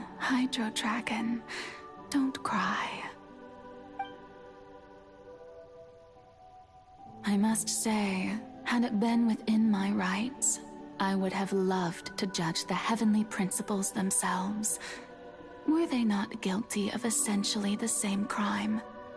Egeria stole the power of the primordial sea, and the heavenly principles stole the power you ancient dragons possessed. I, for my part, am the god of justice. And is it not just that your original powers should be returned to you? Speaking of justice, I have always believed that justice lies in the process of pursuing human existence itself. So, if the theft of the primordial sea's might was Fontaine's original sin, then, leaving matters of procedural right and wrong aside, the descent of the Fontainians as humans and their right to exist in this world would be Fontaine's original justice. In other words, existence was Egeria's justice, and to me, justice is the continuation of that existence. Defying the prophecy and ensuring that Fontaine's people shall live on, that should be the justice enthroned over all others. At this point, we, whether it be myself or all other Fontainians, have shouldered the burden of this sin for far too long. Iudex Nervillet, the highest judge in our land, when you regain your full power as an elemental sovereign, what verdict shall you pass upon us? So when I was invited to the court of Fontaine to serve as Eudex, I see now that that was your idea too. At last, I now understand the true purpose behind this position. In the beginning, I was uninterested in human existence. But these 5 centuries of living alongside them have gradually brought about mutual understanding between us. And I have even attempted to feel as they feel. You are a devious one, Focalors. Things being as they are, surely you know that I could never declare them to be guilty.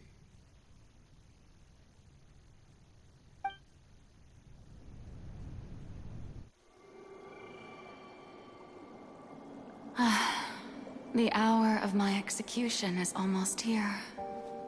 For the sinner, the curtain call has come.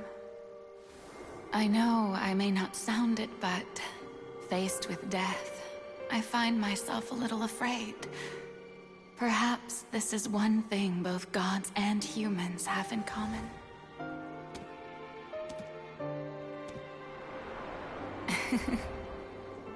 Farewell, Nervalette. I hope you've enjoyed the part you played these 500 years.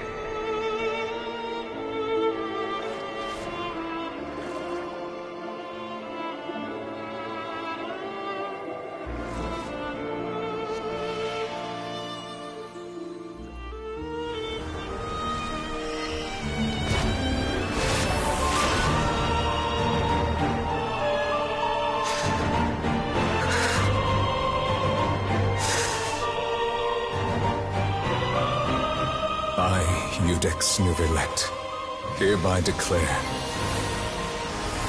people of Fontaine, your sins are forgiven.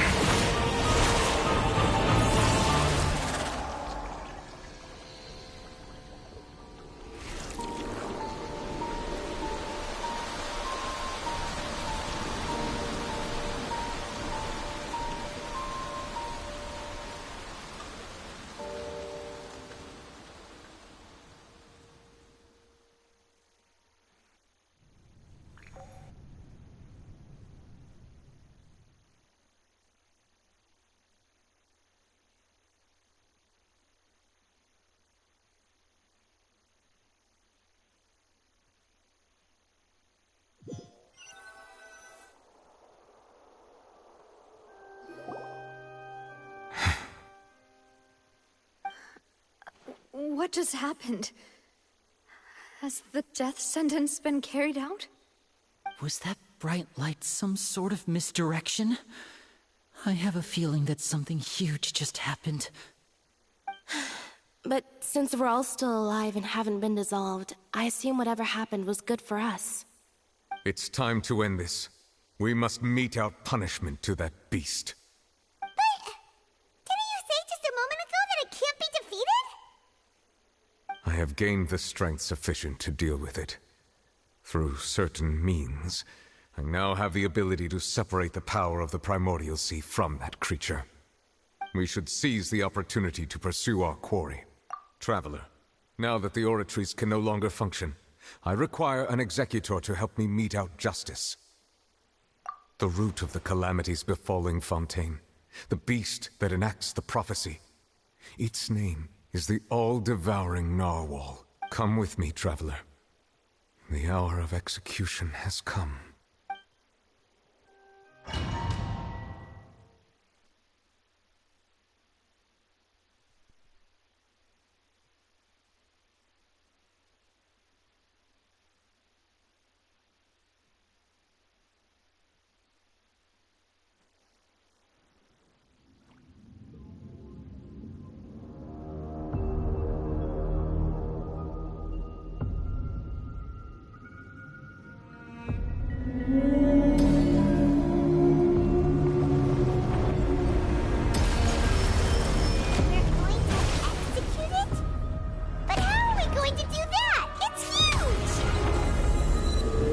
Done my best to separate the power from the way. Considering the size of the beast, I cannot reach the power source. Unless we can find a way to attack it from within.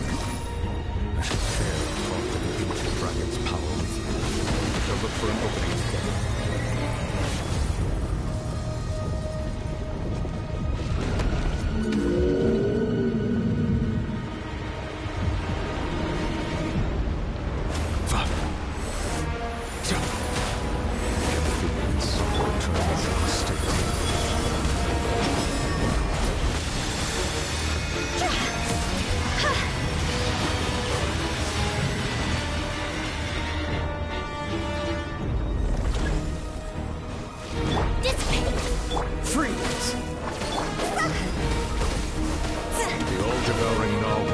Resist its instinct to devour. Continue to trigger its hostility.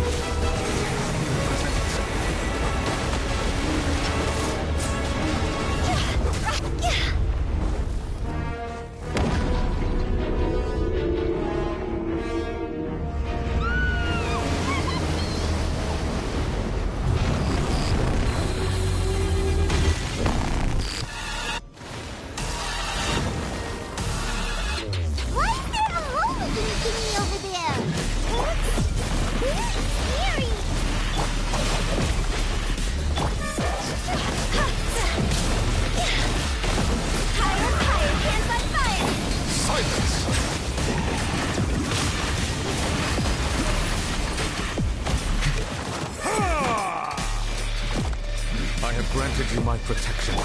Do not fear. Seize the moment and use my power to suppress its root from within.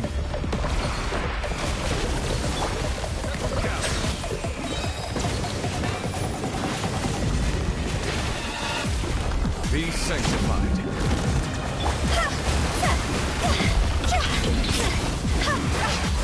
Manifest the authority of the ancient dragons. Witness the might of the primordial sea.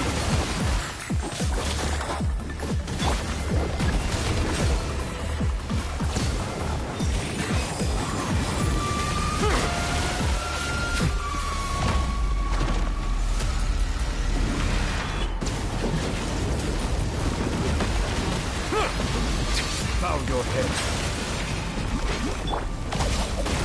Cool it.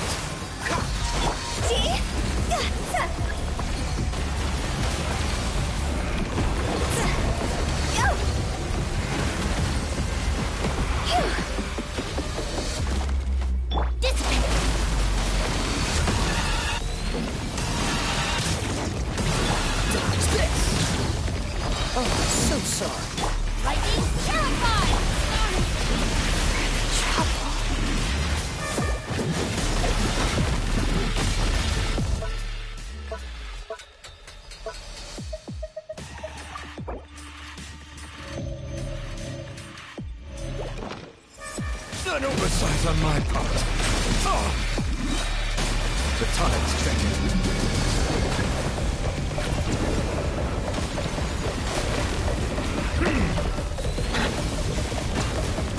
Justice is blindsided.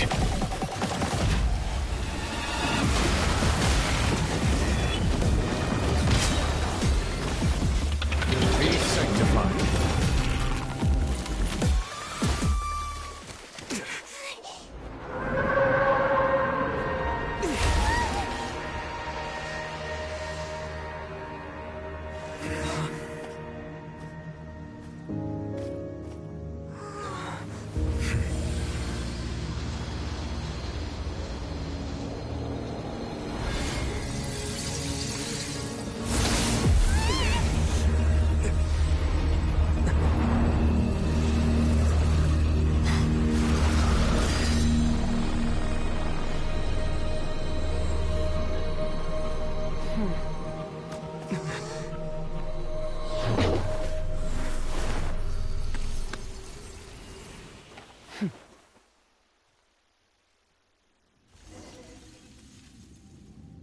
Thanks for helping with the cleanup. It should have been my job, but... oh well. It was just supposed to be a short private training session for me. I didn't think that my disciple and my master's pet would start brawling in the meantime. Well, actually, I had a feeling that it would happen at some point, but they bumped into one another earlier than I thought. What a blunder. I suppose I'll have to swing my sword 3 million times as penance.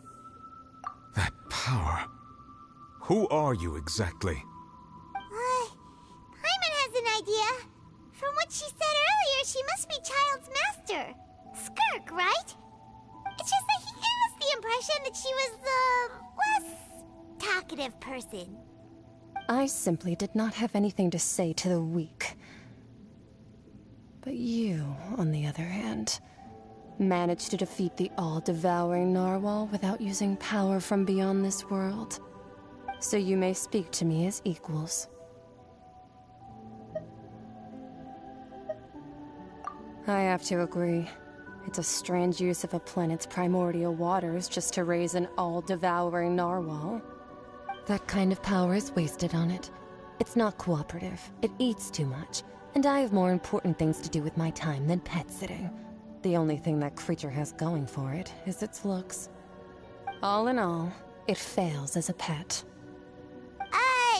Miss Skirk? I think you might have missed the point. The point being? Well, being that this pet almost destroyed an entire nation. So what sort of person is your master? Well, Child's master's master. Wait, is that right? Oh, right. So you don't know him. Sorry, I assumed you did. His name is Sertologi. Huh? I am unfamiliar with that name. Huh. So Master isn't sufficiently famous. How should I describe him then? Have you heard of the name The Fowl? The Fowl? Still nothing? Well, how about the Visionary? Vetterfulnir then? Or Gold Rhindaughter? Ooh, that one we've heard! Rhindaughter's part of the Hexen Circle. She's Albedo's mom, right? Oh, so you do know that name. To be honest, I also heard all of those names and titles from my master. I don't actually know them either. But I suppose you understand now, yes? My master is likely a similar sort to Rhindaughter. They are both pursuing some form of perfection. Wait! Didn't you also mention a visionary person? Paimon didn't quite catch their name. Actually, never mind that. I believe it expedient to inform you that the all-devouring narwhal used up nearly all its strength fighting you. Such roiling hydro energies will prove difficult for the planet's deep seas to digest. As such, the Fontaine back on the surface has most likely been thrown into chaos. In other words, the prophecy that you've been fretting over should now be in full swing. What?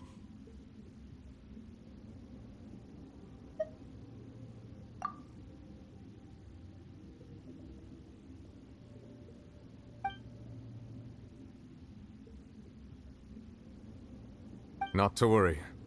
Focalor has already managed to deceive the heavenly principles.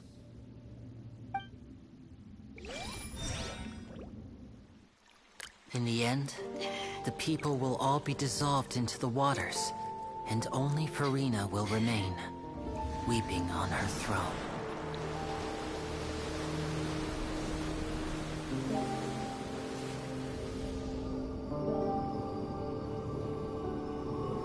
Only then will the sins of the people of Fontaine be washed away.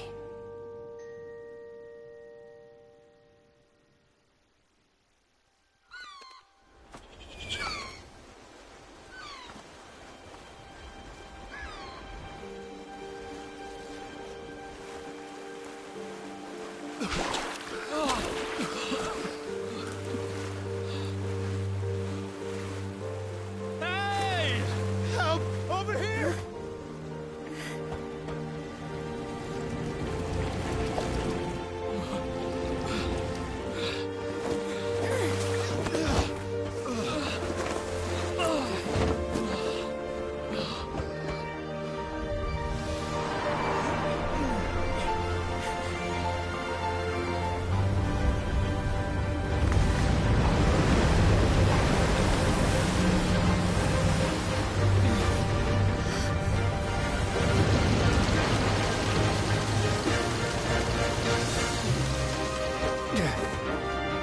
Commands initiate emergency rescue!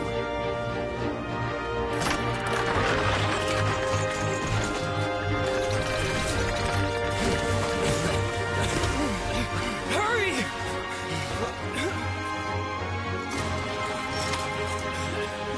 Hey, lend a hand!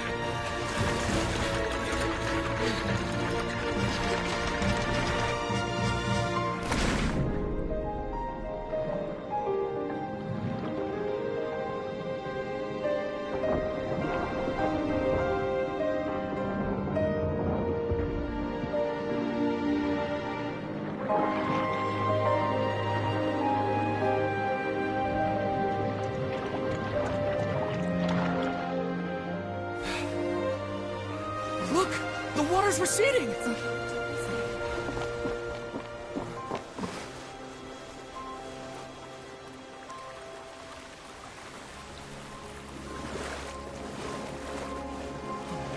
It's a miracle! Water's receding. We didn't dissolve. The prophecy was wrong. The prophecy was wrong.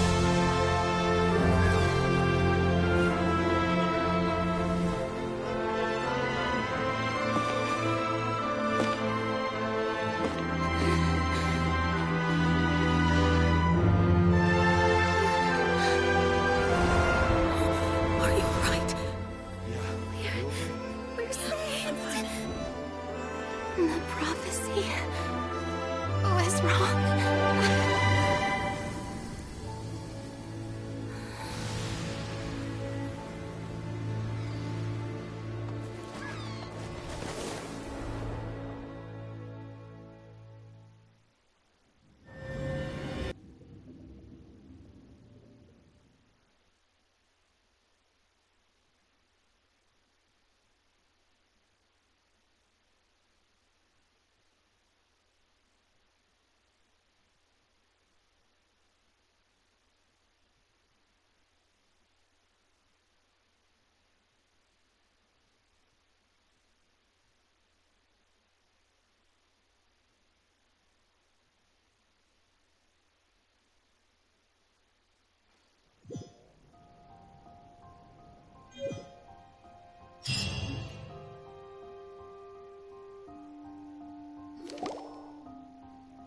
The soil renewed. The Spina di Rosula talks post-disaster rebuilding. I recently visited Poisson to meet with Miss Navia, spokesperson of the Spina di Rosula, and we spoke about Poisson's present and future. Old soil can still give birth to new bloom, Miss Navia stated. Hope is like seeing a small cookie when you're starving late at night. You just need a little of it. Skyship Winglet, lunar brain of the Fontaine Research Institute. The various disputes that have arisen on account of Mr. Edwin have suddenly become a shield over the Institute, with Jurier turning out to be a once overlooked hidden gem. People always call the first researcher mad, but few know what to call the second. And should that latter person achieve a miracle, they would find it all the harder to find a word with which to classify him and his team. Wow! Paimon barely recognizes the people in the reports. Are those really Jurier and Navia? They sound like real big shots. What do you think? Pretty enthralling, huh? The Steambird's idea was pretty simple. With the disaster just having passed, we would print a free edition packed to the margins with good news to calm people down. The value for these big scoops lies in their inevitable follow-ups.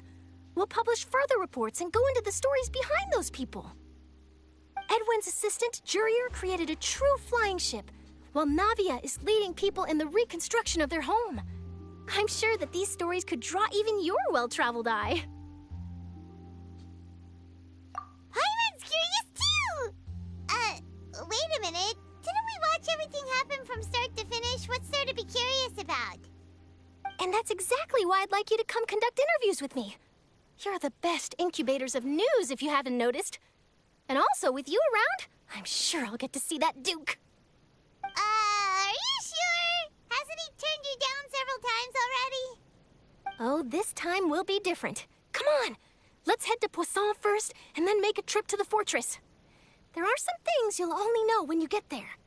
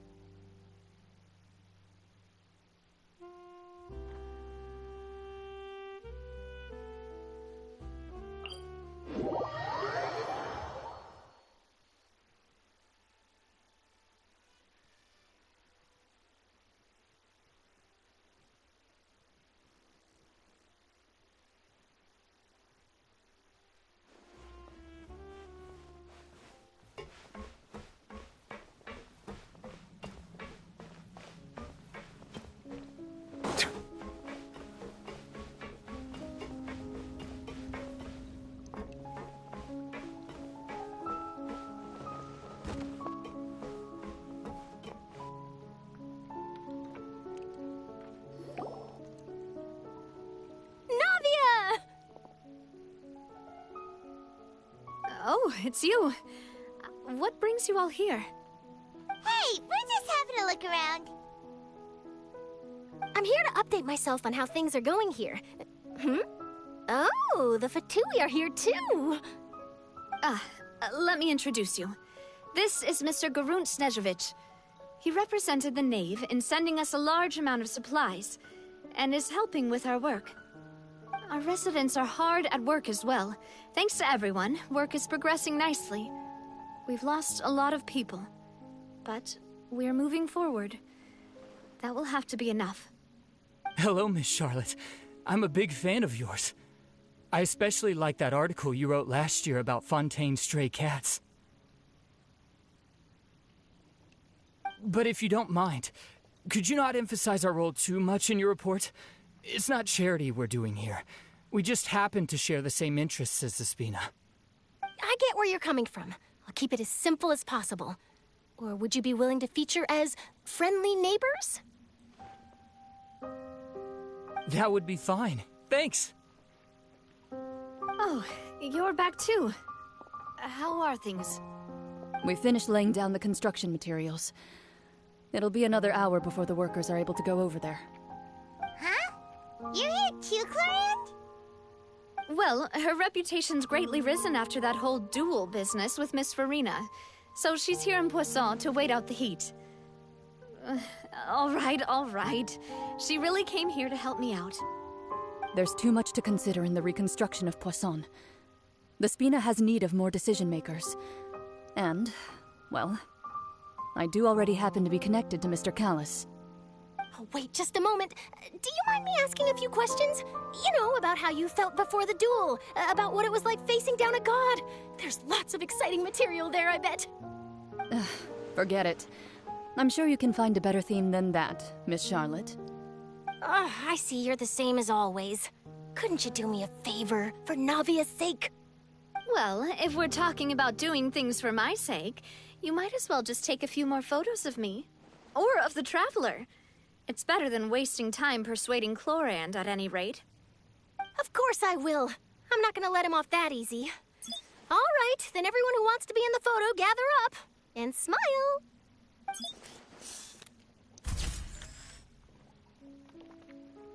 How did it go? Was it a good shot? Did Paimon look cute in it? Not bad. Your addition really helped the composition of the picture. All right, hang on a moment. Let me snap a few more shots.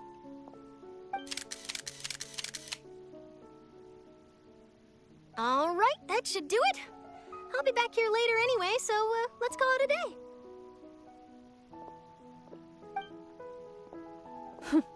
You're very quick. Speed is of the essence when it comes to the news, and freshness is the key. Also, not to brag, but I'm pretty good at building connections. Who knows? I might eventually get that interview with you after all, Miss Clorand. Wow, you really do have that never say die spirit. I'm impressed. I'll hazard a guess that this is how you got that interview at the Fortress of Meripede.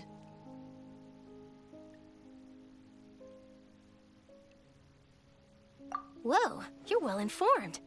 Let me make a guess too. I asked Sijuin who told Monsieur Nervillette, and he told you, right?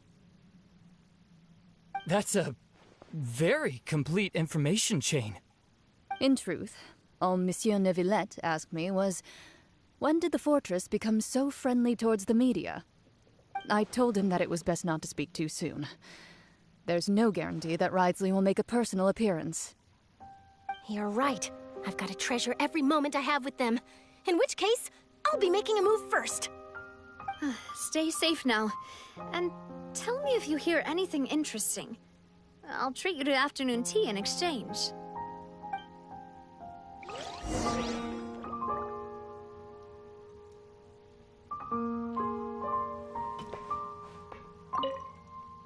You seem curious about the fortress. Of course. That Wriothesley. I still remember going down to the fortress to grill him for information on my father's case. But he did invite you to tea, didn't he? 2 large pots of it, in fact. It was good tea, though. I have to agree. The tea there is very good. Speaking of that, would you like to have some today? I mean, you've got time, right? Well, I'd be partial to some shortbread. Wow, it's like we've got a menu or something. Sure. Good. What flavor of biscuits would you like, Mr. Snezhevich? Me? I'm fine with anything.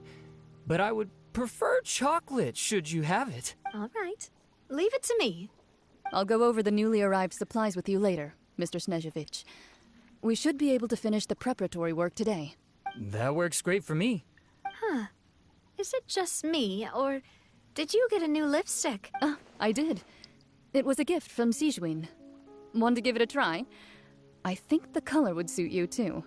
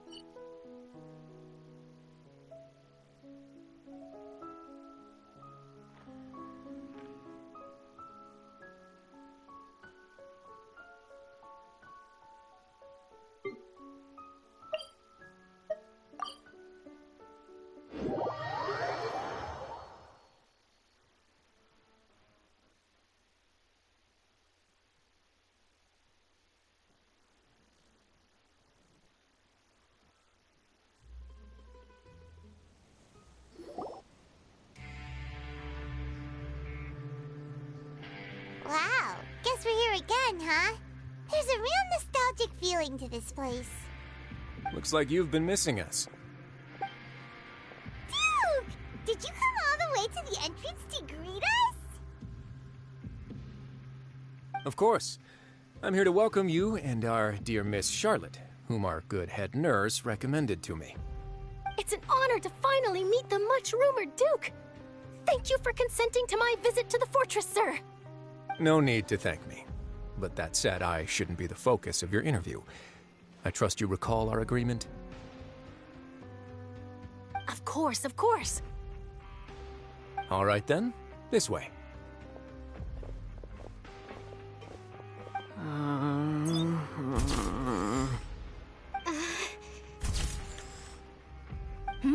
Hey, no need to be so nervous. I've already taken all the photos we need. Miss Charlotte, do these pictures really need to be published on the cover of the Steambird? It would seem that Miss Lorvine doesn't want her face to appear beside that of Mr. Jurier, Sir, please don't say things like that. But it looks like dear Mr. Jurier denies it. Might this interview be very important to you, then? No, I just... This is my first time being interviewed, and I'm very thankful to the Steambird for... Now, I might not look it, but I actually did meet Mr. Edwin once. And I'll be honest, I enjoyed chatting with you more. You've definitely got more of that genius vibe going on. The boat that brought about a miracle, the ark that saved the people. Why, you recreated a myth back there, like an emissary of legend. Still, if I might ask, where's that flying ship now? Huh! Looks like Charlotte's trying to get herself another exclusive scoop. I have to apologize, but that ship is presently in the bowels of our factory. I'm afraid it won't be easy for you to get a shot of it. Really? Well, then in that case, could I have an interview with you to make up for that loss?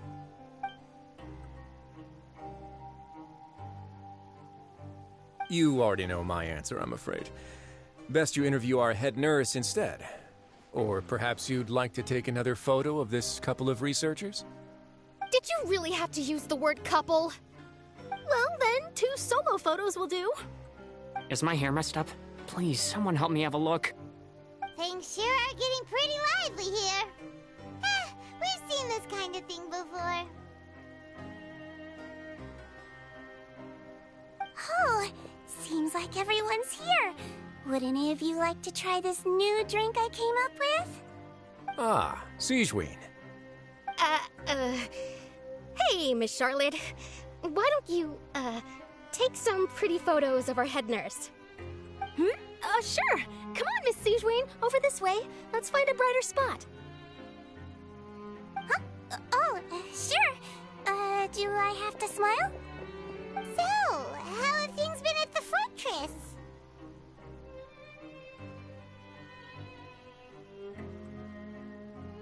Same old, as you can see. Fontaine's undergone some changes, but this place is still more or less the same.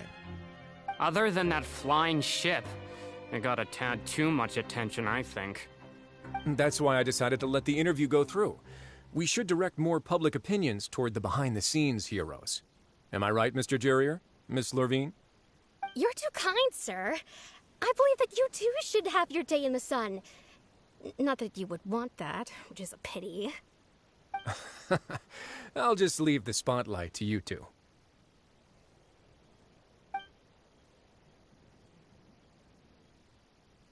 I see. Lots of things happened that day, huh? Anyway, regarding that Harbinger, I'm not sure you remember, but his 3 young followers are still waiting for his return. He sure did win them over, huh?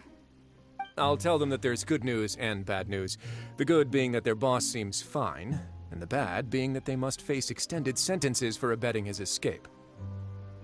Oh, actually, what about you? Are things gonna change for you too? What change can there be? The fortress will keep chugging along, and so will my duties. As to what Miss Furina's departure will mean for the nation, and if our laws and governance will be transformed, we'll leave those to the folks in the overworld.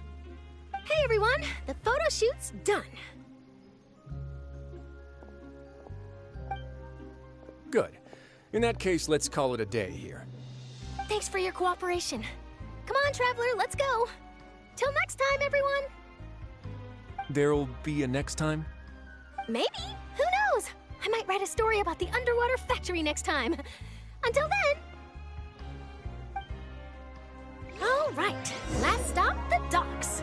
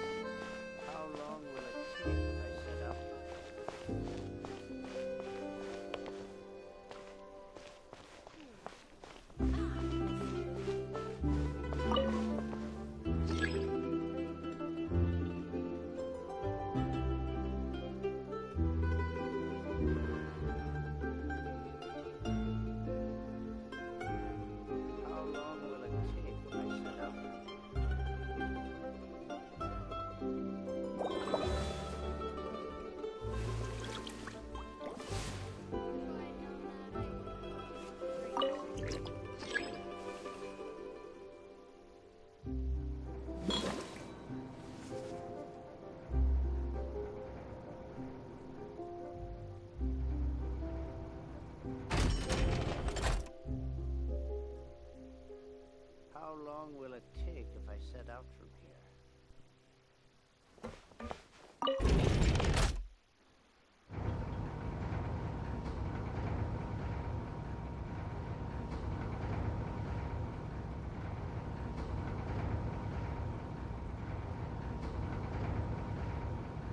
Melusines are beautiful creatures. They are the pride of Fontaine. Be sure to befriend them and cause them no harm.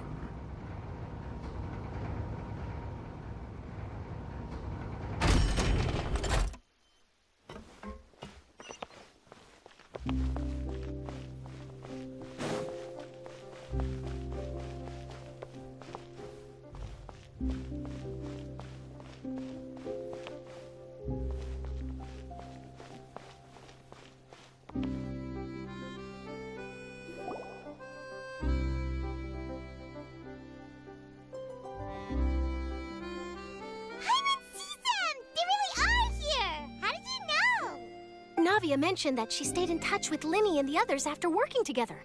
Apparently, they've been at the docks distributing these strange pockets the whole time since. Traveler, Paimon. Ah, and Miss Charlotte, too. Would you like a magic pocket?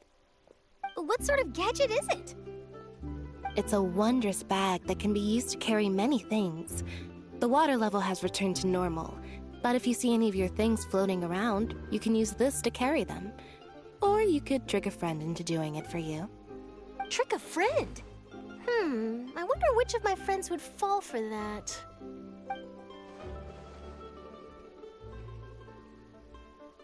You could just make a friend like Fremine here. Isn't that right, Fremine? Is this what you meant by, I'll help you make some more friends? To be honest, that sounds pretty sweet. Could I have your contact, please? Sure. Please, write down my address. You sure are working hard to help Fremine socialize. He was the one who proposed doing this. He even wants to assist in our magic shows. Yes, I was planning to first introduce Pear as an assistant, and later Fremine himself. In the future, I think we can leave underwater escape magic to him too. That said, would anyone want to see a diver escape underwater? Oh, it'll work out. Every journey begins with the first step. He'll become a part of our show eventually. Lynette, could you come over? Miss Charlotte says she wants to take a picture of us. Got it. My, that Charlotte is rather perceptive. She got rid of everyone the moment she realized I had something to say to you. So, how have things been, Traveler?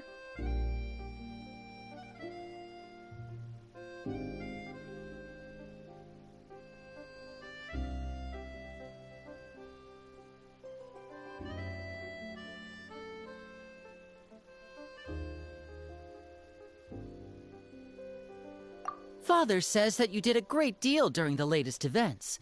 She's very grateful for your contributions to Fontaine. That's all right. We were more than happy to help. So, what's she doing now? Oh, I guess you haven't heard. Well, after Lady Farina left, Father and Monsieur Neuvillette opened negotiations, during which he gave Fontaine's gnosis to her as a diplomatic gift. A diplomatic gift? A gnosis?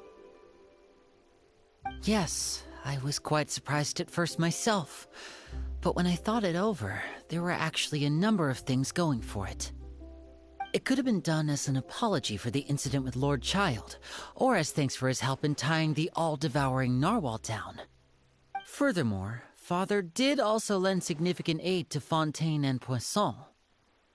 Well, that's true, but this is a gnosis we're talking about. Doesn't this seem a bit irresponsible? I would agree, but I've also heard that it seems that Monsieur Neuvillette has had a significant change of heart regarding the matter. So there's some reason for this that only Neuvillette knows about? I suspect you'll have to ask him about that yourself. Ah, yes, speaking of which, I did see him strolling around the entrance to the Fortress of Meripede a while back. Isn't he real busy and stuff? Paimon didn't think he'd have the time for that. But back to the topic. The gnosis was given to the knave, right? What about Child? They say that he's returned to Snezhnaya to recover from his wounds. I hear that the recent disaster really did a number on his health. That's true. When you think about it, we've had loads of run-ins with the Fatui. To think we'd be allied with them this time. So shocked by such a simple switching of sides?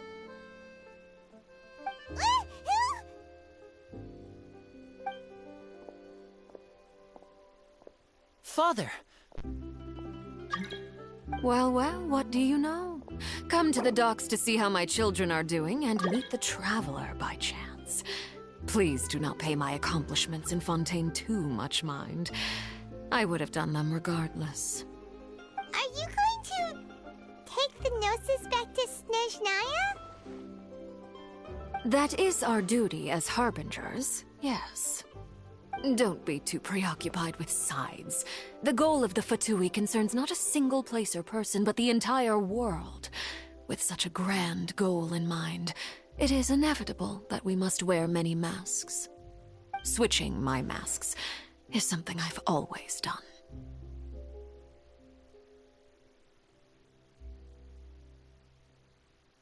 Well, that depends on many things.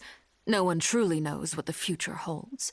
What good is honesty if you can't rely on it forever?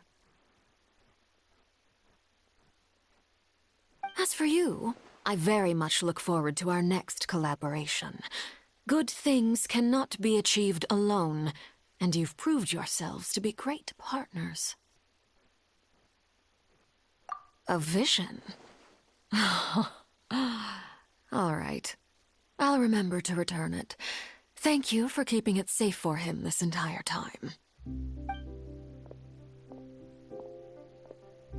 And that's a wrap for me. Huh? You're... Greetings, Miss Journalist. Hello. If I'm not mistaken, there are diplomatic channels I'll need to report to take a photo of you. That is correct. So forgive me, but I will not be able to serve as a subject in your article. However, feel free to write as much as you'd like about our dear magicians and our upcoming rookie talent. I will. The sea breeze is quite pleasant. Oh, I shall continue my walk while the weather remains so agreeable. Farewell. Farewell, Father. Oh, she has such an intimidating presence. I didn't even dare to take a picture.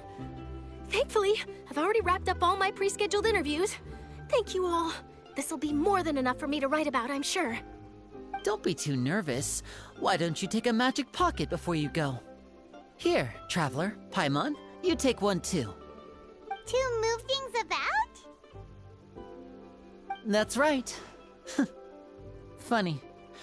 I was giving out magic pockets when we first met too. And what do you know? I'm doing the exact same thing right now. So many things have happened, but the pockets are still the pockets. I guess this must be life. We will all follow our own paths, and serendipity will lead you to your fated friends. All right then. We'll be handing out pockets in some other districts later, so we'll get going now. Have a good day, you two.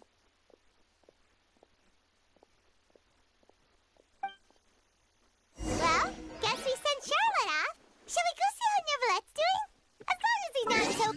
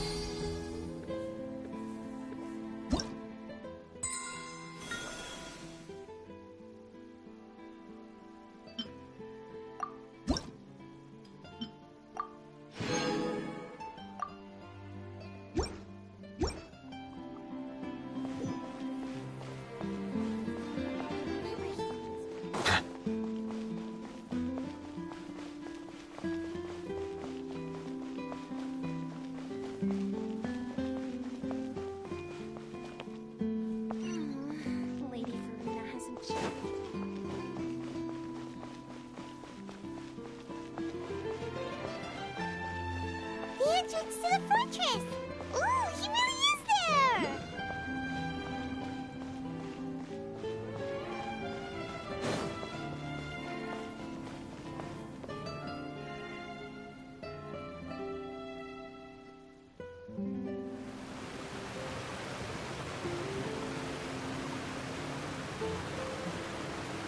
So, you really are here, Neuvillette! Paimon didn't think you were going to have free time this hour of the day. Really? Oh, I suppose you must have met Mr. Linney. He took the time to greet me earlier when he passed this way. In any case, you came at a good time. I was just considering reaching out to you to set up a meeting, so I may explain some things that I haven't had the time to before. Aw, Paimon's glad that you remembered. Thank you for keeping us on your mind, what with you being busy and all. Alright, let's have it then. How was Fontaine actually saved? The whole business is still quite the mystery to us. It is strange how words can often leave a bitter taste in the mouth when it finally comes time to say them out loud.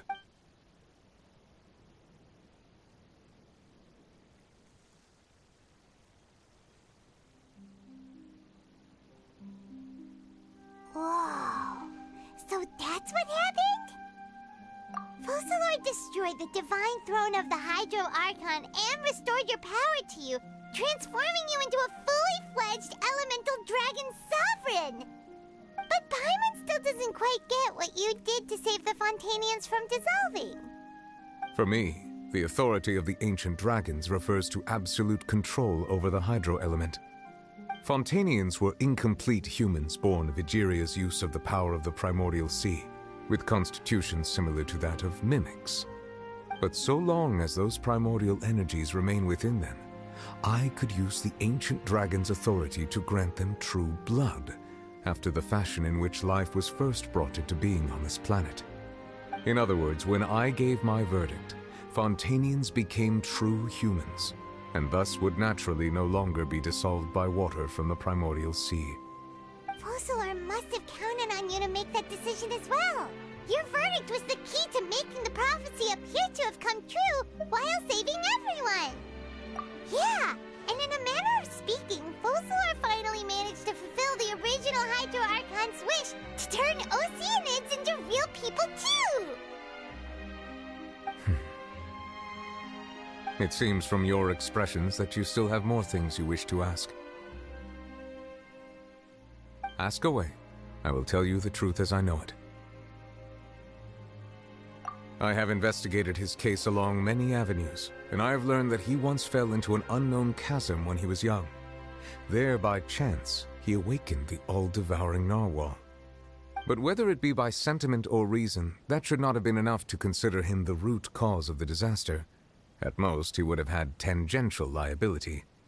As for the judgment passed by the oratrice during the trial, whether it was due to that liability by association, or Focalor deliberately using him to buy time for us on the assumption that he would be able to hold the creature off, I cannot say.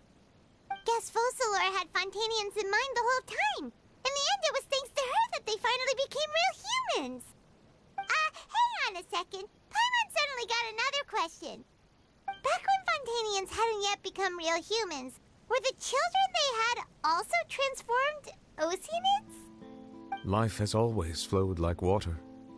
Do you recall how Fontainians would often come to the Fountain of Lucine to pray for children? Yeah, Lynette said the fountain is where all the waters in Fontaine converge. In truth, even those couples did not know that such prayers were no mere custom, but instead a form of ritual. Those Oceanids who were blessed within the spring water would later descend as new humans in the coming months. Paimon sorta gets it now. Either way, seems like this ritual won't be of any further use, but it'll probably live on as a local custom. Ask away. I will tell you the truth as I know it.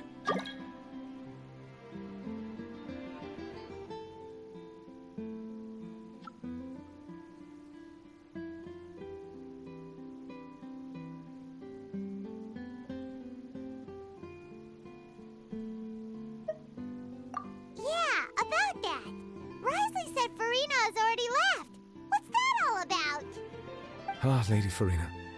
The people are only aware that her death sentence has not been carried out. She abdicated the post of Hydro Archon and left affairs related to that title to me, before leaving the Opera House. I related Focalor's words to her faithfully and completely. After hearing them, she seemed neither saddened nor comforted. She simply said that she was tired and needed to rest. Having said that, she then packed her things and moved out of the Opera House, not unlike how an ordinary person might. But she's still got a place to stay, right? You need not worry. I will make arrangements to ensure that she will not want for food, clothing, board, or travel. In truth, I am somewhat happy for her. The wear and tear on her spirit will, of course, take time to heal. But now that she no longer has to play the role of Focalor the Hydro Archon, she can finally lay down her burdens and lead a normal life. What about you then? What are your plans now that you've regained your full powers as the Hydro Dragon? After Focalor passed on, the Oratrice also ceased to function. This matter will directly affect our trials.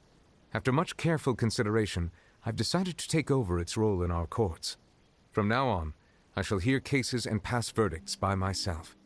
Looks like you're still considering stuff from the perspective of the Udex, huh?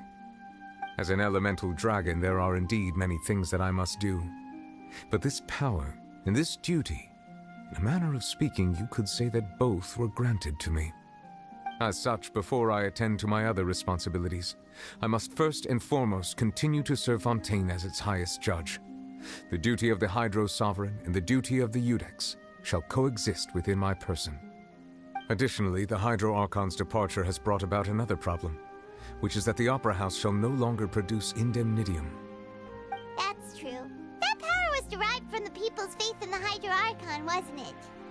Wait, but the various mechs and machines in the city are all still okay. Where are they getting their energy from? As I am now, I have full command over New Musia, and it can serve as a complete substitute. Another reason why I cannot quite leave Fontaine immediately. Wow. This ancient dragon's authority stuff is really quite useful, huh? Ask away. I will tell you the truth as I know it.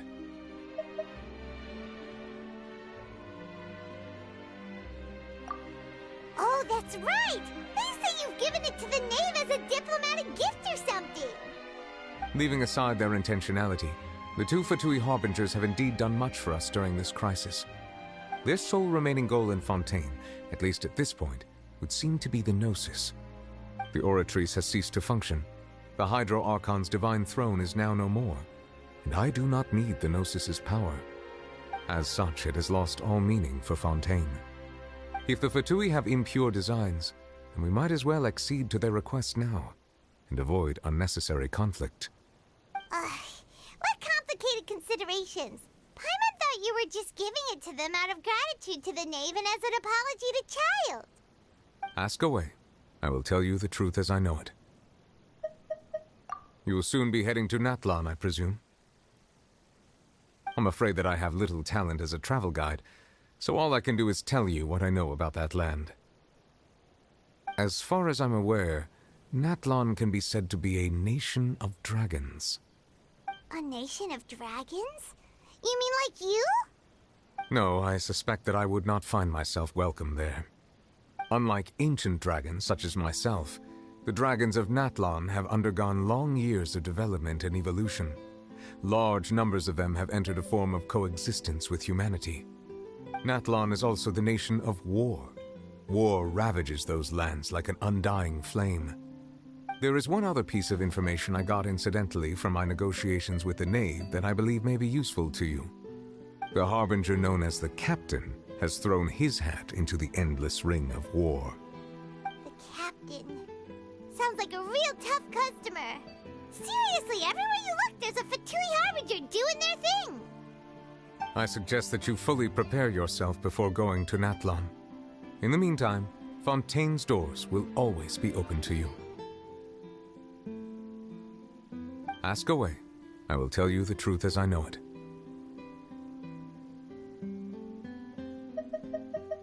I have investigated his case, but whether it be by... As for the judgment passed, whether it was due... Guess Focalor... hang on a second. Back when Fontaine... Life as always. Yeah, Lynette said the... In truth, Those Oceanids... Ask away. I will tell you the truth as I know it. Hang on a sec. Paimon still got a question about the Gnosis. When we spoke to Linny earlier, he mentioned that your attitude towards giving away the Gnosis had clearly changed. We guessed that there might be some reason for it that only you were aware of. No wonder the House of the Hearth is the Fatui's intelligence division. They are certainly sharp. So regarding this specific issue, I was just getting ready to share something with you. What is it? In truth, I exchanged some further words with that lady named Skirk after sending you two back to the surface. It went something like this.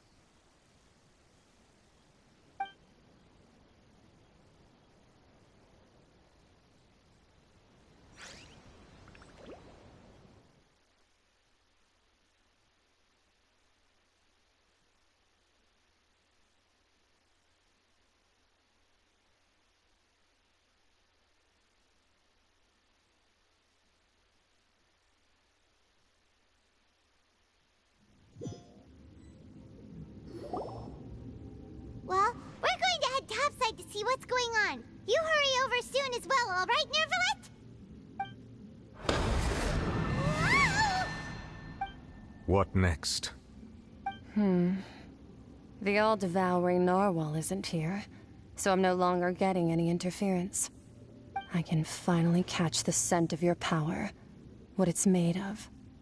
It is the authority of the planet's primordial dragons, but with something very similar to a god's curse mixed in. It's quite a novel blend. I'm sure I've encountered something like this before.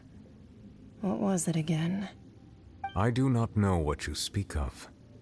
Ah, of course. How could I forget? You should have the remains of the third descender on your person, yes? Remains? I've never heard of any such thing. Huh. According to your parlance, I believe it may be called a gnosis. Well, that much is true. After Focalor's divinity faded, she handed her gnosis to me. But I fear I have never heard of it described in the manner that you just did. I've been training with my master, the Foul, ever since I was young, and I have never returned to the surface since. So most of the information I possess, I got from him. It is only natural for those who are greater than humanity to possess a different sort of common sense, which is why there are so many problems in our attempts to communicate with humans. Regardless, you should probably get rid of objects of misfortune to prevent any disasters from befalling you. To live in itself is a blessing. But once a person dies, the bonds he once had with this world shall all turn to curses. What do you mean by that? No need to fret. These are just my personal thoughts. And my reason for no longer wishing to return to the surface. This third descender you refer to, who are they? And when did they die? Master never mentioned them to me. Perhaps it just wasn't that important for me to know. If you're interested, though, I could ask him. I'll be sure to pass the answer on to you next time. Next time? You believe we will meet again? I do. Wait. I have a disciple of my own, don't I? He can be the messenger then.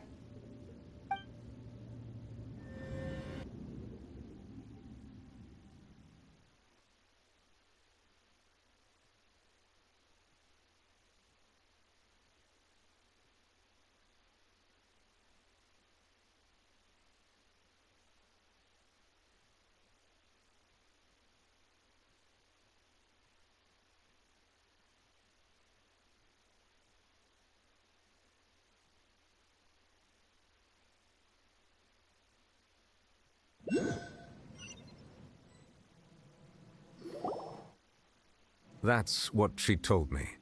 Whether it would prove useful or not, I wanted to pass that information on to you. The remains of the third descender? So that's what the Gnosis actually are. Paimon just thought they looked like chess pieces. How could they be a person's remains? All the same, assuming that there was no misunderstanding or special metaphor at play, that is what she meant to say. And she said that it would bring misfortune and that you should check it, which is why you gave it to the Fatui. If she speaks the truth, then I would simply be putting Fontaine at unnecessary risk by keeping it here.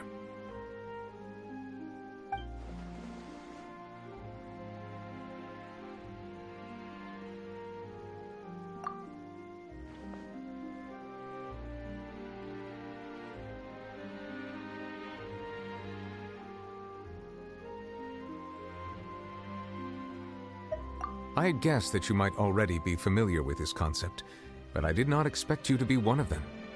That means that the Gnosis, which are exceedingly element-compatible and can even enhance elemental abilities, do indeed come from the third Descender. I wonder, does your body also possess similar properties? Like being able to use elemental powers without a vision! That does sort of count as special compatibility, right? No, let's not think about this stuff right now. It just feels creepy. Comparing the Traveler to the dead third Descender and all. That's what you say, but this topic still feels like bad luck. Once Child recovers, let's get some more answers out of him. I too believe it unwise to make too many blind guesses when information is lacking. The same is true of being at court. All right. Whatever the case, it seems like the crisis here in Fontaine's over for now. Yes. All of Focalor's efforts were for this moment as well. But she sacrificed herself in the end as a god, and she suffered through all those years as a human. Was that really what she wanted? I suppose that would be the mystery of a god's will. I suspect not. But once in a while I too would guess that if wishes were like the clouds in the sky, they will one day return to the earth as raindrops. Life flows like water, and rain is the final answer. The water levels may sometimes tilt one way or another, but the rain falls fairly upon all. And what, ultimately, is the difference between the rains that fall upon all of us?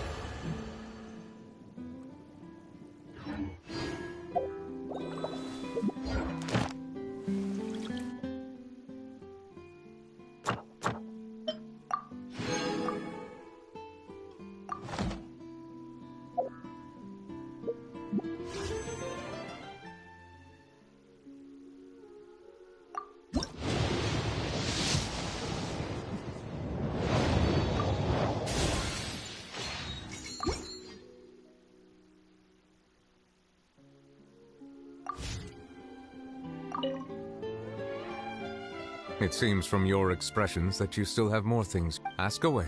I will tell you the truth as I know it. I suggest that you fully prepare yourself.